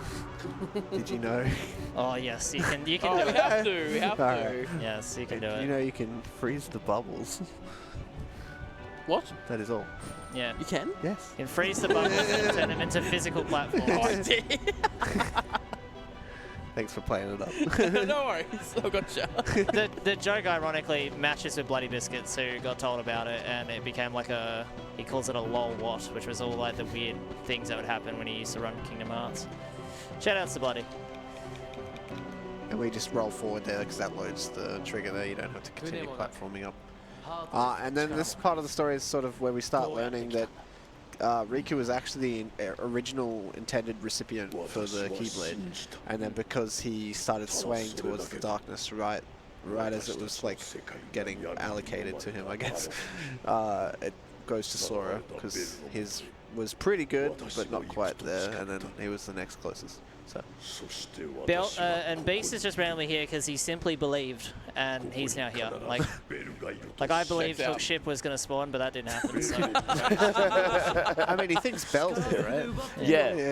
It's the, if I remember correctly, the sheer determination to save Bell saved him from being disappeared with his world. He was able to make it through. Yeah, he takes the mothership to go through space because he doesn't have a gummy ship of his own. It's how did he get here? He just... I had sheer determination to have an optimal route, but it didn't happen for me. You finally made it. Yeah, now they're just talking about their paths and journey, and then talking about that I'm the true master, Keyblade master. Oh, I think he's saying there can't be two Keyblade Masters right now. We got a $2 donation from the Wheels and Chocolatry's mind, saying, whoops, puts a lumpy pumpkin name.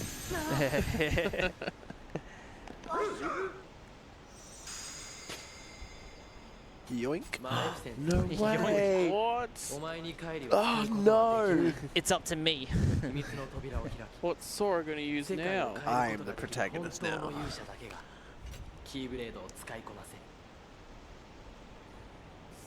But that's impossible. I made it all the way here with the Keyblade.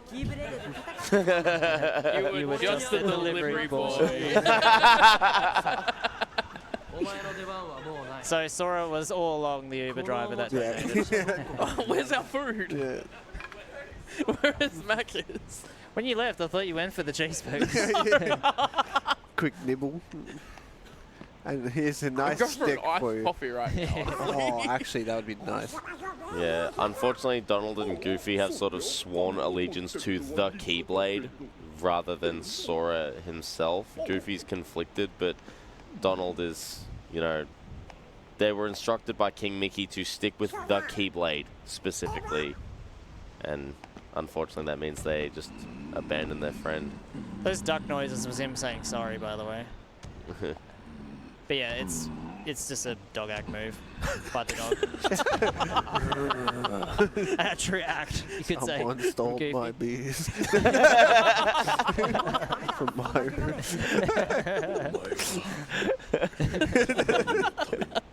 Sorry, I'm gonna. Should we leave no context? If you know, you know. So Riku gave us a wooden sword, which was like something that they used to play with as kids, and that is now our weapon. So we can't actually fight anything really now. Yeah, it does like 1 damage. It is 1 damage, yes. Yeah, you can do a little bit, but it's, yeah, certainly But not. thankfully Beast tags along now. But we have he magic, does pretty so, and we have the triangle button, so we'll be fine. Yeah, Oh, what's the that's a record? good I'm on weapon. It's gotta I'm be. on it. I'm gonna gotta be guess it's 100. 1. 7 million. This is in the Japanese version. They didn't bother to have a party menu here. They added it in English and Final Mix. So here I just start moving right away. Little fun difference about the sport, if anyone who didn't know. That's good movement. Nice. Oh my god. Jesus. That's way too soon, almost. The recoil stat on the wooden sword is 30. Oh. 30. Yeah. All Put right. the pumpkin head back on. Yeah. So I've been mentioning all throughout the run, oh, the Japanese version's really weird and quirky. It's really weird and quirky. So if you have played this game, you're about to notice that the cutscenes and movement of the bubble animations are very weird. Oh. Whoa. Yeah, they're very, very not polished. Oh yeah. Yeah, and then you're about to see even more interesting things here, which they removed after this release. So you roll into this, and what we do is we actually just spawn underwater. Did he T-pose? He T-posed. I Yeah, saw that. and then we dodge roll underwater. What? They What removed, the? they removed that in this after this version's release. Oh, I wish they kept that. That's kind of cool. Yeah. And the camera angles are absolutely terrible. It tells you nothing everywhere that you're examining. It's not very good. So they're doing a little Like that one's okay, but like door the English puzzle camera segment angles here. are a lot better. Get Yeah. through to the next area.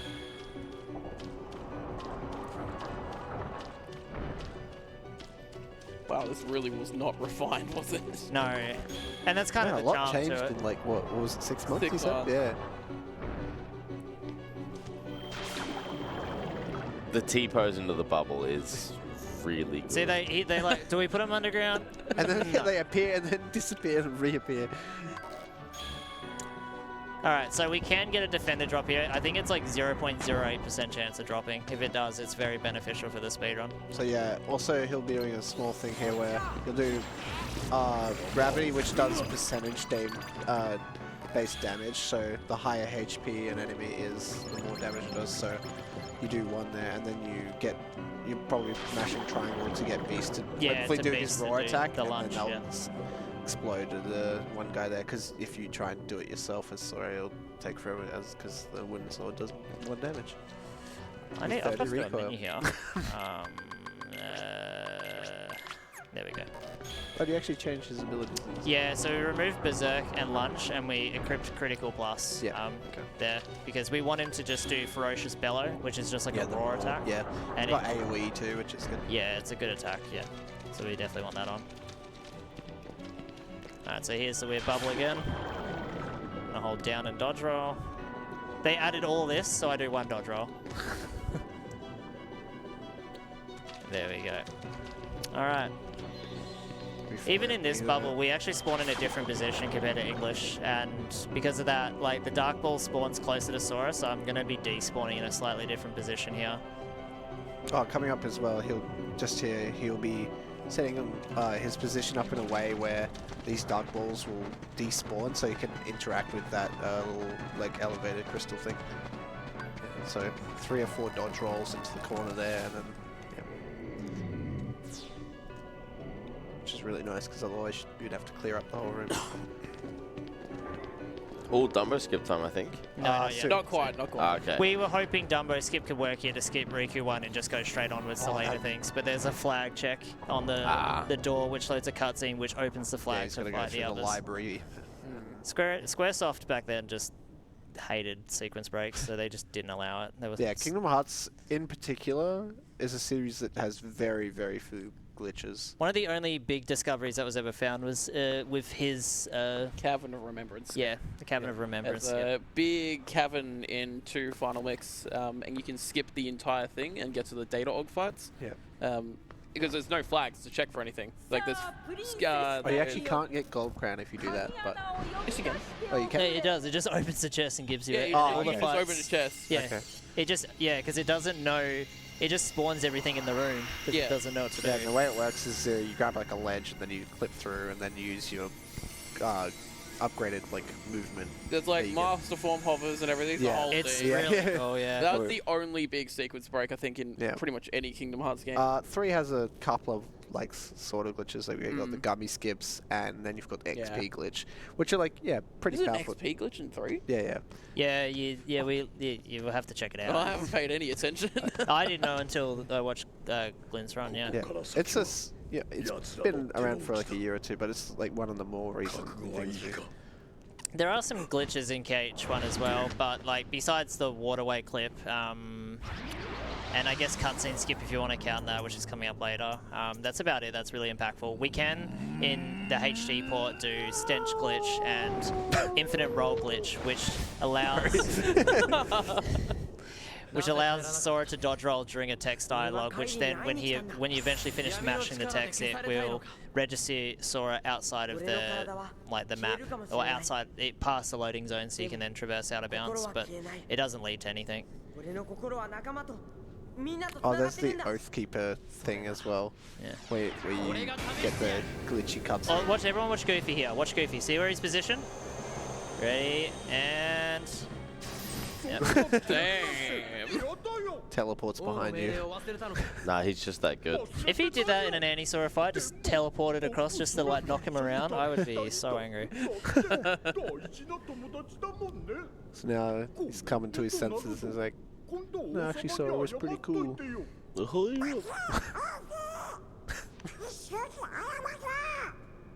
swear it's just duck noises, though.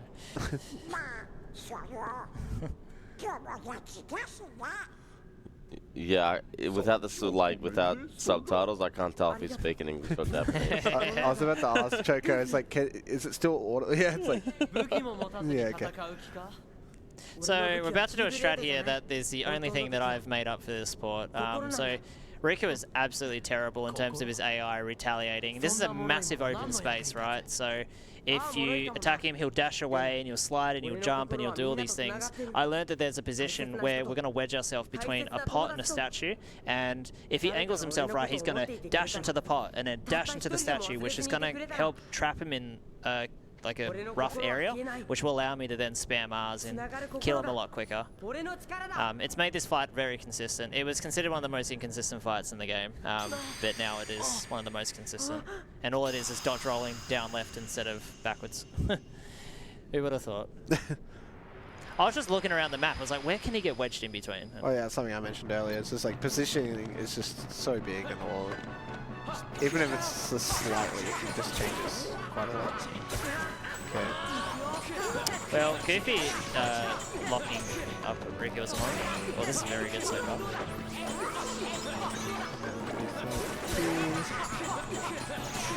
Oh, that was good. Fantastic, yeah. He didn't hit him, he didn't have to heal, he didn't go away. That was so good. Yeah. So I intentionally, I know that I know his first attack with the way that I do the movement, he will always come and charge at me, and I want him to. I want him to come full speed at me, and I'll activate ours just before he hits me, and then I'll just trap him in place. The only annoying thing that can happen there is Goofy can use his shield to tech him when he's sliding in, which is what happened at the start of the fight, but luckily I was able to still bring him over to that area. We're not going to use Beast here, because we need to activate a Trinity, and I don't know why Keyblade swung there. Alright, so we're at the room where the granny cutscene happened. So here we are in the library. Another little puzzle segment. One of my favourite rooms in the whole game. I like this room. There's funny little puzzles you can do here to unlock every, I guess, I don't know, there's like sections, and then there's extra stuff you can get, like items and stuff.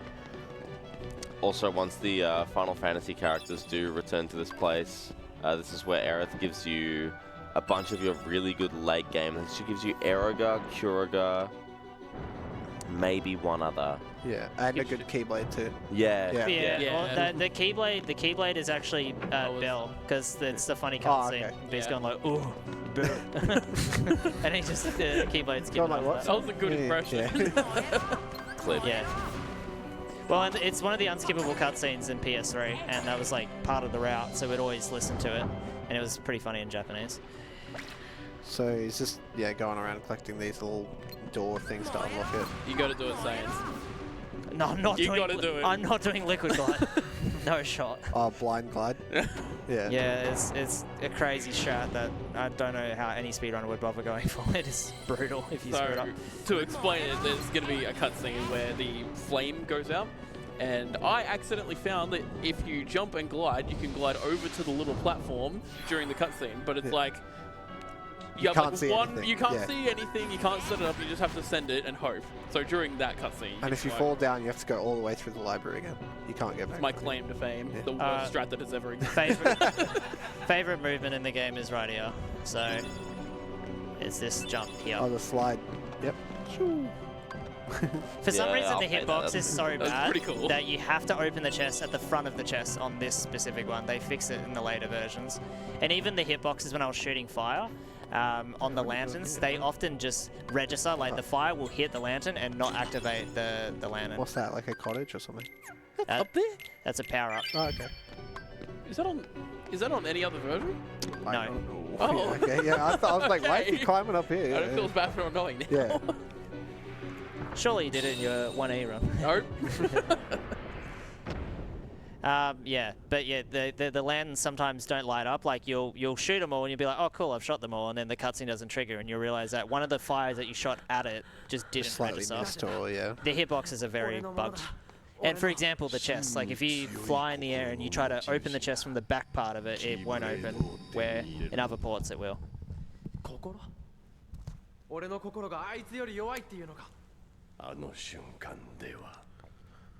This is Ansem here. Well, at this point, it's Ansem is to be. Well, it's actually it's young Xehanort. Yeah, well, it's the same. Like they use the Ansem voice actor here, but yeah. Yeah. But at this point, we're under the assumption this is Ansem. Yeah. That's kind of manipulating Riku, because it kind of comes into play in later parts. So the concept is there needs to be a version of yourself in the past or the future, otherwise you enter this empty body thing that he's in right now. This is getting real deep into the Kingdom Hearts hole, honestly. Yeah, this. Back then it was ominous and mysterious and stuff, but it actually answers the ominous questions and that is scary for people because it's a lot to take in. Alright, so we're going to be doing a bit of movement here. This is for the gummy route. We're going to be grabbing Holy G, which is Haste 2G in the final mix port, but in the original it's called Holy G. It's a big engine that's really fast. So I'm going to do a certain specific bit of movement. I'm going to go first person. I'm going to go in and then out. Up here. I'm going to glide to this platform here. And then to this platform. Yeah, so what he's looking to do is despawn that dragon that just came up so he can interact with the chest here. So he's moving in a specific way. Should go just about now, yeah. There we go. And then same thing here, he's going to land right at the edge here, because if he moves too far forward, it's going to spawn another set of enemies and won't be able to interact once again. So yeah, done that, no problem. Coming up is the only other time you can get a defender drop. So hopefully he gets it. This is Wizard's Relic. Oh, it's Wizard's Relic. Sorry, yeah. you're right. Same drop chance sort of thing, but Yeah. Except I think Wizard's Relic is useless in the run, isn't it? Pretty much, because if anything, it could be arguably a detriment to have it, because it's more MP for Donald to cast more blizzards, which in, for example, Ansem 1, his magic pushes Ansem's model around everywhere, so it's more of a they detriment. don't do enough damage for it to be worth it. Yeah. Where Defender is, awesome. In this port, it's not so much of an importance, but in Final Mix, it's more impactful, because 1J is like broken with its MP usage. Alright, so you're going to see here, this is my magic slot, this is my summon slot, this is Dumbo. So he's pre-setting Dumbo there so he can get ready to do the skip there, because he needs to do it fairly quickly. Yeah, so we're coming up to Dumbo skip. So this was discovered December 2013 by Sonic, and then it was ended up being routed in by mid-2015. So it actually existed for a long time, and we're like, oh, that's a cool trick. Too bad we can't really implement it, because we need Divine Rose, because it's so great and powerful. But then I assume Sonic Shadow, right? Yeah, Sonic found it. Or someone may have found it, but he posted it in the old website back in 2013. Yeah, that's the Sonic, by the way. Huge member of the community, has done so much for so many different things. Yes, yes. And then, BB obviously figured out, oh yeah, we can do this movement and save a lot of time. So, yeah, it saves at least a minute compared to not getting Divine Rose, doing the movement. But you're going to see that this Dumbo skip is a lot harder in this port than it is in Final Mix, because I got to do the extra menuing in the magic slot. They're going through his command menu there, and he's doing it right here, setting it up. So yeah, Dumbo can just float upwards, and if you cancel the summon, Sora will do sort of flip upwards, and during that flip, Sora can grab ledges. Yeah. So you'll see, cancel, grab ledge, and flip upwards, and jump into loading zones, skipping the path around and the puzzle. Yeah. And a fight too, I think. And a right? fight. Yeah, in the normal route, you fight one wave, you leave and you re-enter, and then you activate it it. allows you to access the crystal to make the platforms to be able to get up there. Quite a big time zone. Yeah. Saiyanz made a YouTube short explaining that trick and like the implications and time saves of it and whatnot. It's a really good YouTube short. Yeah, you should have done more of those. I 100% abused that in my casual playthrough. When I started to get stuck and I needed to like go from place to place and like backtracking and figuring out where to go and whatnot. It's just convenient too, hey? Yeah, just I was just like, I don't have to clear like 3 waves of enemies. You're just like, alright, we'll just I go. know where I need to go. I'm using Dumbo. Yeah. There is a theoretical way to do Dumbo skip, or at least the second one, which we'll see later, by doing a glide up a door. But I tried it the other day. It's pixel perfect, frame perfect, incredibly hard to do. So it's not routed in, and it's actually slower as well, so it's not worth even doing. Reference this Keyblade more, because it's like a special one. The one Riku just pulled out then. Oh, the Dark Seeker. Yeah, it's like not used or seen after this, and it's got the special property of being able to remove people's hearts like immediately. And a recoil control of like 90. Well, you don't even want to know how big that recoil is. The Wikipedia will have that. Nah, because it's not a usable Keyblade. Yeah, so. even it's in. You can use it in COM, but like COM doesn't really. Presumed recoil 120. Yeah. Does COM have recoil stats? No, I'm pretty sure they all recoil the same in that game. Alright, so... I mean, we thought that about That's this what I was game. thinking. We thought that about this game until about 2 hours ago, so... and Maleficent coming up next. We're going to see how broken R's and MP Gift is.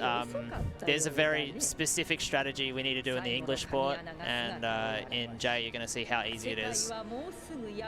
This is one of the easiest fights in the whole run, and I hopefully won't screw it up. Yeah. I was about to say, that's it. That's the you put a hex on yourself on this one now. This fight is wild casually. There's so much that goes on, so being able to skip everything is very, very nice. This is very much the, this fight is the J experience, and like you get some like bad stuff, but you get some cool, weird stuff like this, which is very janky.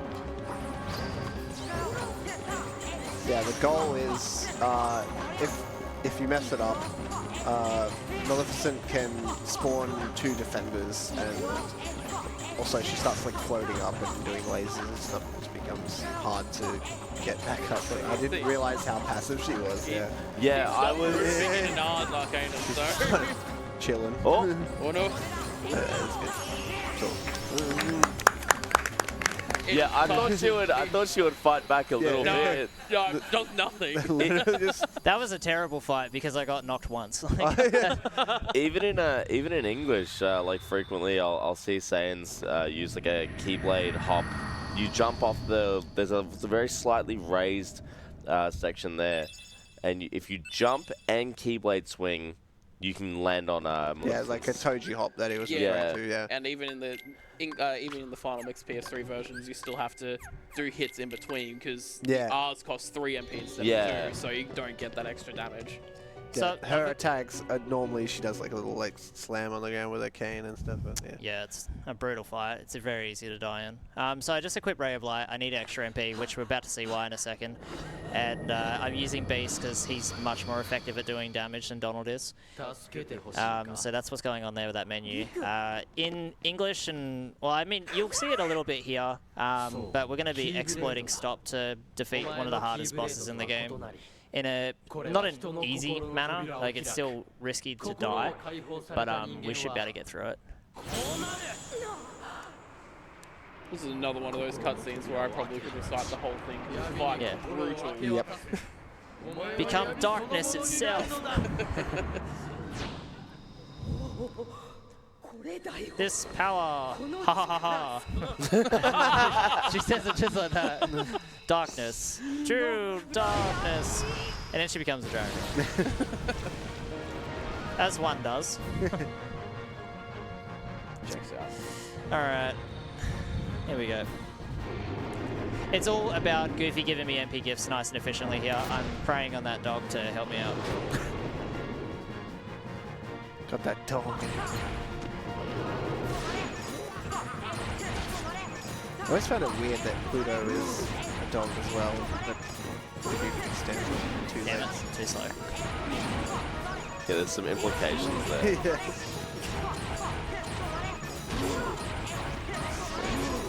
so far, Goofy is now out of MP though, so looks up. Oh. Goofy just got his MP back there, so maybe could have gotten away with not doing it. Come on, Goofy. How did I not get hit there? Crazy. Yeah, with the green fire, you can normally skip that. Bang.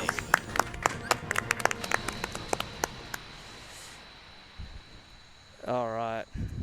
So this is an example of where we now have officially hit the damage cap. See, we've just unlocked a 3rd equipment slot, and we also have an equipment slot on right now that actually weakened our strength. And ironically, we are still at the strength cap, so we don't actually need to switch Ray of Light for White Fang again, or Brave Warrior. We don't need to equip Brave Warrior or White Fang on the 3rd slot like we do in English. But in J, we've already hit our strength cap. We're so strong that equipping it does nothing at this point, so we're going to not bother menuing it. Yeah, so just looking to get as many of those blue bars as you can, basically. But yeah, the strength caps and defense caps work the same way. Like certain bosses, once you hit like a certain number, it's like cool. Strengths 32 to 35 will equal the same, but once you hit 36, then you'll start doing more damage. So it kind of works in like groups. It's like floors, I guess. Yeah, so we're in that. We've just barely creeped over that next area. So equipping the extra 2 strength that we would get by switching things around does not a lot to help. So we're just going to go ahead now and go to the most iconic fight of the game. Yep. Which, once again, he's gonna... Are you going to do air combos or ground combos? Yes. It's not like Rika 2 DM skip is not at all like you would ever see. This game is, once again, this is the J effect coming in. DM skip looks entirely different in this version. You will see why as it goes on. But still, I imagine you want to keep him in a loop. Yes, right? It's just a different setup. Yeah, okay. Yeah, he retaliates differently. I'm sure this cutscene means a world to everyone who grew up playing this game, because they would have watched it a lot. Yep. Kyrie's inside me. You're a bit early. You're a bit early on the execution. You cannot wake up. Yeah. Sora's heart has special properties where he basically can cup and I don't even know how to say the words, but has different like flaws. He can because he has he's more than 2 hearts in him right now. He's got Ventus's heart too, but that's spoilers for the next one. I've absolutely loved Glenn just giving us the full series recap. Yeah. Like, he links it all together. I've been learning stuff from this guy. I do know the Lord quite well, unfortunately. Give him back his heart. And that's why Roxas looks like Ventus. Because it's got lingering. You're like 3 games ahead. It's okay. Don't you see yet? The princess's heart is responding. It's been there all along. Kairi's heart rests within you. Kairi's inside me. Yeah, well done. Shout out to Haley Joel Osment. Is I. Ansem, Seeker of Darkness. Oh, should I go into Heartless Nobodies and how that all works? There's no nobodies in this game. I know. I think there is in Final Mix, but not.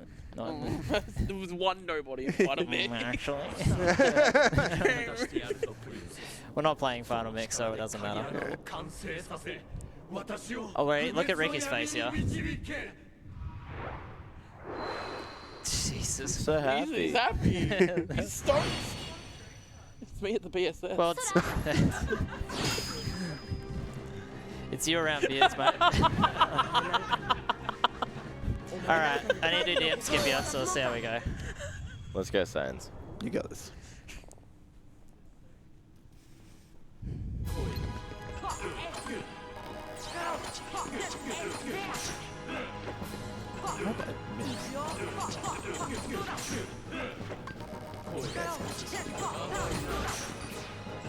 And it started.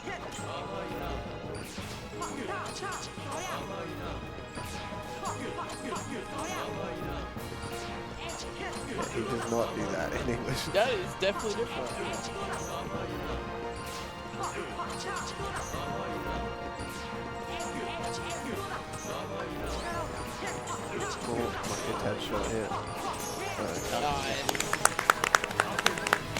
As you can see, very different. Yeah.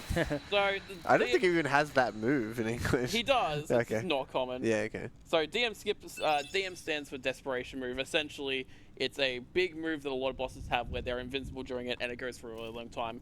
In So Riku, it's a straight time loss, yeah. yeah, in Riku 2's case, it's the move where he is like ascend to darkness or whatever he says. Starts dashing around the and then screen. he starts like dashing around the screen, and then he slams into the ground. So you Yeah. skip that move entirely. Don't want to take that with you, you know? Seem might be useful. Just saying.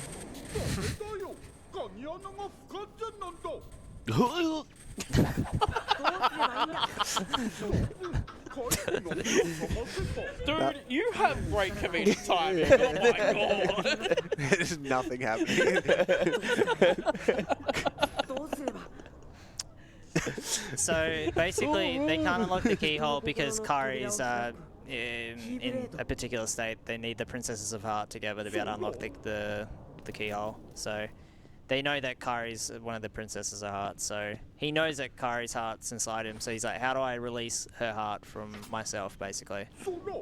So he does the logical thing anyone would do, and he stabs himself. Yeah. I like the smile here. I'll be okay.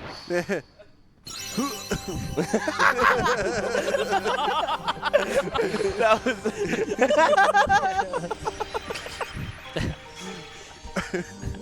Why'd you look at me when you did that? I'm just stealing your bit.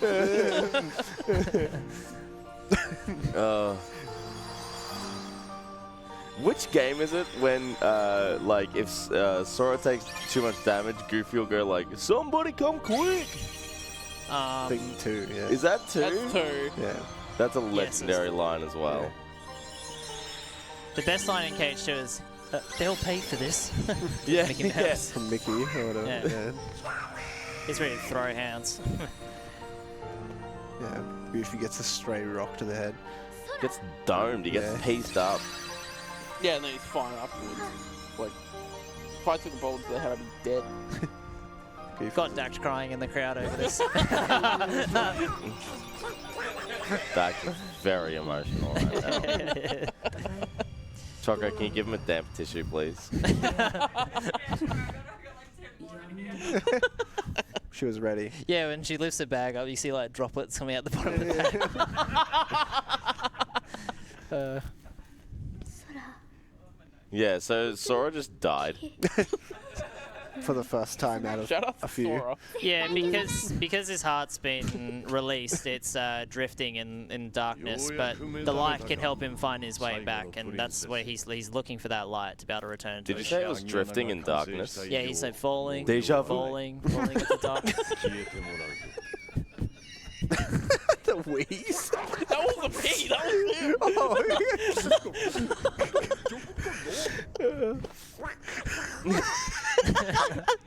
This is It just real. went for so long. The wheeze, you're like wheezing for like 7 seconds. Wasn't me that way, so. Oh my god. It's like lagging. The particle effects are too much.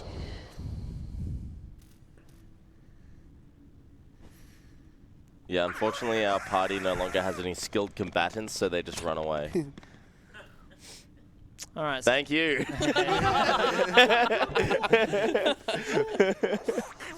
Tactical escape. So yeah, the Sora turns into this. It's just really weird because the way it's meant to work is powerful hearts get turned into more powerful heartless. So it's kind of a bit odd that. Yeah, it implies that he is weak-hearted. So at this point, Roxas is now born, which is a character you won't know in this game, but at that moment, that's where Roxas becomes a thing. I And hate this that is, guy. So he's the nobody, and this is the heartless of Sora, basically, who is Sora. Shout out to Jesse McCartney.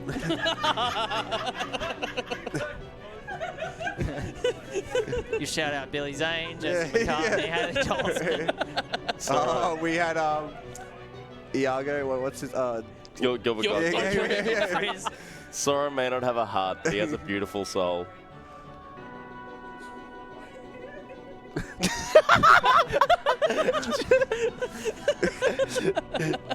Choco's been bested. Yeah, it happens to the best of us. Still going. Who else can we fit in? No. Oh, we had Homer as well for Genie. Dan Cassidy. Yeah, I always forget how to pronounce the surname. This is a great cutscene as well. Yeah, you get the bonk. It's a very famous thing in one He of them. says, "Confound it, Heartless," or something along those lines.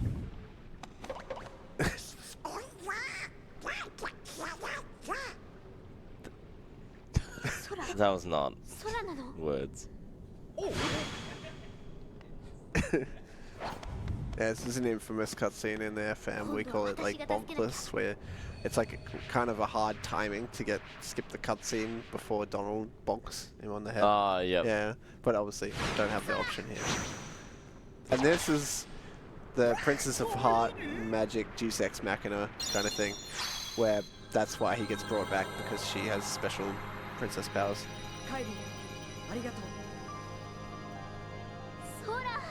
Arigato stands for thank you. Just Duolingo is... Ariga, thank you. No, arigato you. I told you before, I'm not leaving here without Belle.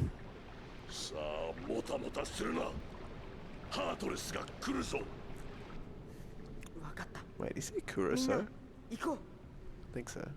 Alright, so we're about to get an exclusive text box cutscene that only exists in this version of the game. When they developed the English version, they extended the cutscene out and animated it and voice acted it. But this version, the cutscene cuts off halfway through and switches to text dialogue. It's exclusive to this game. You'll not see it in any other version.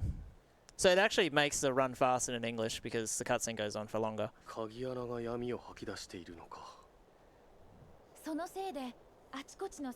God Air's alright. She hasn't met her demise yet. No. Yet. Are you ready? Are you sitting down? No. I got some bad God. news. I've never played Final Fantasy. So the cutscene ends here, and it switches There's to text some dialogue mild instead. impaling. So yeah, this is exclusive. Well, So, yeah. I say mild, but it's quite severe.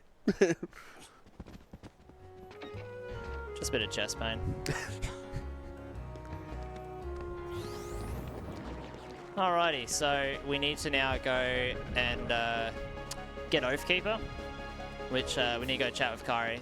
She was in the vacant house, and she somehow went to the other side of the map faster than what we can. It's just funny Kingdom Hearts stuff for you.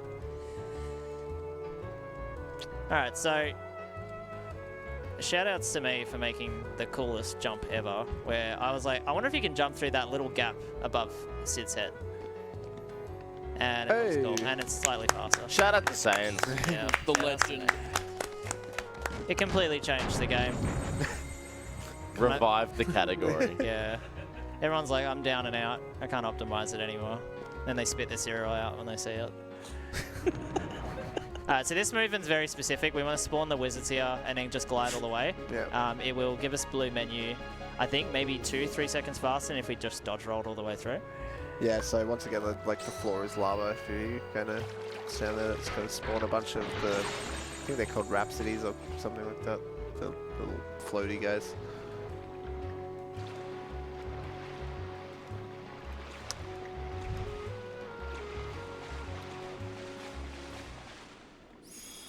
This is the trick where you can, in the HD version, if you talk to Kari and press dodge roll at the same time, and he'll roll into this cutscene without his force if you're in the Really area. funny. If you haven't seen it, check it out on YouTube or something. It breaks his neck and his head just like twists upside down and it goes all crazy. Is it called Stench? Is it the Stench? No, that's not Stench. That's the IRG It's just called glitch. the Oathkeeper glitch, I think, or something. Yeah, if you look up infinite roll glitch, you'll be able to see it. It's really.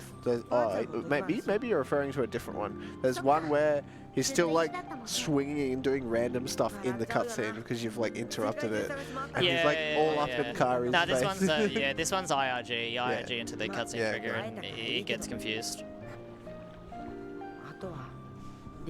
So now he's just saying, now we need to go get Riku back because he knows Riku's in a tough dilemma at the moment. Needs to go save him. So now he's explaining what happened when he lost his heart to darkness and trying to find his way back. And Kairi was the assist on that one. She dished the ball and saw it, got the 3-point shot off and came back. Do you want to read anything out, Noobs? Also going through this. I'd love to. So it turns out that when a certain really pivotal cutscene happened earlier in the run, Riku got a bit cocky and donated $2, saying, "Sora, look at me! I'm the Keyblade wielder now." Yeah. So you see how well that went for him. It's good to reiterate that we are AusSpeedruns, group doing speedrun events to raise money for charity. Charity partner for ASM2024 is Game on Cancer, charity funding early career cancer researchers working across all areas of cancer research in order to hopefully make this the very last generation to ever die from cancer. If you'd like to donate, you can go to donate.ausspeedruns.com. And if you're in Australia, you donate $10, you automatically go into the draw to possibly win one of our Steam game bundles. There are 5 different bundles available to win. Head on over to prizes.ausspeedruns.com if you want to check out what those are. Cool. So this is where he's telling her, like, Kari, you should stay behind, it's not safe, sort of thing. And she's like, promise me you'll be okay.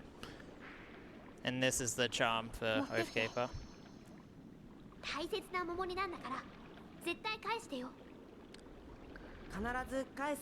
She's basically asking him to bring it back to her. That's my lucky charm, so make sure to bring it back to me. Yes, for that delivery. She's saying, wherever I go, my heart will always be with you. Some, what's the love dialogue there? I mean, not literally anymore, but figuratively. So I'm going to do a menu here. I'm going to equip all that stuff that I ignored earlier. That and that. Okay.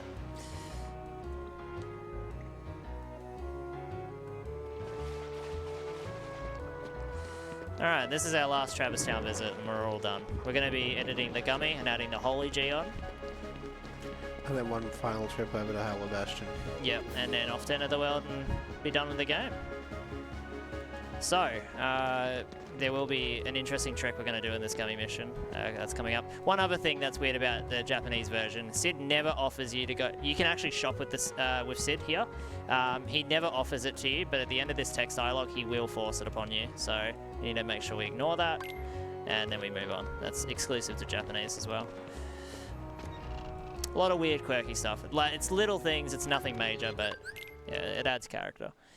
Alright, so last Gummy edit of the run. I'm going to be adding Holy G on. And because the path is like blocked now, he has to like actually go through it again. Does the glitch doesn't work on this, right? Yes, it does. Oh, it does, okay. Yeah.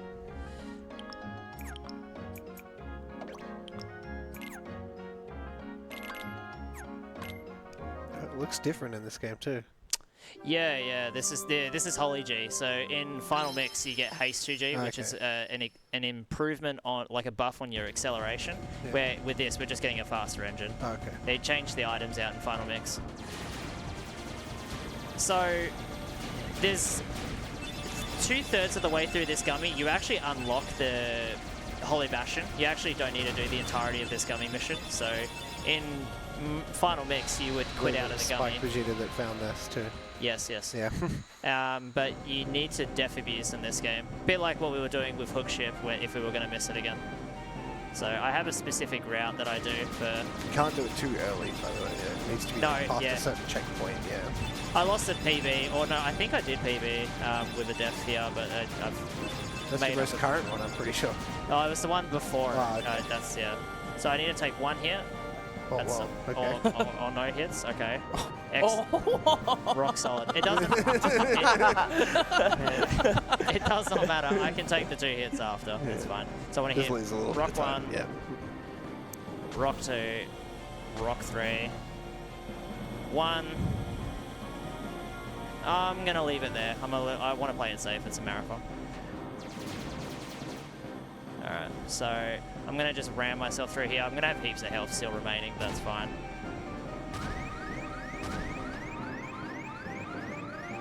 There we go. Yeah, this is the transition here. Yeah. Waiting for them to like spawn in now and then. Now I need to try and die. Okay. Apparently everything is just transparent now. Cool. It can be like that. Sometimes they register, sometimes they don't.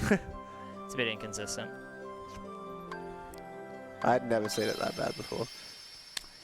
You went like straight through like 4 of them. Yeah, it happens.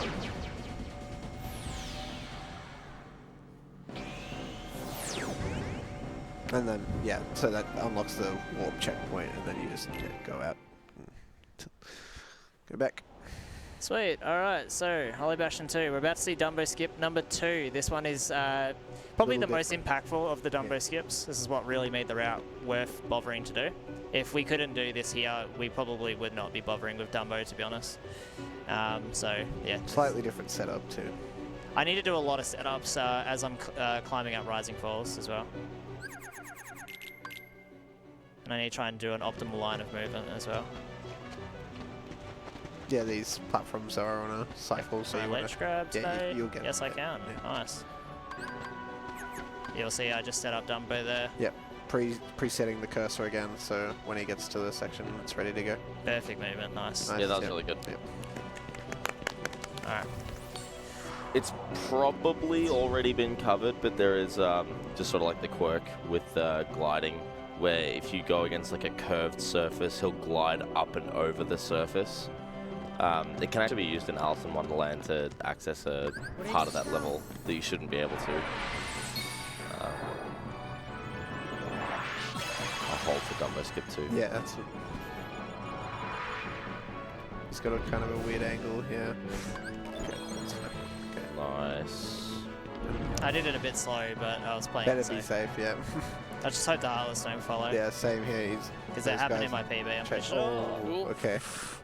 Oh my goodness. It was all manipulation to make them on this. Dude, my little heart. Sora has magnet hands, it's alright. Alright. So this is where that menu with Beast comes. Well, I mean, it came in handy for Dragon Maleficent as well, but it comes in handy here. We're about to see why. Alright, so I'm going to try and position my party in the center, with myself included. Basically, Heartless will go wherever all 3 people are. So if all 3 are in the middle, all the enemies will come into the center. I'm going to press triangle at a specific time. Beast should do a bellow and should defeat 80-90% of the enemies. There you go. Nice. Sometimes he will not. I think I did a bit too early there, but... Okay, it's fine. I don't want an ether. Yeah, if you pick up items, it's gonna mess up his menu. How you going, Goof?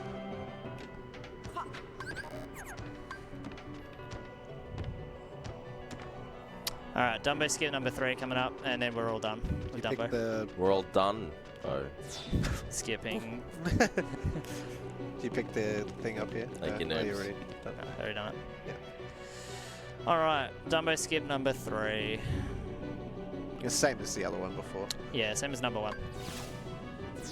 This one's a bit more annoying, so I think it has a defender in the way, which is a little annoying. But it's fun. I think the dragons are the most annoying. They seem to... I'm having issues with them clipping me.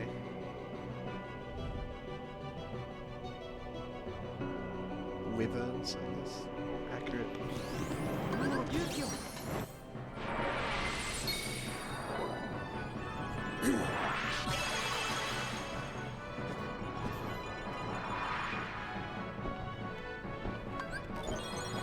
Yeah, the biggest difference between this and first Holy Bastion is first Holy Bastion you did like 4 or 5 bosses. This only has 1 boss at the very top of Holy Bastion, so it's a lot quicker overall. Yeah, it's just the main time is just getting here. Yeah. Like going all the way to Travis Turn, getting all the stuff, setting up the gummy, etc.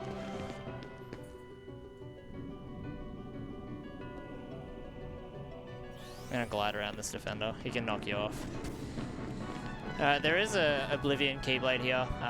We don't need it in Japanese because we have hit our strength cap. We can do as much damage as possible at this point in the game without, you know, obviously being super over-leveled and stuff like that. So Oblivion just does nothing to help us. It gives us less MP, so it means we can do less damage efficiently. So skip that and just go straight in.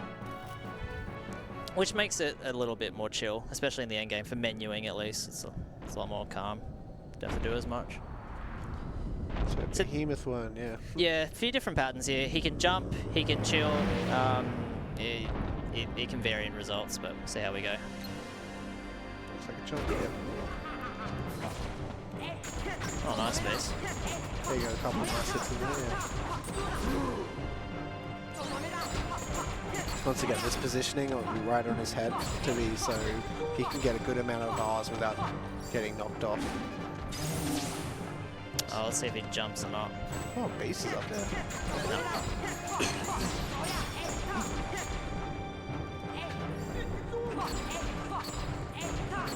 Base is in such a bad position, so he's doing no damage. Yep, he's like behind him, yeah. Alright, so now Behemoth should do a jump here. Yep, there it is. Oh, I nearly died there. Yeah. I'm gonna just play it safe here.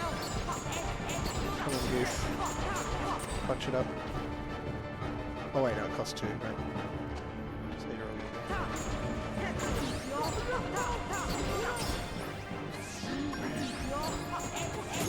Terrible fight, but whatever through.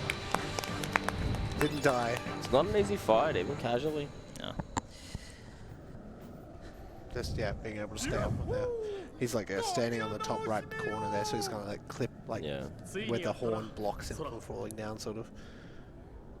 Alright, so we're coming up to the unskippable cutscene, which ironically all of them are, but this one is the most famous because you can't skip it in any version except the PS2 version on CSR. The only version speedrun of KH1 that can skip this upcoming cutscene. No idea why. There's a bunch of theories, but no one really knows why they made this one unskippable in particular. But in CSR you can skip it, so go PS2. I'll take my last break during this. Sweet. No worries. And then, yeah, Final World. This is where it gets really difficult. I know I was saying endgame's hard, but the part of endgame that is hard is this world coming up. This is where it's really different.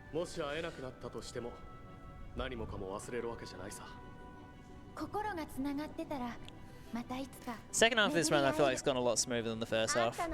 Yeah. All in all. The first half was really rough. The early game was just, I don't know what it was. It was just trying to adjust, I guess. But I think once you got past Lockshot Barrel, things got a lot better. Yeah, That's I a agree. great point, yeah. Yeah, I just felt really off rhythm when I was doing combos at the start. I mean, you did get fairly unlucky too Yeah. in a lot of instances.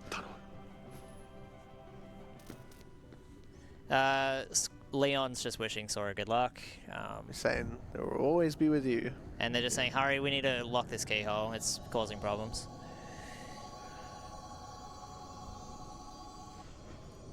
This is the Final Fantasy character's home world.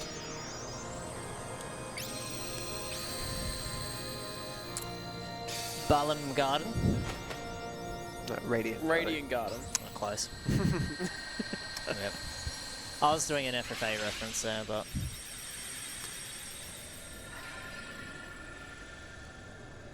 Alright, cool.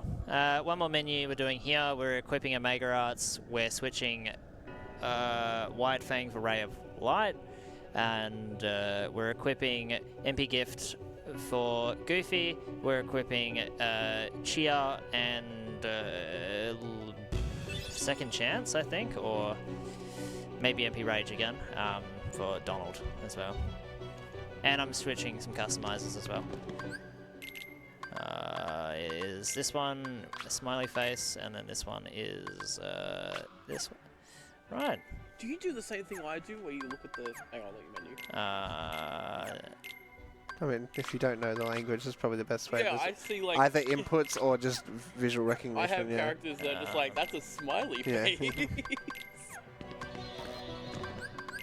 feel like there was something wrong in that menu there, and I'm trying to think. What? Something felt weird about that menu. I wasn't quite comfortable with it. Oh well.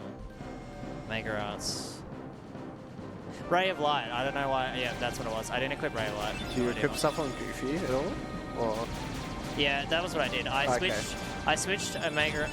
I switched like White Fang for a Mega Arts, and then I went to Brave Warrior and I went, let's switch it for White Fang. I'm pretty sure. Or I don't know. I did something really weird there. I did not like that. I need to fix it. Because we're at the strength cap again, so we might as well have an extra bar of MP.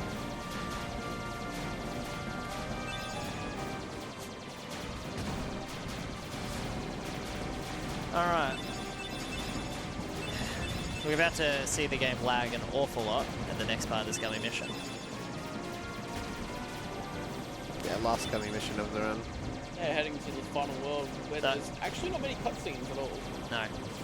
Yeah. We hug left here just to try and push all the AI to the left, so we have it free. Very laggy. Wow. Okay, it just...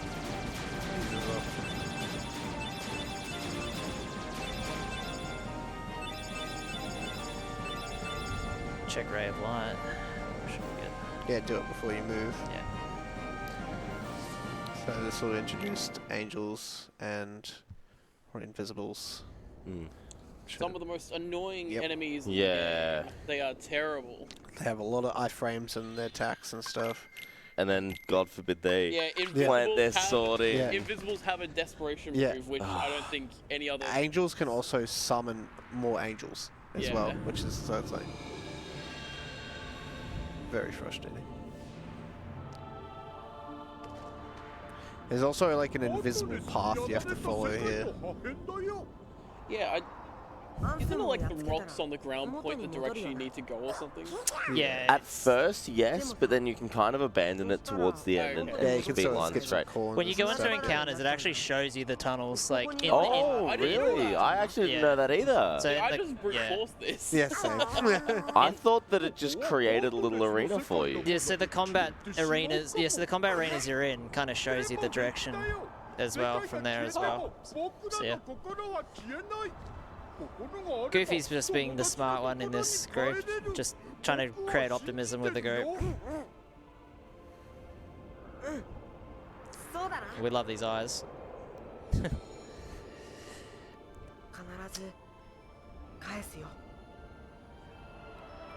Alright, one of the worst fights right here. See how lucky or unlucky we get. This is all based on party members' movement here. We want Goofy and Donald to stay still, so they come in like that. But the gravity did not catch everyone there.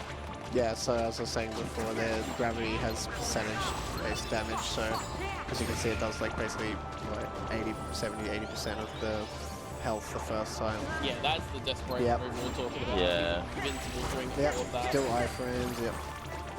We got a Gale. I'm gonna grab it. Alright, so this has a power-up. And then the next item has Mega an elixir. Yeah. Or a Mega Elixir, maybe. Yeah, one or the other. Can't remember. Yes. And now we're going to equip the power-up. Otherwise, I'll forget.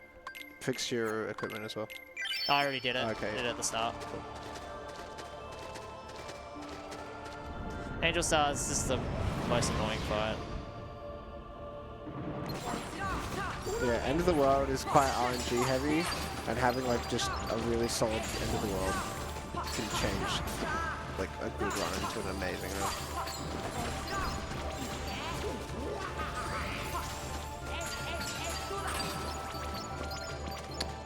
Interesting. I came up with, I decided I was not going to do the group gravities, so I was like, I'll just do one by one by one. That went a bit smoother, which was good.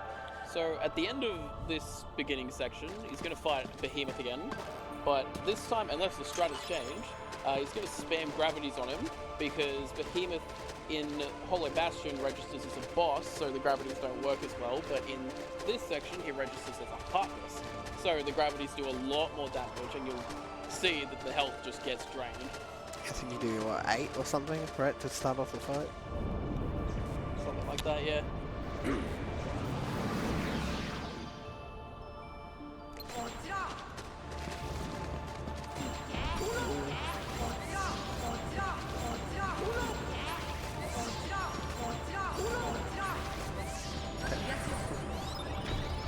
As you can see, already down to 2 bars. This green cell is the last bar. About to see a lot of lag here when I defeat this boss. That was pretty good though. Oh my god. Look at this island. They forgot to remove this. Yeah, it's just one of the ones they missed. In English, they polished it up.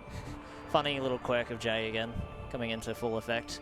A lot of people, a lot of runners in the PSC community like to call this the beta release because it's not quite as Got all polished. those little, Yeah. things in it. Some say Sora's mum is on that island. Yeah. Might be. In the chest? Yeah. Yes. Yes, of course. Oh my god. So I'm going to set up Simba here.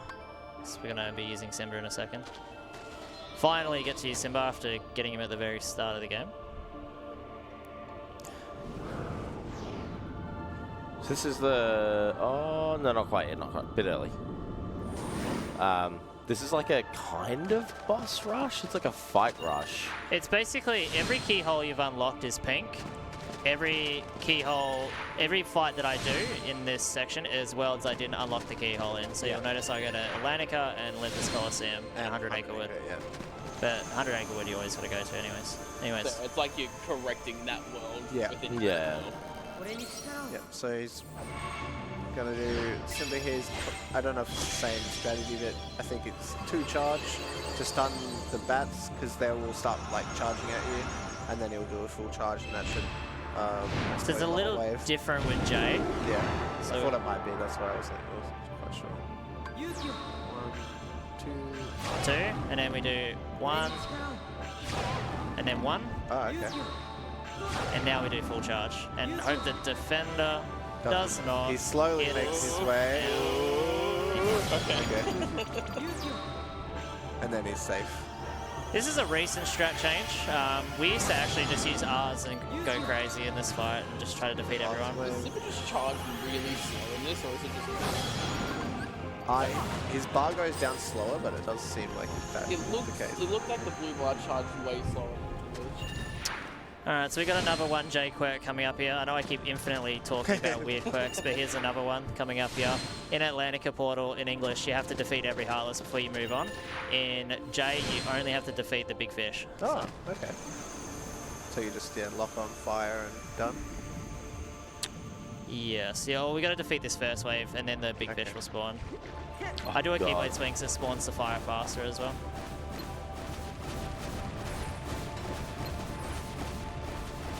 Alright, so here we go. One gravity and then fire. Oh, I had the lock on. What am I doing? Alright, there we go. And we're done. Yeah, the flash is the indicator that you're good to go.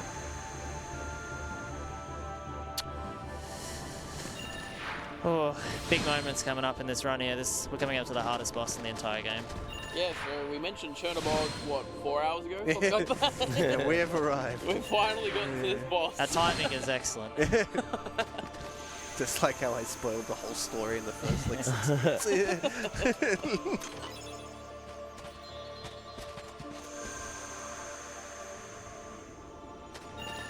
Alright, before that we need to go to the laboratory, or whatever you want to call it, Ansem's lab. Oh, don't get me started on this room. This room's a bit of a mystery. Oh, we actually know now. Due to the phone games.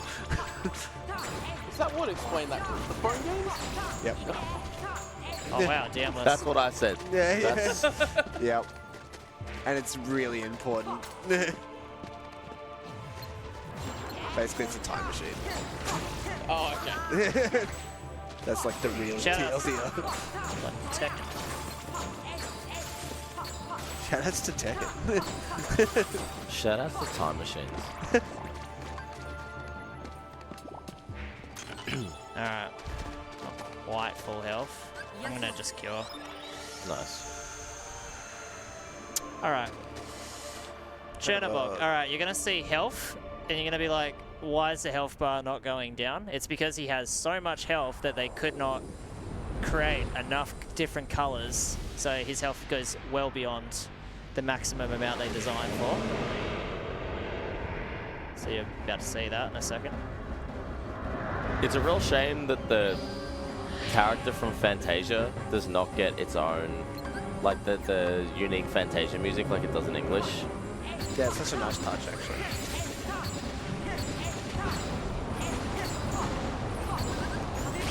Arrow. And he just did like a little damage cancel there. As you start up your arrow, if you take a hit, it still goes off.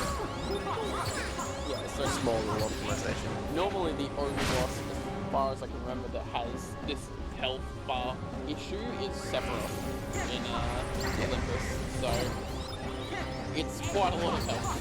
Which is he's intended to be, you know. Yeah, he's meant to be the super boss of the game.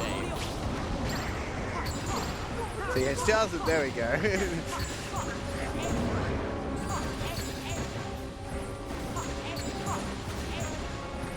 You can't hit him from the back of the head very well in Japanese. Unfortunately, yeah. Yeah, in English, they tend to try and like get behind his neck there so he doesn't get pushed away because there's a wall behind it. Oh, you get like pushed back into that instead. Double fire again. It's quite difficult for Japanese. It's really important to keep up error as well. If you get caught off guard as the arrow comes down and you get caught by a fire and you're like third, it does wipe down. He's looking pretty good here though, healthy. Doesn't have the error up now here, but he'll try and do the damage cancel again probably. Last wave, maybe he'll agree with. Nah, he'll probably just full send. Yeah. Pretty good. Oh, what a relief. Yeah, getting that first try is going to feel good. Yep. Yes. And it was, like, not a bad fight. Yeah. We come up to a very famous room now, Final Breath. There are, what, 8 waves of Heartless or something like that? I There's spent like 100 Heartless. hours It's so when bad. getting the Unchanging Armor trophy. This took, because I didn't know about Simba. Yeah. So this took me so long. Fun fact, this is where I soft reset by accident 6.5 hours into a Kingdom Hearts 2 E-run. Little fact about Jay here, you usually have a flying, like when you spawn in this room you're flying, and Jay you're not. You can activate it though. Another I thought that's funny what you little just quirk. equipped, yeah. But that's super glide, I think. That's super glide for this movement. Yeah, like the flying ability that's from Neverland. Yeah. Alright. Final rest time. Lots of invisibles. Oh, I'll start with the Behemoth, and then... oh, love that. It's Behemoth, and then the bomb-looking thing. Dark Balls. Dark, yeah. And then Angels, and then Invisibles. He wants to make sure he finishes the Dark Balls with the right amount of MP. He needs to summon Simba immediately. Otherwise, you don't stun the enemies coming into the next wave. Just one down. Yeah. And yeah, why it's so terribly casually is if you kill the Behemoth and then you kill like the first 5 waves and then die, you have to do all of it again. Yeah, no cutscenes, so continue sets you back to the start of the room. Yeah. You would think it'd be like each time one of these fragments comes off, it'd be like a checkpoint, right? Like a checkpoint or something, you, yeah. You would think so, but it's not the case. So yeah, be after this wave, he'll be trying to set it up, I believe. So you want to make sure that... Oh yeah, true, yeah. So he'll destroy this wave with fireballs, and then he's going to go to the back of the room, yeah. So they're all going to charge in, and he wants to try and get as many of them as he can with gravity. Yeah, so... pretty good, I would say. Okay. He needs to make sure he ends the right amount of MP. Yep. Oh, there's one left. And you need to make sure you don't go into it too early, because then if you do, it's all over. Yeah. Yeah. That is the last one, so he's being really careful here to set it up. And he also needs to be towards the door there. It's another J quirk that he mentioned to me earlier. And the reason why he's pausing as he summons is because the game will still load the summon when it's paused. So, but the enemies won't move around and everything, so they won't spawn properly, which means that he just gets Simba out a little bit earlier.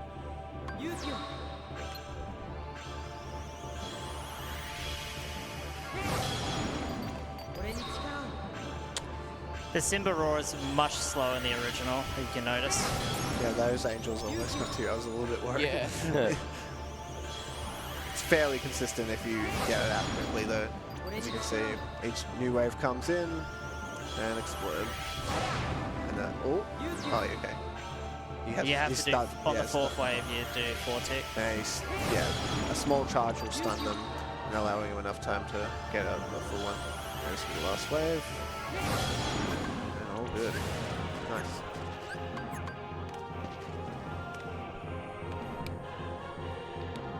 Alright, time for Ansem. Yeah, Ansem 1 is a sort of a weird one. He kind of feels quite a bit different to the rest of the Ansems. You're not fighting Ansem, you're fighting the terrain. Yeah. There's a lot of weird slopes and your combos slopes. gets cancelled, and then he can just start flying off. If he like moves horizontally when he's up high, he'll just maintain that height, and it's really hard to hit him, and it's not possible to hit him with R's. So just setting up his last little equipment setup for the rest of the game, filling out his, ethers and mega elixirs he's picked up along the way. And to go through this door, you can't re-menu, so you need to make sure you. But you can re-menu after this door. You just can't return to this place. Yeah. I think there's one more place where you can after Ansem. Yeah. Which I think you use a cottage or something. Yeah. Correct. And we equipped Goofy Tornado. Yep. That's the final menu of the game. So yeah, Liquid was mentioning you're fighting to the terrain to a degree. So we're back at Destiny Islands with that sweeping shoreline. And Billy Zane, aka Ansem, we're going to have to fight him and the Heartless Guardian, who sort of sits behind him. Come Guardian. Come Guardian. Come Guardian. Submit! You want some spoilers? Lore? The Guardian's actually Terror. Really? Yeah. Ooh. Yeah. That made Noob sneeze. Intense. So what Saiyanz is going to look to do is basically drag Ansem over to the back corner of there'd be like a this little area. ledge where you can keep him in Yeah, there. and Ars Arcanum combo him into the corner, walk around him quickly while Ars ends, and do that again. Yeah, because it's guaranteed the Guardian will do like a swipe attack. Yeah, or or he'll like put himself in front to block attacks. yeah. But that won't block Ars, which is something that Saiyanz taught me when I was trying to beat this game. Ours is really strong. It's crazy how good it is. It's so busted. There are other limits as well, but yeah, They're all terrible. some of them are okay. Strike Raid and Sonic Dash are pretty terrible. Yeah, those ones in particular. Ragnarok's good. All right. Another iconic cutscene in this game. Yeah.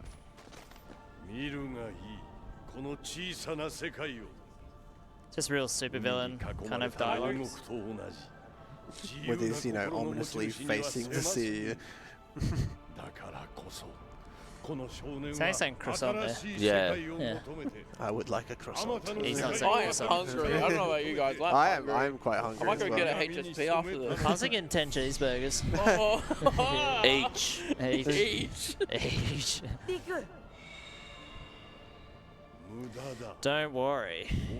Your heart will not... No, I can't remember that line. Good work.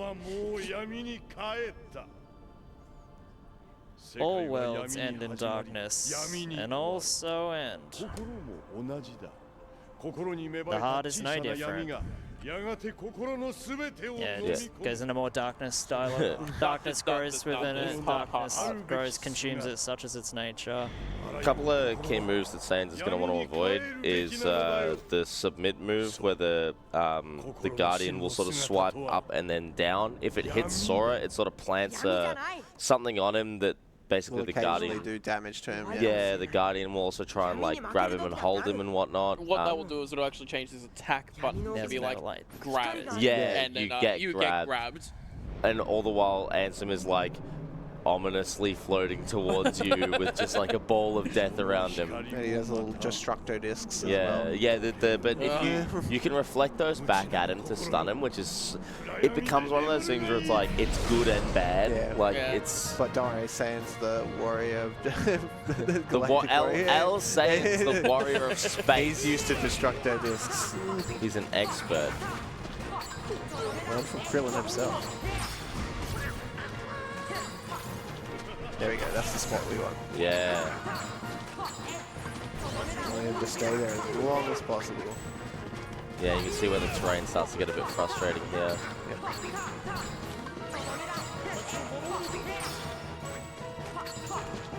Been fantastic so far. Yeah. That's exactly what we want to see so far.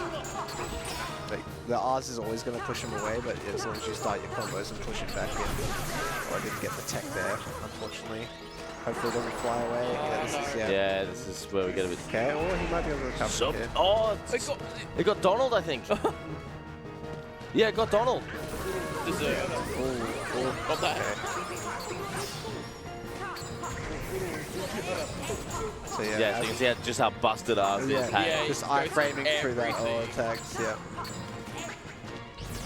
Okay, yeah, it's getting a little bit out of hand now. Yeah, as you can see, it's way too high He's there. doing really well to try and keep him in there. Yeah, there's a lot of manipulation and positioning, yeah. Yeah, that was another submit.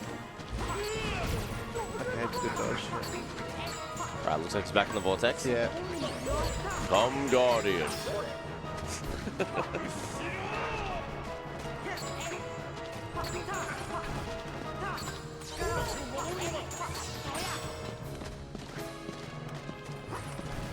Nice. Yeah, nice when he does that little back dash. Oh! Yeah, Donald or Goofy got hit. I think it was Goofy. No. It was Goofy. Nice. Got through Ansem 1. Bit rough on the terrain, but Yeah, it was a slow fight. The first half was fantastic. I controlled his positioning perfectly. Yeah. I just got unlucky. Yeah. Last menu of the game, I'm equipping Cottage and Tornado. We're going to be doing a double DM skip. I'm not going to bother to try and explain it. I'm going to just try focus on doing it. Yep. So I'll leave No that. worries, homie. But before I can Anthem try 2, my best. we are bringing back an old friend, Darkseid. This it's is the also exact same where fight. it's also where like 90% of people just got really annoyed, and you'll see why. Yeah, this is like the beginning of the boss rush, essentially. So if you died at any of this, you have to go back and start it again. It's this right here. All right. Yeah, we're fighting solo from now on. Bonk.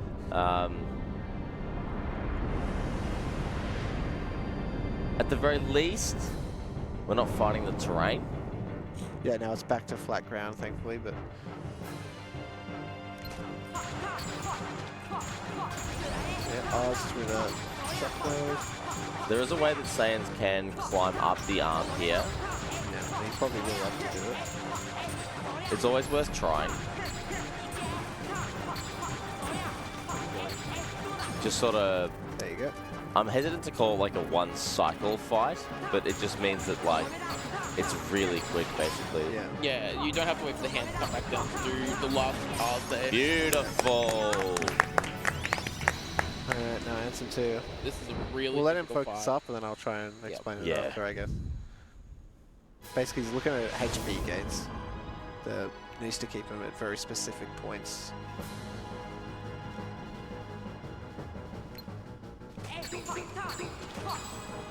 Same concept for combos as well as the Anson one. You know, when he does the front or the block, go around. Oh, he's got the HP thing too.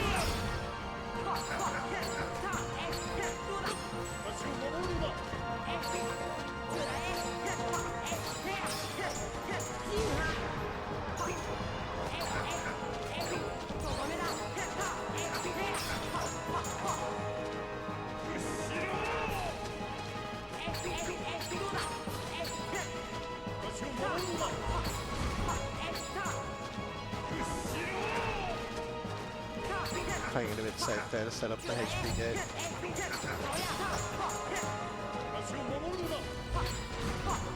Nice dodge. And he should be clear now. Because after he gets past the zone. Nice! Well done, That was man. really Yeah. good. Super clean. All right, who wants to explain how that works? Oh, well, I You're did up, Blade. sort of briefly, but okay. So, when he has 2 bars left is when he'll start DMing again. So you want to make sure that's why he rolled back when he had that a little bit at the top of the end of the bar, because he wanted to make sure he went for a move before he set it, gets, and then he does enough damage to push him past that thing. And there's 2 segments for that. But yeah, well done, Saiyanz. There you go. Very difficult strategy.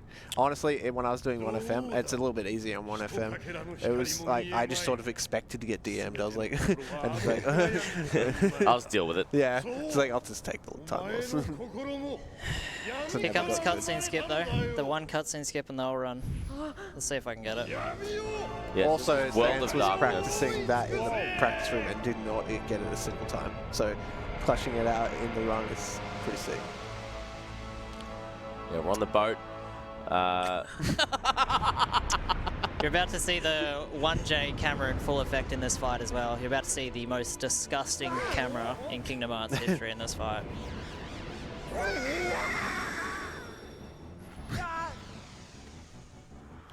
Giving up now, Sora. I can't remember. Thought what you it were says. stronger than that. In the Riku data battle in KH3, he references that. He's like, Oh, whenever yeah. you die to that fight, it's alright, I thought you were stronger than that.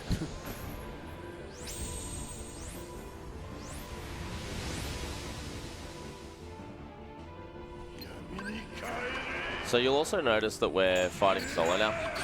Saiyanz has lost party members.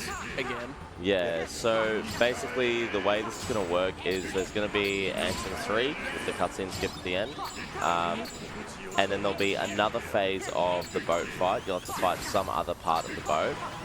There will be these portals he goes into as well. There's many sections too. Yeah. And that's when you retrieve your party. Yeah, members. you get a party member back each phase, and then you do one final fight against Ansem that looks very similar to this again. but with some more stuff going on. Okay, am I cooked, or is like Sora tiny against Answer more so than usual, or is this the camera? No, angle? I think it's the camera. Okay. I can That see is- what you're getting It's at. a but terrible yeah. camera angle. Yeah. Do you have leaf bracer? No, not at this point. That's I think that's a staff route. Okay. Do you get those braces? Okay. Alright, here we go. Now Saiyans going to set up the cutscene. They're going to try and do like a very specific timing here. No. The camera angle went just completely haywire. Yeah, Couldn't position it. Yeah, he wants to do like a swing there, and if It's like an aerial You swing. can touch It will the skip us loading. all, You can yeah. touch the loading zone as it's like spawning in, so you skip this entire cutscene. Yeah.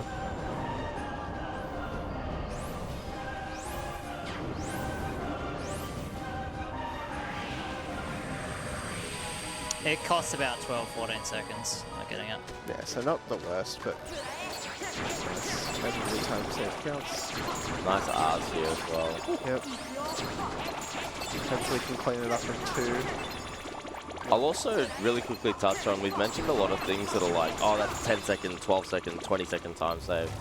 In a run of this length, it doesn't particularly seem that impactful, but if you actually look at the top 3 times in the English category, for example, and you look at how close they are, like any 1 or 2 of those time saves could change. The big thing about this game as well is it's not actually 5 hours of gameplay. Yeah, exactly, So exactly, you're right? Not really, yeah.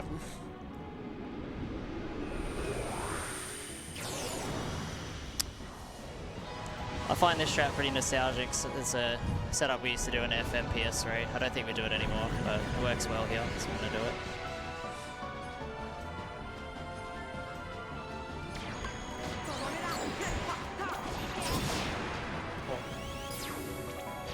Yeah, so he wants to lag land so he can actually do Oz, and it's very awkward terrain, but yeah, that was nice. Yep. That was really Nice. Notice all the item drops. They're They super dropped high. so much. Like, it's pretty generous in 1FM, but yeah, this is In great. J, it's another level. Oh, Hello. okay. Uh, Almost got blown away there, too. So we get Goofy back. Which is really good because we get MP give. Yeah, so just so good as well, because it just means you're not spending the time throwing the EPs yourself. Like, yeah, you can probably afford it, but...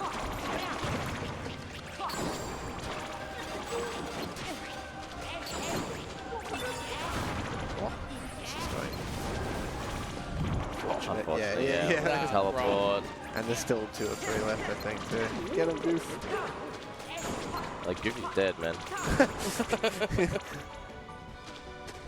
And then, so yeah, a little portal is gonna pop up in the center of the room. Take a look for him, maybe? Yeah. So get Goofy ready to go for face, I guess you call it. Yeah. Do you do R's face Boat in this? face. Yeah, you can do combos. It's slightly slower. I'll take the risk and go for it. So we've got 1 of our party members back.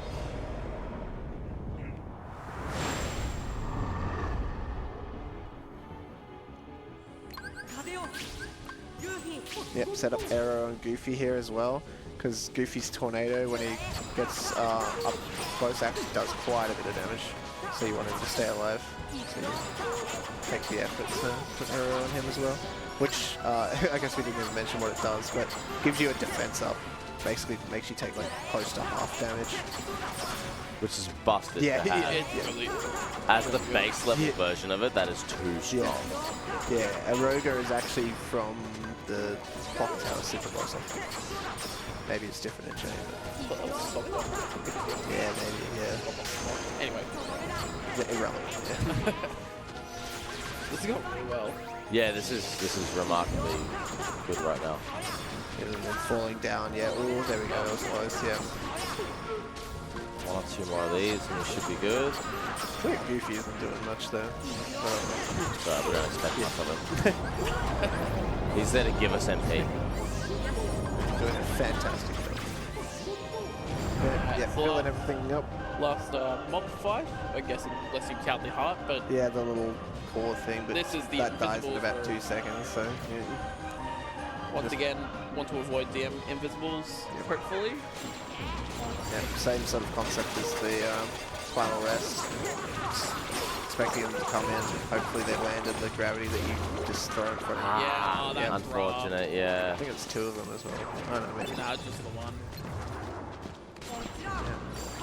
Okay, at least caught it with the gravity there. They can. See Saiyanz head to the center of the room to sort of preempt the portal. Yeah. Alright, so we're going to take out the core of the boat and then Ansem 4. And then that will be it. Yeah. Yeah, last hit of Ansem is time. So not hugely soon.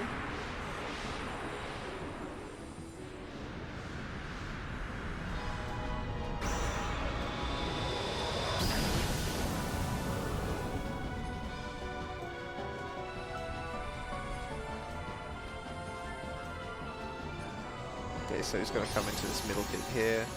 Just go straight for the. You can kill all these like the little guys down there, but if you just kill the middle thing. Yeah, the heart takes 3 gravities and a couple of hits, so Yeah. it'll die very quickly. Kind of anticlimactic, really. And yeah. Yeah, you see Saiyanz setting up for the next menu as well. Yep. Getting all these teammates, Megalix are there, get everyone topped off, try and get as much damage from them as you can. This is one of the most important fights for Goofy to use Tornado. Yep. Because he's just got so much, like, mobility in the air that he can just Tornado over and over again. It will drain his health. I technically made a mistake there, but that's all good. I was one item over, I overused an item. That's all good. You've got what left, Brett? No, like I used it the last Okay. one. Alright, so time will be when this Ansem health bar, when the health bar is green and it drops to 0. Yeah. Yeah. It will come up relatively quickly when we get there, sort of thing. Yeah, so unlike in KH2, you don't need a finishing hit to clean the boss, so any little hit from anybody will finish it up.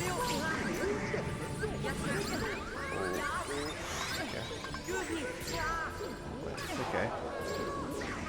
Yeah, so this this version of the Ansem fight not quite as nice as the one from before. Goofy being really nice with the tornadoes though, which is good. Nice, Goofy. Go down, do it. Get in there. There we go. Alright, last health bar coming up on time. Oh, playing a bit risky there, like you got the power, yeah.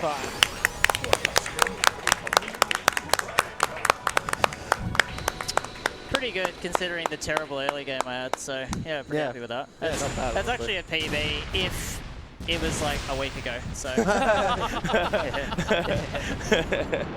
Yeah, I got like a 5:12 something something and then a 5:10 something something, so yeah, not a PB, but pretty close considering. Yeah. Really well done. Yeah. Deathless too. Yeah. Yep. Yeah. Second half was really good. First half I don't know, I felt really out of rhythm with the timing, but I figured it out. Yeah, so I got a lot better as time went on, so yeah. How are we doing on schedule? I'd probably put a bit in front, didn't it? Or did it catch us up?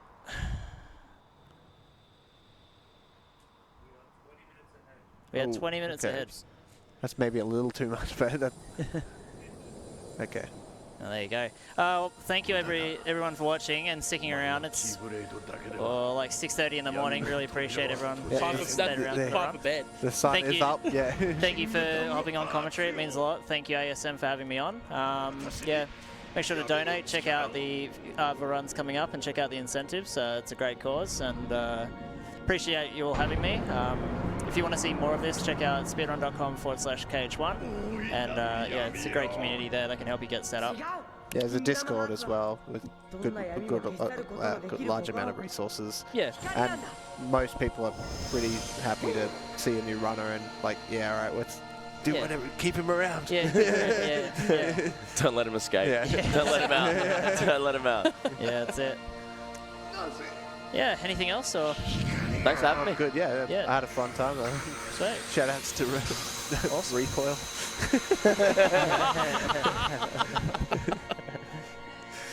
Yeah.